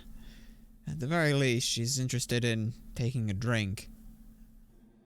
General idea, we'll sort out payment and then toast to a job well done. Obviously, it'll be the Abyss. I don't know quite how hardy dwarves are, but suffice to say, this thing knocks you flat. Yeah. So it's kind of a... This might be a one and done situation. I don't know how long we'll have. Hopefully you'll have enough time. Yeah.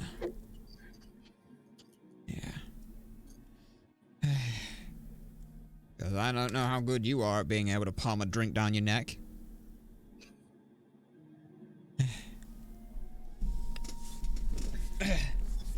So you get your foods, and it is just as delicious as last time.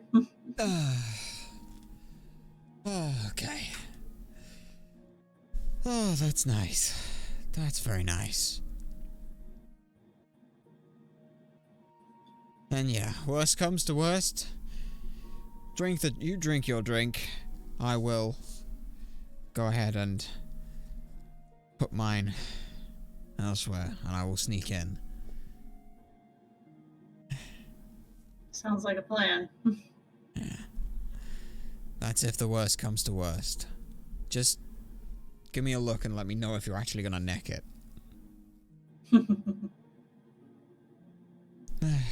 Still though, right fine mess we find ourselves in again.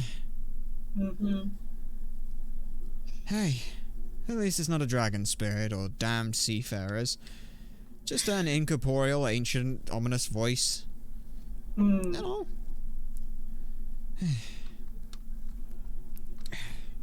Wonder if that's really what closed the mine in the end then.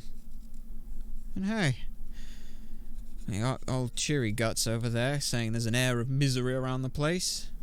Maybe there is some reason to it, you know? Who knows, eh? Who fucking knows?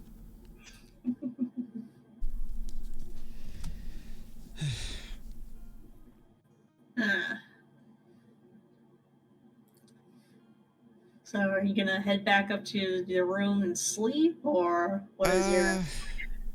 I mean, it probably would be best if we don't make some kind of a scene, given the other areas. That said, I did wonder about the shops that are open. Maybe you'll find out what's there at the very least. All you could do is see if they've got a healing potion or two. Be nice to have that for future.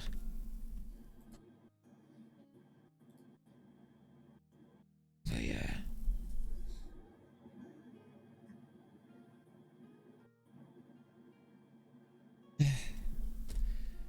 And hey, worst comes to worst on that drink, you challenge her to a drinking contest. Okay. Hey, I'm just trying to think. Other ideas to get her flat out drunk so I can get in there.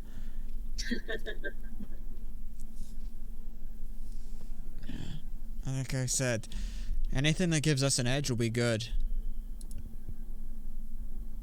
That's Besides, true. I carried this around for a special occasion. I was thinking it might be to make something that's absolutely massive, flat out catatonic, but this works just as well.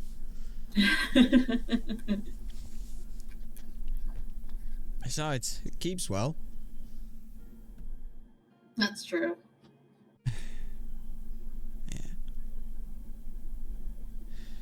Yeah. So yeah, I guess once the meal's finished and things, we'll go ahead and take a look at the sort of the shops area, see if anything is open, anything like that. Okay, so yeah, you finish up your food, and take a peek outside, and sure enough, neither of the shops are open. Damn. And the one that was further along, the adventuring one?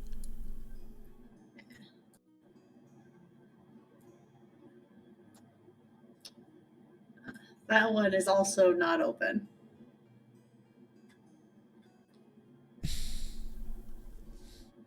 Well, would you think Swift with Shortshot has any experience working with bosses? Because there is most certainly an effective way in Japan to get someone flat out drunk.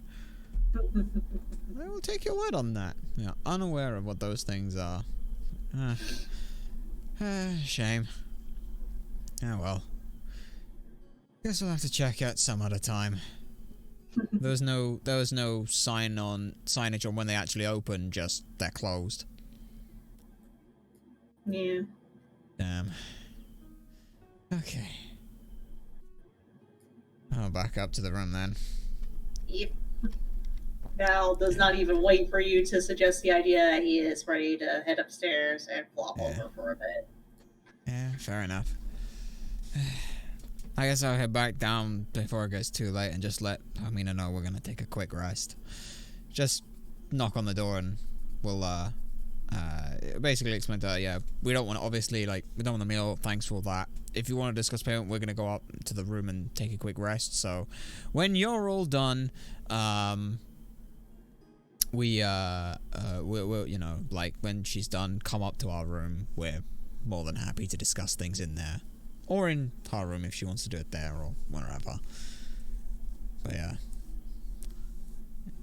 And while up in the room and things, I'm gonna go ahead and take out from the bag the bottle of the Abyss and just sort of examine it then. So it's just with the bottle of the Abyss, it's a single person's drink, right?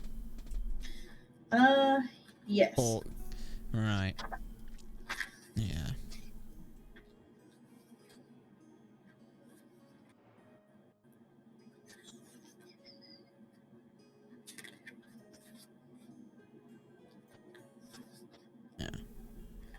Because outside of getting her flat out drunk on the entire thing,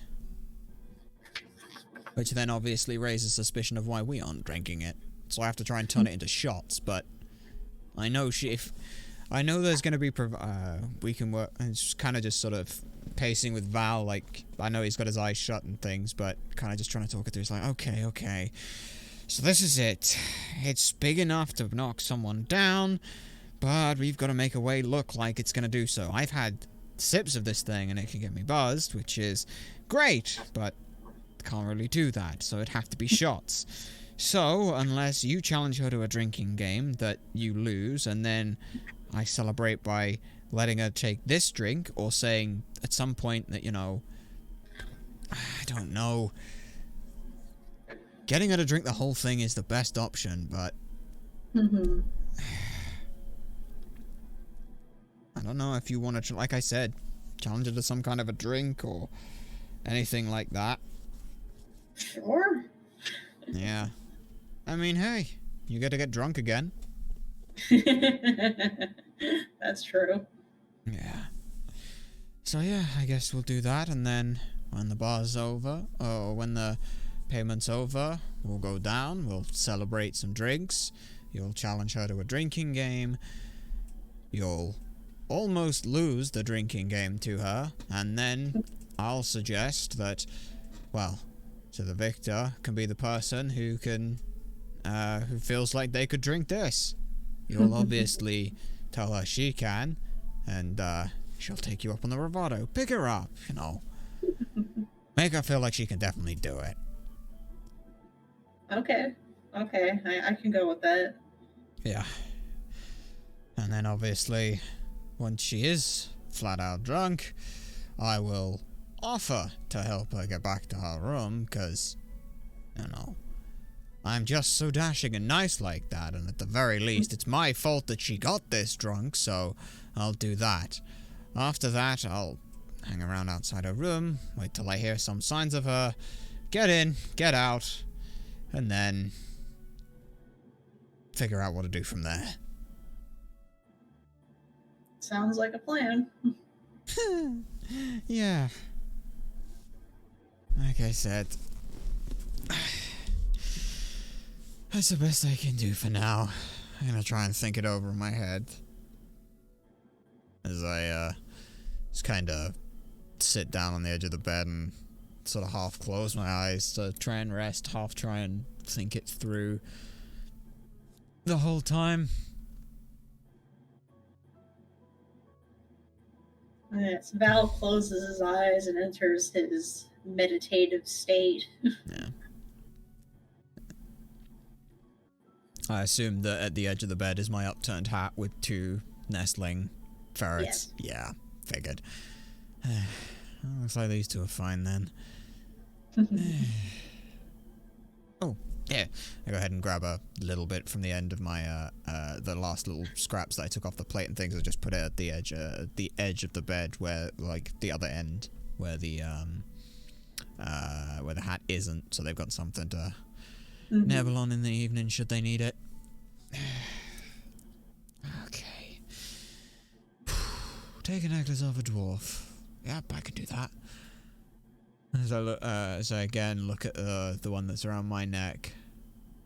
Maybe you won't notice for a while. It's another idea in the head, just thinking maybe I can replace it.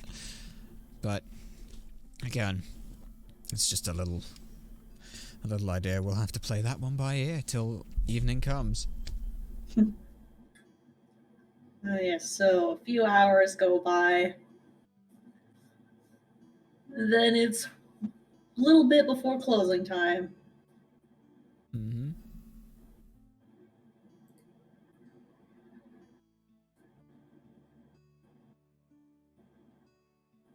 I assume Val that wakes up with a bit of a start. Like, yeah, I assume there's just coming from the door.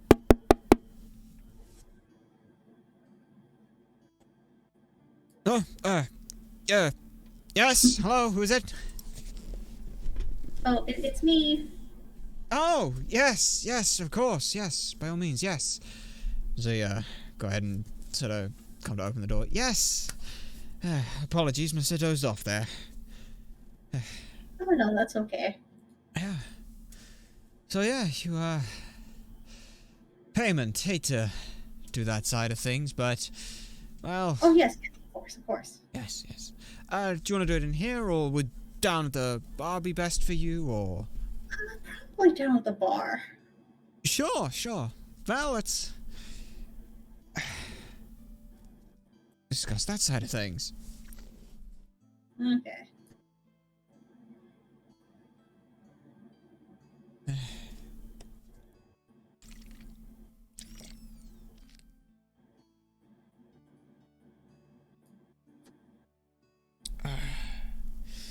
Yeah. As we do get down to the bar and things, I'm gonna make a big sort of so. Yeah, sorry for dragging you into this one, Val. Couldn't help it. I know this is a stag do and all, but well, at least Toast wants to celebrate it being here. Yeah, indeed. Yeah. Still, though, payment side of things. Yes. It's like...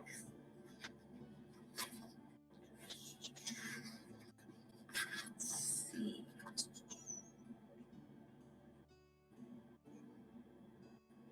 Fill up 2 glasses makes you fill your glass a fair amount less. Find a common topic of discussion and cheers. Make sure to hold your glass angled to level up with their drink. Go for a sip and often they will mirror your motion. It looks like you're taking a large sip. Continue chatting and get into position to refill their glass when it gets low. Never let it get empty though.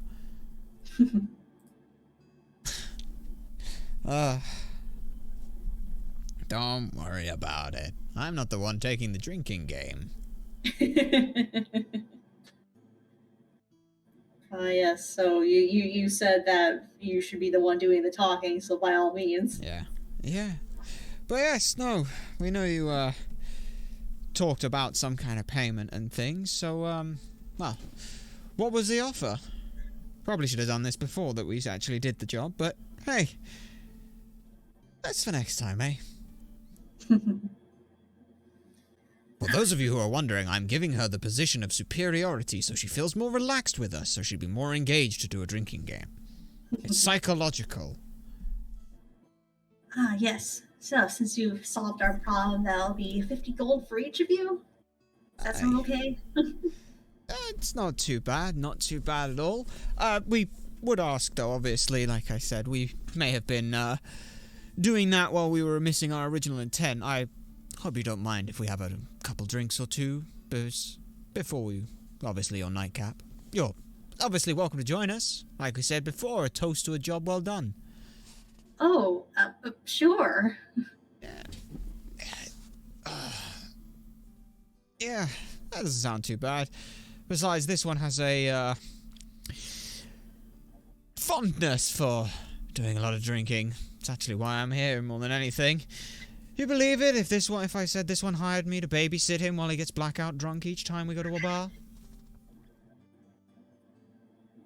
Just Val just sits there, just sighs. It's like, Oh, come off it. You told me you're celebrating. I'd feel bad if I made you miss a day to celebrate, so please. This is the least I can do to help make it up to you.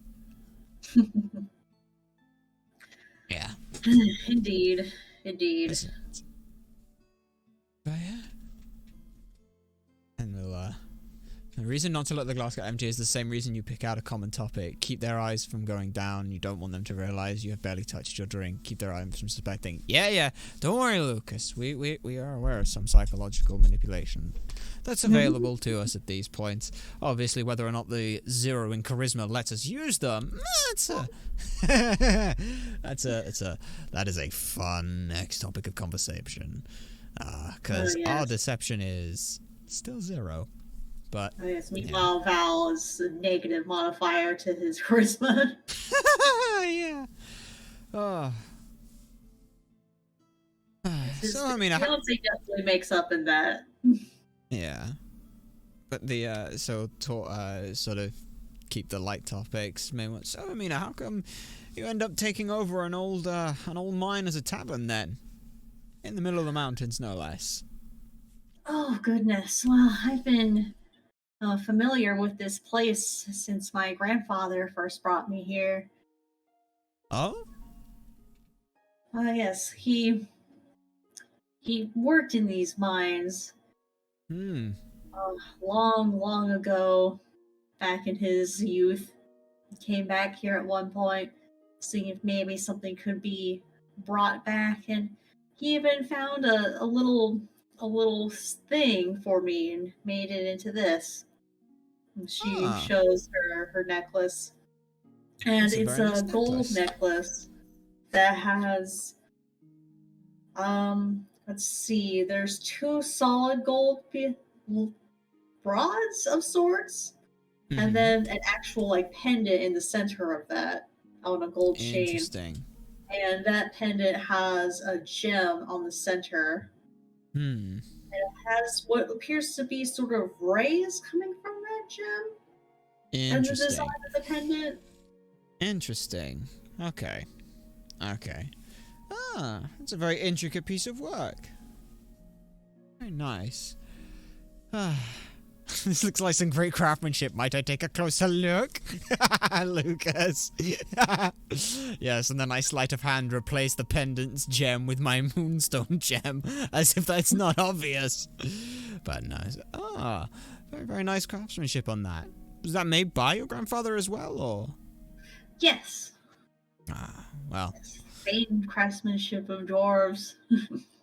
Aye, indeed. I have heard many a tale of such great craftsmanship, and, well, at the very least you have a loving memory of them, if they are not still around. Alas, he's not. Well, here's to the fond memory of a grandfather, sort of raised the drink to her.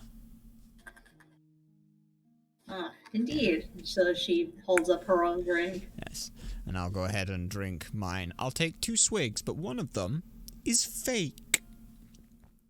So it's me taking a drink. Val actually drinks his drink, and so does she. Oh, of course. I'm trying to make sure I stay sober enough to be able to pull this off. But no. So I guess after that, you came back here and keep close to the family side of things, then... Must admit, though, it is a nice little spot off. Ah, indeed. It just seemed like a terrible waste to just let this place rot.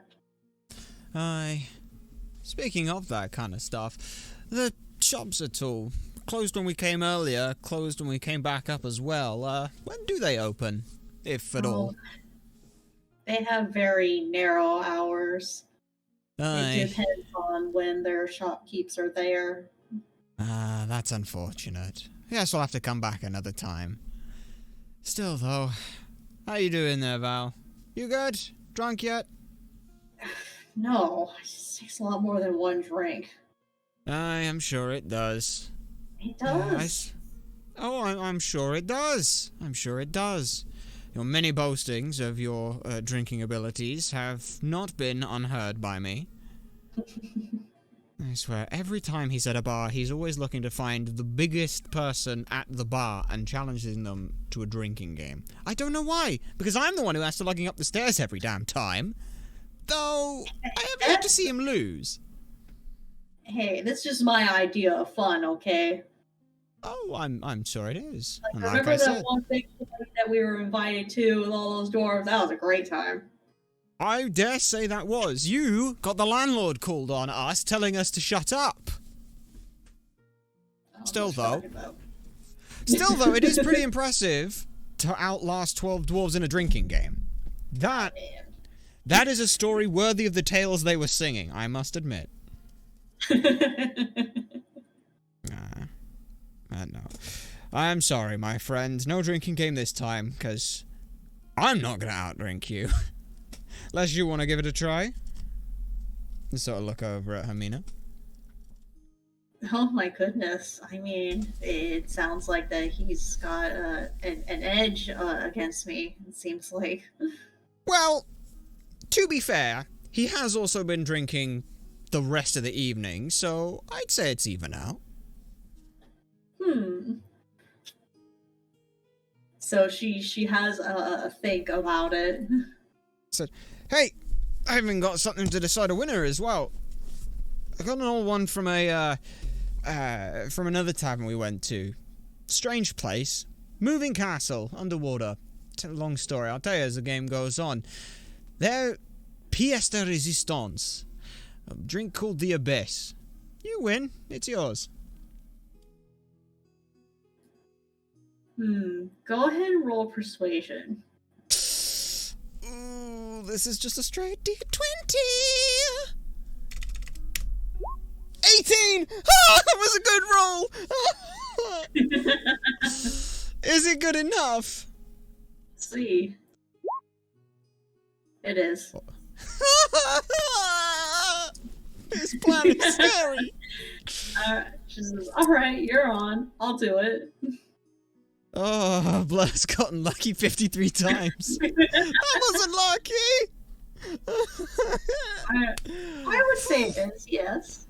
I mean, it wasn't a natural 20, so that's fine. I said, alright True. then, I'll be right back. I go upstairs and I sort of very briskly run up, grab off the side that was like just behind the door by the counter, like straight in, bam, grab that and back down. And I go ahead and very carefully hold this. I said, this, as I hand it up, is the Abyss. I don't know what it's like drinking this thing, because I don't remember, to be perfectly honest. But safe to say, this is strong enough to give this one trouble. I remember after I drank that, it was really good, and you know, we were already underwater, so the waviness didn't matter too much, so worked out pretty well. Ah, I see. You're fairly well traveled then as well. That was Val talking. Oh, that was Val talking. I thought that was her talking. I said, oh yeah. Fair enough, fair enough. Though, still definitely a good drink. Also, I didn't lie, because I don't remember drinking it all, so I don't know what it's like. Ha ha! That's not lying! No need to roll deception. I told nothing but the truth. Still, though, Fair. I can at least offer a fair and impartial mediation on things. Okay. Okay. Well, let's go. Take your drinks. First one to tap out. There we go. Okay, so... Yeah.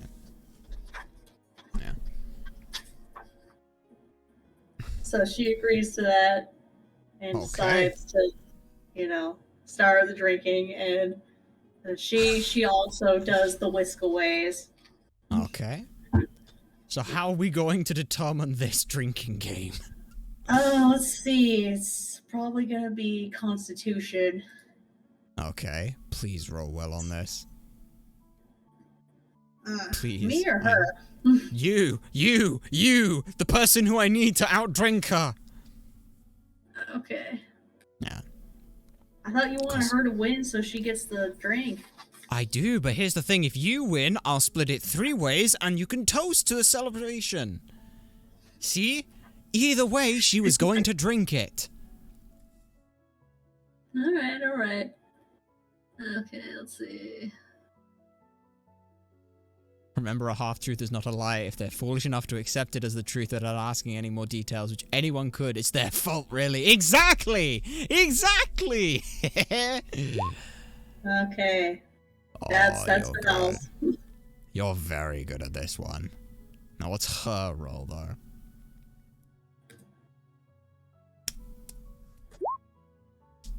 Oh dear. Yeah, she loses. Well. Oh, that one doesn't count. Having just apparently worked his liver out like nobody's business over the past amount of time. Yeah. Just managed to drink her under the table, practically. No worries, my friend. I did tell you he was a hell of a drinker, but I can't exactly dangle such a great thing in front of you and then take it away, so it would not be fair. So you take a shot each. To a good time? One last drink as a nightcap? Sure. Okay. It's okay. Well, I'll go ahead and I'll come around the other side. Don't mind it. I'll go ahead. I'll come round. I'll grab 3 shot glasses from there, and I'll go ahead and I'll take this very delicate drink and I'll pour 3 drinks. 2 of them not so quite full, and hers practically to the top at the very least. And I'll very quickly, deftly hand Val his small drink, and I'll sort of lean into him as I do. Said, "You good?" Okay, I take my small one as well, and I sort of cup it so that you can't see inside the glass at all. I'm just holding it. I sort of do the, as I handed Val the drink, I did the exact same thing, so you can't see it. I do that, and I hand her hers, and I say, "To a good time." And they all sort of clink glasses, which isn't actually clinking glasses. It's just like the very tip of hers and that kind of thing. And I, instead of drinking it, throw it over my shoulder, but in a way so it looks like I've chugged it. It's practically like down my shoulder on my back, but it doesn't matter. Nice. Val actually drinks his drink. And so I figured. Yeah, I figured. And the effects? Please let this work. Please let this work. Please let it work. Please let this work. Double check a thing real quick. You gotta check the effectiveness of the Abyss versus another dwarf.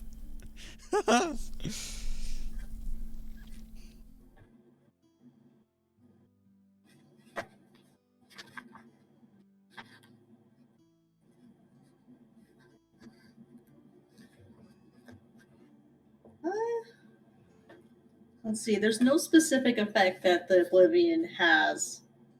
Ah, it's the Oblivion, not the Abyss. I thought it was the Abyss. No worries. So, it is called the Abyss, but it does refer to putting your brain into Oblivion. Okay. And yeah, having already been drunk as well, this hopefully should push her over the edge. Okay. That's the hope, at the very least. Okay, so yeah, she definitely gets pretty fucking plastered from that shit. Hey, you. Oh boy. That one might be a bit strong, that. Come on. let's get you back to your room before something bad happens. Oh, goodness. Oh, thank you. Oh. Yeah? No worries. Yeah, the water may be useful for this one, but come on, Val. You take one side, I'll take the other. Your room's just down past the stores, right? Yep. Come on. Yes. No worries, don't worry about it. Like I said, I'm used to doing this. It's nice doing it to someone that's my size. For a change. Yeah. As we'll go ahead and start doing that. Yeah. As I'm sort of leaning over her shoulder and things to check with, obviously, to look to Val to make sure that Val's okay. I'm actually trying to look at, like, the back of the clasp to see, like, how the necklace holds to the neck and things, and see if that's doable, and how much it's going to take to be able to get that off, because I've got, like, 2 options. 1, take the necklace. 2, take the fragment. It's a very basic clasp on the back of the necklace. Okay, that's fine. It's just, it seems to be a somewhat heavy and ornate necklace, so I can't exactly just swap it over. Mm-hmm. Yeah.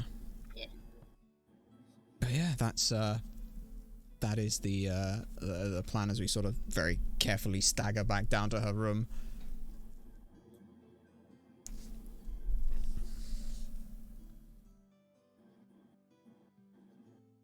Oh, yes. So, what exactly is your plan as you reach her door?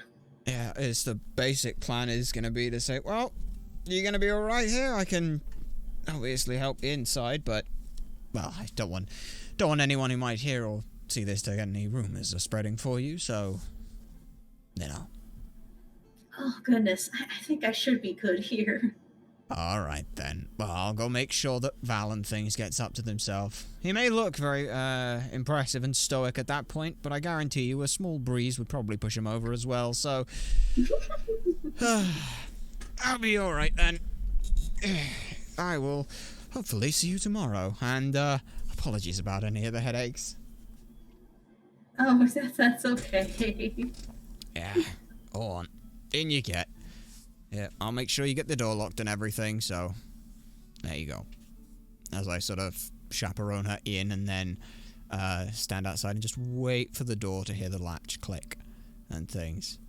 And doing so. And then basically going to go to Val, say she's in her room, and then let him go up to bed, get him back up, make sure he's okay, and then wait back down outside to see if I can hear or tell that she's asleep, is the basic plan here. Okay. With my perception, it's fucking +7.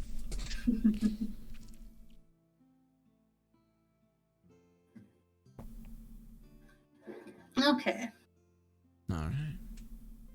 So yeah, being that it's like almost 4 a.m., she pretty much goes to sleep immediately. Mm-hmm. Thought so. So it's like 5 minutes back up and down, and I can do that. Right, now that I know that the lock clicked, I know that it's locked, so time to hope that this can go well. What do I need? Okay, so the lock on this door is really, really extra snazzy. Oh, shit. You Damn it. still got those thieves' tools? Of course I still have my thieves' tools. You're gonna need them. Yeah, I figured I'd need them. What the fuck do I roll? Dex. Just flat decks? Mm-hmm. Okay, 20 plus 4. 13 is not... Nope. Shit. Shit! Fuck! Fuck! Fucking... Okay. God! Fucking damn it! Shit! Fuck. You're gonna have to try again. Yeah, I'm gonna have to keep trying again. I have to do it again. That's even worse. Oh no, definitely not. Shit. So they're taking like a little bit just to check there's no one else making any noise, making any sound. No. Okay. I'm gonna have to try again. 17. No, no, this is a really good lock. Fuck. Fuck. Shit. All the fucking things in the plan, yeah. How is it that the one part I thought wasn't gonna be a fucking problem was a fucking lock? Damn it, Swift. You fucking idiot. Shit. Try again. I have one. No, she wouldn't. No, she wouldn't. Fuck. Okay, I'm gonna try one more time, and then I have one tiny idea that I doubt would work, but I really hope that it would. Fuck, that's a 6. No, that's just no. Fuck. Why is it a 2? That's the worst roll I can roll. If I roll a 1, I get to re-roll it, and it rolled a 2. You seem to be getting a lot of 2s. Wow, how unlucky for me! That's going in the unlucky. Okay, shit. Okay. Oh my God, I can't. At that point, he just sort of punches next to the door so it doesn't make any loud noise or anything like that. And then there's one thought. She was rummaging around behind the counter looking for keys to the drawers. There is a fucking long shot, but there may be either a skeleton key or a spare key for her room that she's accidentally mixed in there with all of them. It's a fucking long shot, but that's the best shot I've got, lest I sit here and keep checking my fucking lockpicks and slowly chipping them a fucking way.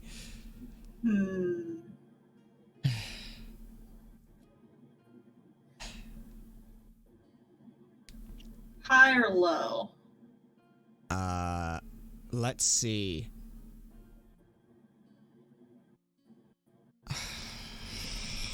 Just tell me high or low. Hi!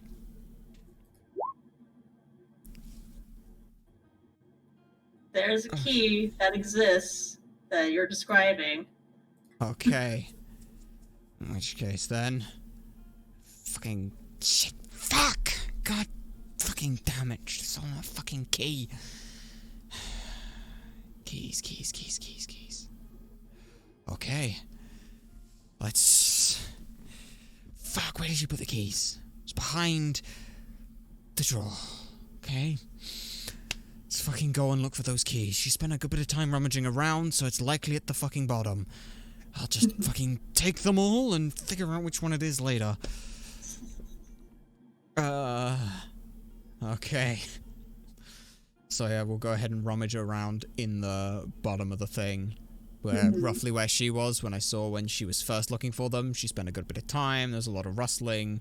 So we saw her general area. I knew she was going for a while, so we'll just, even if it's like a latch with a bunch of keys on it, I'll fucking take it. If I can find it, of course. Do I find it? Roll investigation. Yay! My investigation is a +7! As long as I don't roll a 2, I'm fine! I rolled a 15, rolling a 22! I find the keys, right? Yes. I found the keys! Yay! Okay. Okay.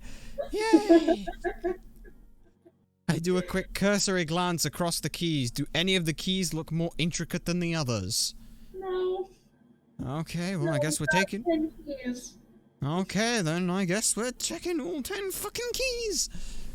Okay. Slowly and carefully. D10. Roll a what? Roll a D10. Roll just a D10. Are you looking for a specific... Yes. Ah, I can reroll that! I can reroll that! Is it... Wait, can I reroll that? Oh, that's not how this works. You're going through each key. Okay. I rolled a When 1. you hit the number that's in my brain, then you'll be able to get in the room. 7. That's the one. Of course it was that one. You Okay. know me. I don't know you not well enough to know that. I'm just glad it was the second. I mean, you could have said any of them was the right one. I don't know. I have to believe you. The fact that I'm choosing to in this situation is fine. Thank fuck for that. Right, okay. Okay. We got the turn. Okay. And then I'm just gonna Let's very... roll it. Yep, just gonna roll a stealth, which I have a 10 in. Do I roll with advantage because she's blackout drunk? Let's say yes. Okay, let's hope this goes well. D20 number 1 was a 15. D20 number 2 was a 1, which I can re-roll into a 10, so it's still a 15. So yeah, you sneak in there, and she doesn't notice. Okay, You fantastic. forgot to add your 10 to both of those, but I get the gist. Did. I had to roll the... No, I had to roll which one it was first to then add, so it's a 25 total. I mean, the 1 would still have been an 11. But it's either 20 or 25, so yeah, I'm basically gonna sneak in and hope to fuck she's laying on her side. Because if she's not, fuck. I basically have to now get the necklace off her neck, or pry the fucking fragment from the jewel, and then get rid of it that way. Let's see. 1 front, 2 the side, 3 the side, 4 back. Okay. Okay, so she is on her side. Fan-fucking-tastic. And it's Right. away from you. Oh, that's even better. Okay. Just like, yes! By the light, faint candlelight that's glowing in a room. I'll go ahead and just try and unclasp this. Roll sleight of hand. With or without advantage because she's blackout drunk. With advantage. Okay, the first D20 would be an 11 total. The second would be an 18. Yep, with the 18 you'll do it. Okay, I'll go ahead and slowly lift that away and just try to take it out from her. And hope that everything goes well. And then the goal is basically to fucking book it back down to the kobolds. Whilst locking the door. Mm-hmm. And I'm going to be a dick. I'm going to leave the key in the lock for the specific reason of if she wakes up in the middle of the night, she can't unlock her door. Just while I've done... It's just so I'm doing that so that she can't get out while I'm doing this if something goes horribly fucking wrong. Okay. Mm-hmm. Okay. And then it is to just sneaky out and run. Stealth back out, or do I just make it Yes. out? Yes, I stealth back out, or do I have to roll? Sneak. Sneak back out. Okay, 1d20. The first roll is a 3. The second roll is a 17, leaving me with a total of 27. Yep, you sneak out of there. Okay, I sneak back out, lock back up the door, leave that key on the lock so that it's harder to push the key out, and then fucking leg it as fast as I fucking can back down into that underground cavern. I go ahead and grab just a candle from in the back or something, some kind of a light source, so that I can at least make it back down there.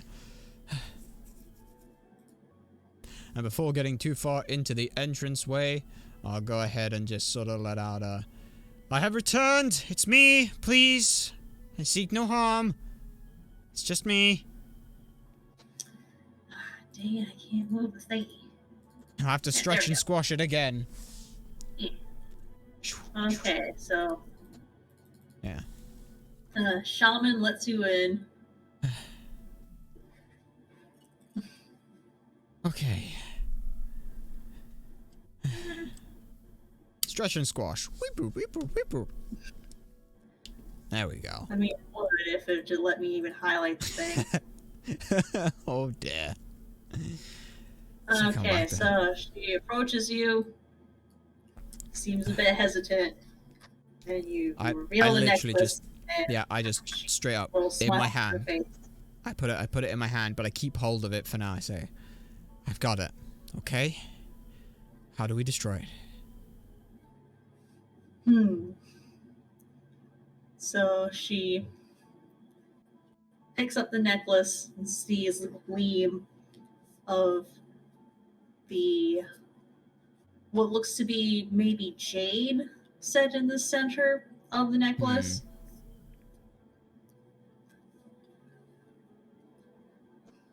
And you see her hold her hand over that portion Mm-hmm. and start chanting the vocal component of a spell. You're not sure which one. Not a clue on magic. Mhm. Not my area. Mhm. And as she's doing that, you feel a sudden cold just grip you. And did you shut that door behind you when you went through? Which door? The door that leads to the tunnels. I should have. Okay. 'Cause yeah, you hear winds behind that door. Like you're not quite sure what, but it just brings a cold down your spine like nothing else. Yep, whatever you're doing is doing something, so... Can I do a perception check on her to see whether or not what she is doing is actually trying to destroy it? Like, Sure. is that her intention? Or would that be Well, Arcana right now, because she's casting a spell? Right, she's trying to figure out exactly what it is, so that way she can get an idea of like if she should dispel like a curse or if she should be actually just like regular trying to just break this thing, like you break a thing. Right. Okay. She's casting detect magic over the item. That's basically what she's doing right now. Okay, because I was just trying to check if, like, there was a slight concern as to whether or not she was actually lying or anything like that, or whether or not she is actually trying to worship this thing. The presence that you're feeling is not because of her, and she can tell that something's wrong too, but she's trying to stay focused. Yeah. Just figure this out. Okay. Alright, this should be very simple. And so she sets the necklace down onto one of the stalagmites. Like, please roll well. Hopefully this should do it. And so she backs up a little bit. She raises her hand out and holds a piece of iron and then gestures you with your torch to come a little closer. She needs to use that flame too. And she ends up using that to cast heat metal onto the necklace to be able to start melting it. And as she does that, you can feel those winds growing even stronger, and something's trying to get through the door. Okay, the door opens inwards, so you still need this torch, or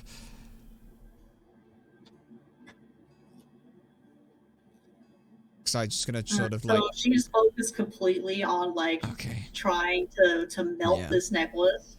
Okay, I'm just gonna set the torch like down by where I was holding it, and then I'm just gonna try and push my back because the door opens inwards. So if I can at least sort of push against it, even if it's not by much, I can hold or try and hold it down with -1 strength, but just holding it there to try and stop that door getting bigger.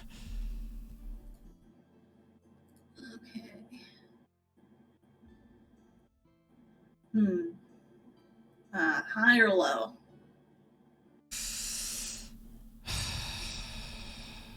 I don't know if this is a good or bad roll for a high or low, so I'm just gonna go with high again.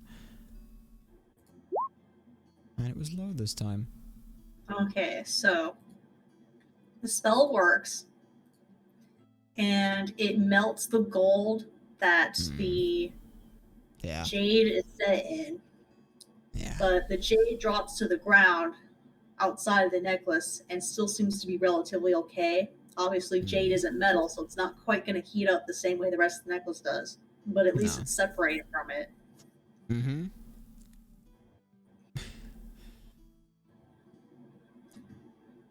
and you could definitely hear very audible banging behind that door. Whatever it is pissed, to put it mildly. Yeah. It's still after it! That's not... Go ahead and roll strength. Yeah, my -1 fucking strength. Yeah. Oh, -1. 16. Okay, you're able to hold it back for now.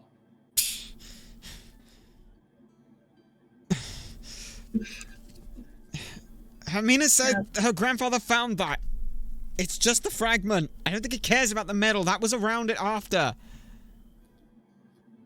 Yeah, she looks at you with a squint in her eyes and says, "Yes, I know." Then fucking destroy it, not the fucking gold! Okay? Not exactly strongest here. First. So she goes over and picks up the piece and places it on more of a flat rock. And she gestures to the kobold with the bigger mask piece. Mm-hmm. And he takes a short sword. Mm-hmm. Hit it. So let's see if he can hit it. Destroy it in one go. Please do.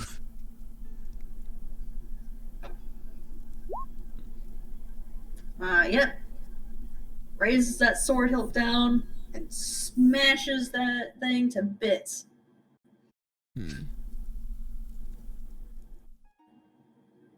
You hear something that would be whistling winds, or maybe it's a scream. It sounds a little bit of both. Okay. But at that point, you are blasted away from the door as that happens. Oh, and goody. You see wisps coming through before dissolving and reaching the two kobolds.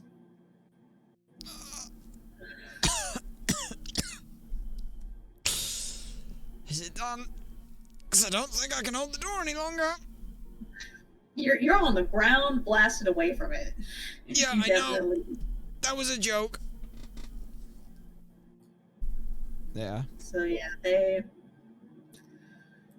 both look like they've seen a ghost, because in essence they have. But she's the first to sigh in relief.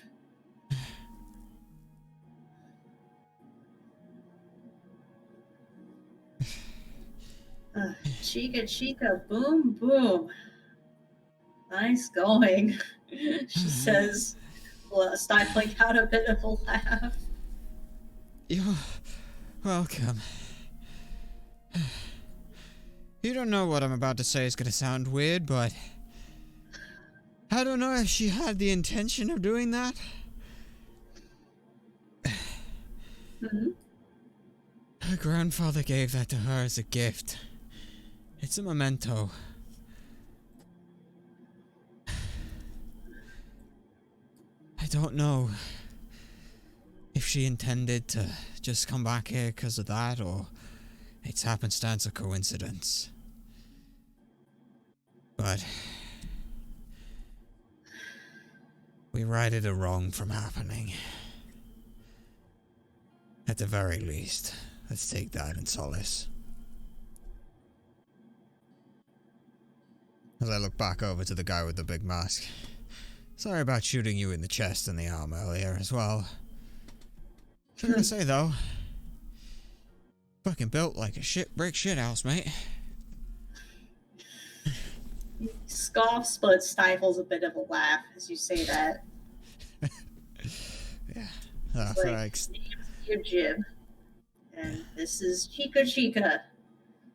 We're grateful that you've saved our plans. I extend out a hand. It's just a gesture and things. Swift with short shadow. Glad to be of service. It sort of stretches out for the back because obviously that blast kind of winded me. I don't suppose that metal's going to be cool enough to solidify anytime soon, is it? Damn it. Yeah.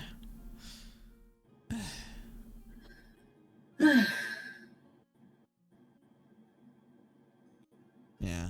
Also, the just a question. The necklace with the moonstone in it. How is that like fastened to it? Is it is the moonstone like set in with like the chain? Is it on like a pendant that you could pull off of the chain? Like how is that? It's on a pendant. Okay. I'm gonna go ahead and take off that again and see if I can't just twist off like the so I break it so that it's got one piece is a chain and one piece is a is the moonstone.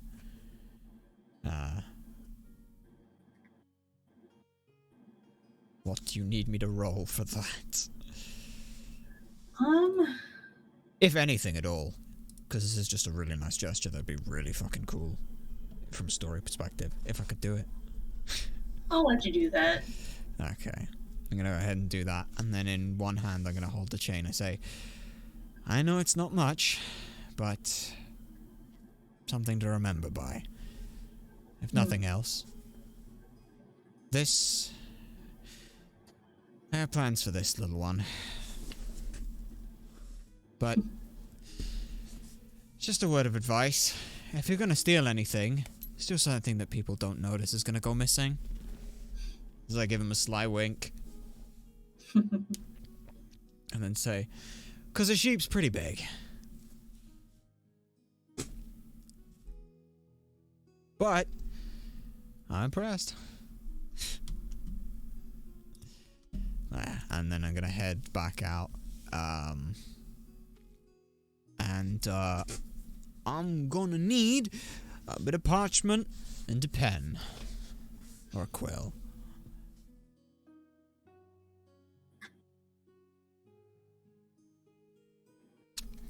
Because, I would just like to write a small note to Hermina, which I'm going to then slip under her door. If possible. And the basic gist of that is gonna be, Hermina, I do not know if you meant any harm, but your necklace contained a fragment of something that I don't think had any good intentions. I will trust that you had no ill intentions either, but for the sake of everyone here, it is no more. Unfortunately, I can't replace the fragment, and the gold was lost in the process, but I hope this moonstone can at least help you forge something new. As I return the 50 gold that she gave me for the job as well, and just leave that there and say, I know it's not going to repay the cost, but I don't want to feel like I'm at least stealing from you. I won't leave the gold. I'll say like the gold's back under. I'll just leave on the note. Your 50 gold is under the counter. I'm sorry. SSS. And leave it at that. And then take the keys back off the thing and put them back under the ground. And then go to bed. 'Cause fucking hell.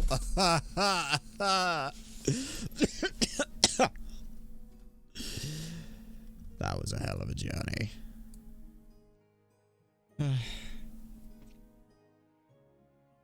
Yeah, so you head back to your room and you see that Val is packing his things. Yeah. And is getting ready to leave. You good, Val? I don't think we should stick around. Yeah, I was gonna suggest the same thing. You didn't hear any of that, did you? Yes, I did. Okay, let's go. Yeah, and I guess we'll go ahead and take our key, and I'll leave it back along next to 50 gold. And then leave. Yep. So the two of you head out, in the wee baby hours of the morning. And Mhm. you continue your path alongside Mhm. the mountains. Mhm. You do not hear the screams of rage from her. Yeah. So yeah, that's the whole thing. Uh, that's fine. 99. I suddenly keel over the fish that I had last time. It's repeating on me. I go catatonic and have an anaphylactic shock. No, Oh, that's not what what is? that rolls for. That's for something else. Okay, is that a good roll or a bad roll though? You'll see. Oh Yeah, no, I'll make sure to make those rolls a little more obvious from now on. But that's something I've been doing at the end of every trip, every place we visited. You've been doing a 19. Oh no! Oh no! Oh no! Let's just say someone's keeping tabs on you. Oh, damn! Right. Damn you! And with that, that ends the session. Okay. Yay. Question: after getting pelted with rocks and performing an exorcism, do we level up? Yes. Yay! I get to be level 7. I get to evade shit now. Yay! You know, that's at least that is at least fitting after after that one. Okay. Well then, thank you very much. This has been a lot of fun. It's been a lot of fun indeed. Hopefully we'll be able to continue this soon as well. I mean, I know for a fact next weekend that's not going to happen because That's totally fine. Places Thanksgiving, so Interesting. Well, we'll have to discover what that means at some other point. But, hey, at the very least, we'll let everyone know when and where and how everything else ends up happening. So, for now, thank you very much, and we look forward to the next game. sounds good. And with that, everyone, that is going to end off the stream.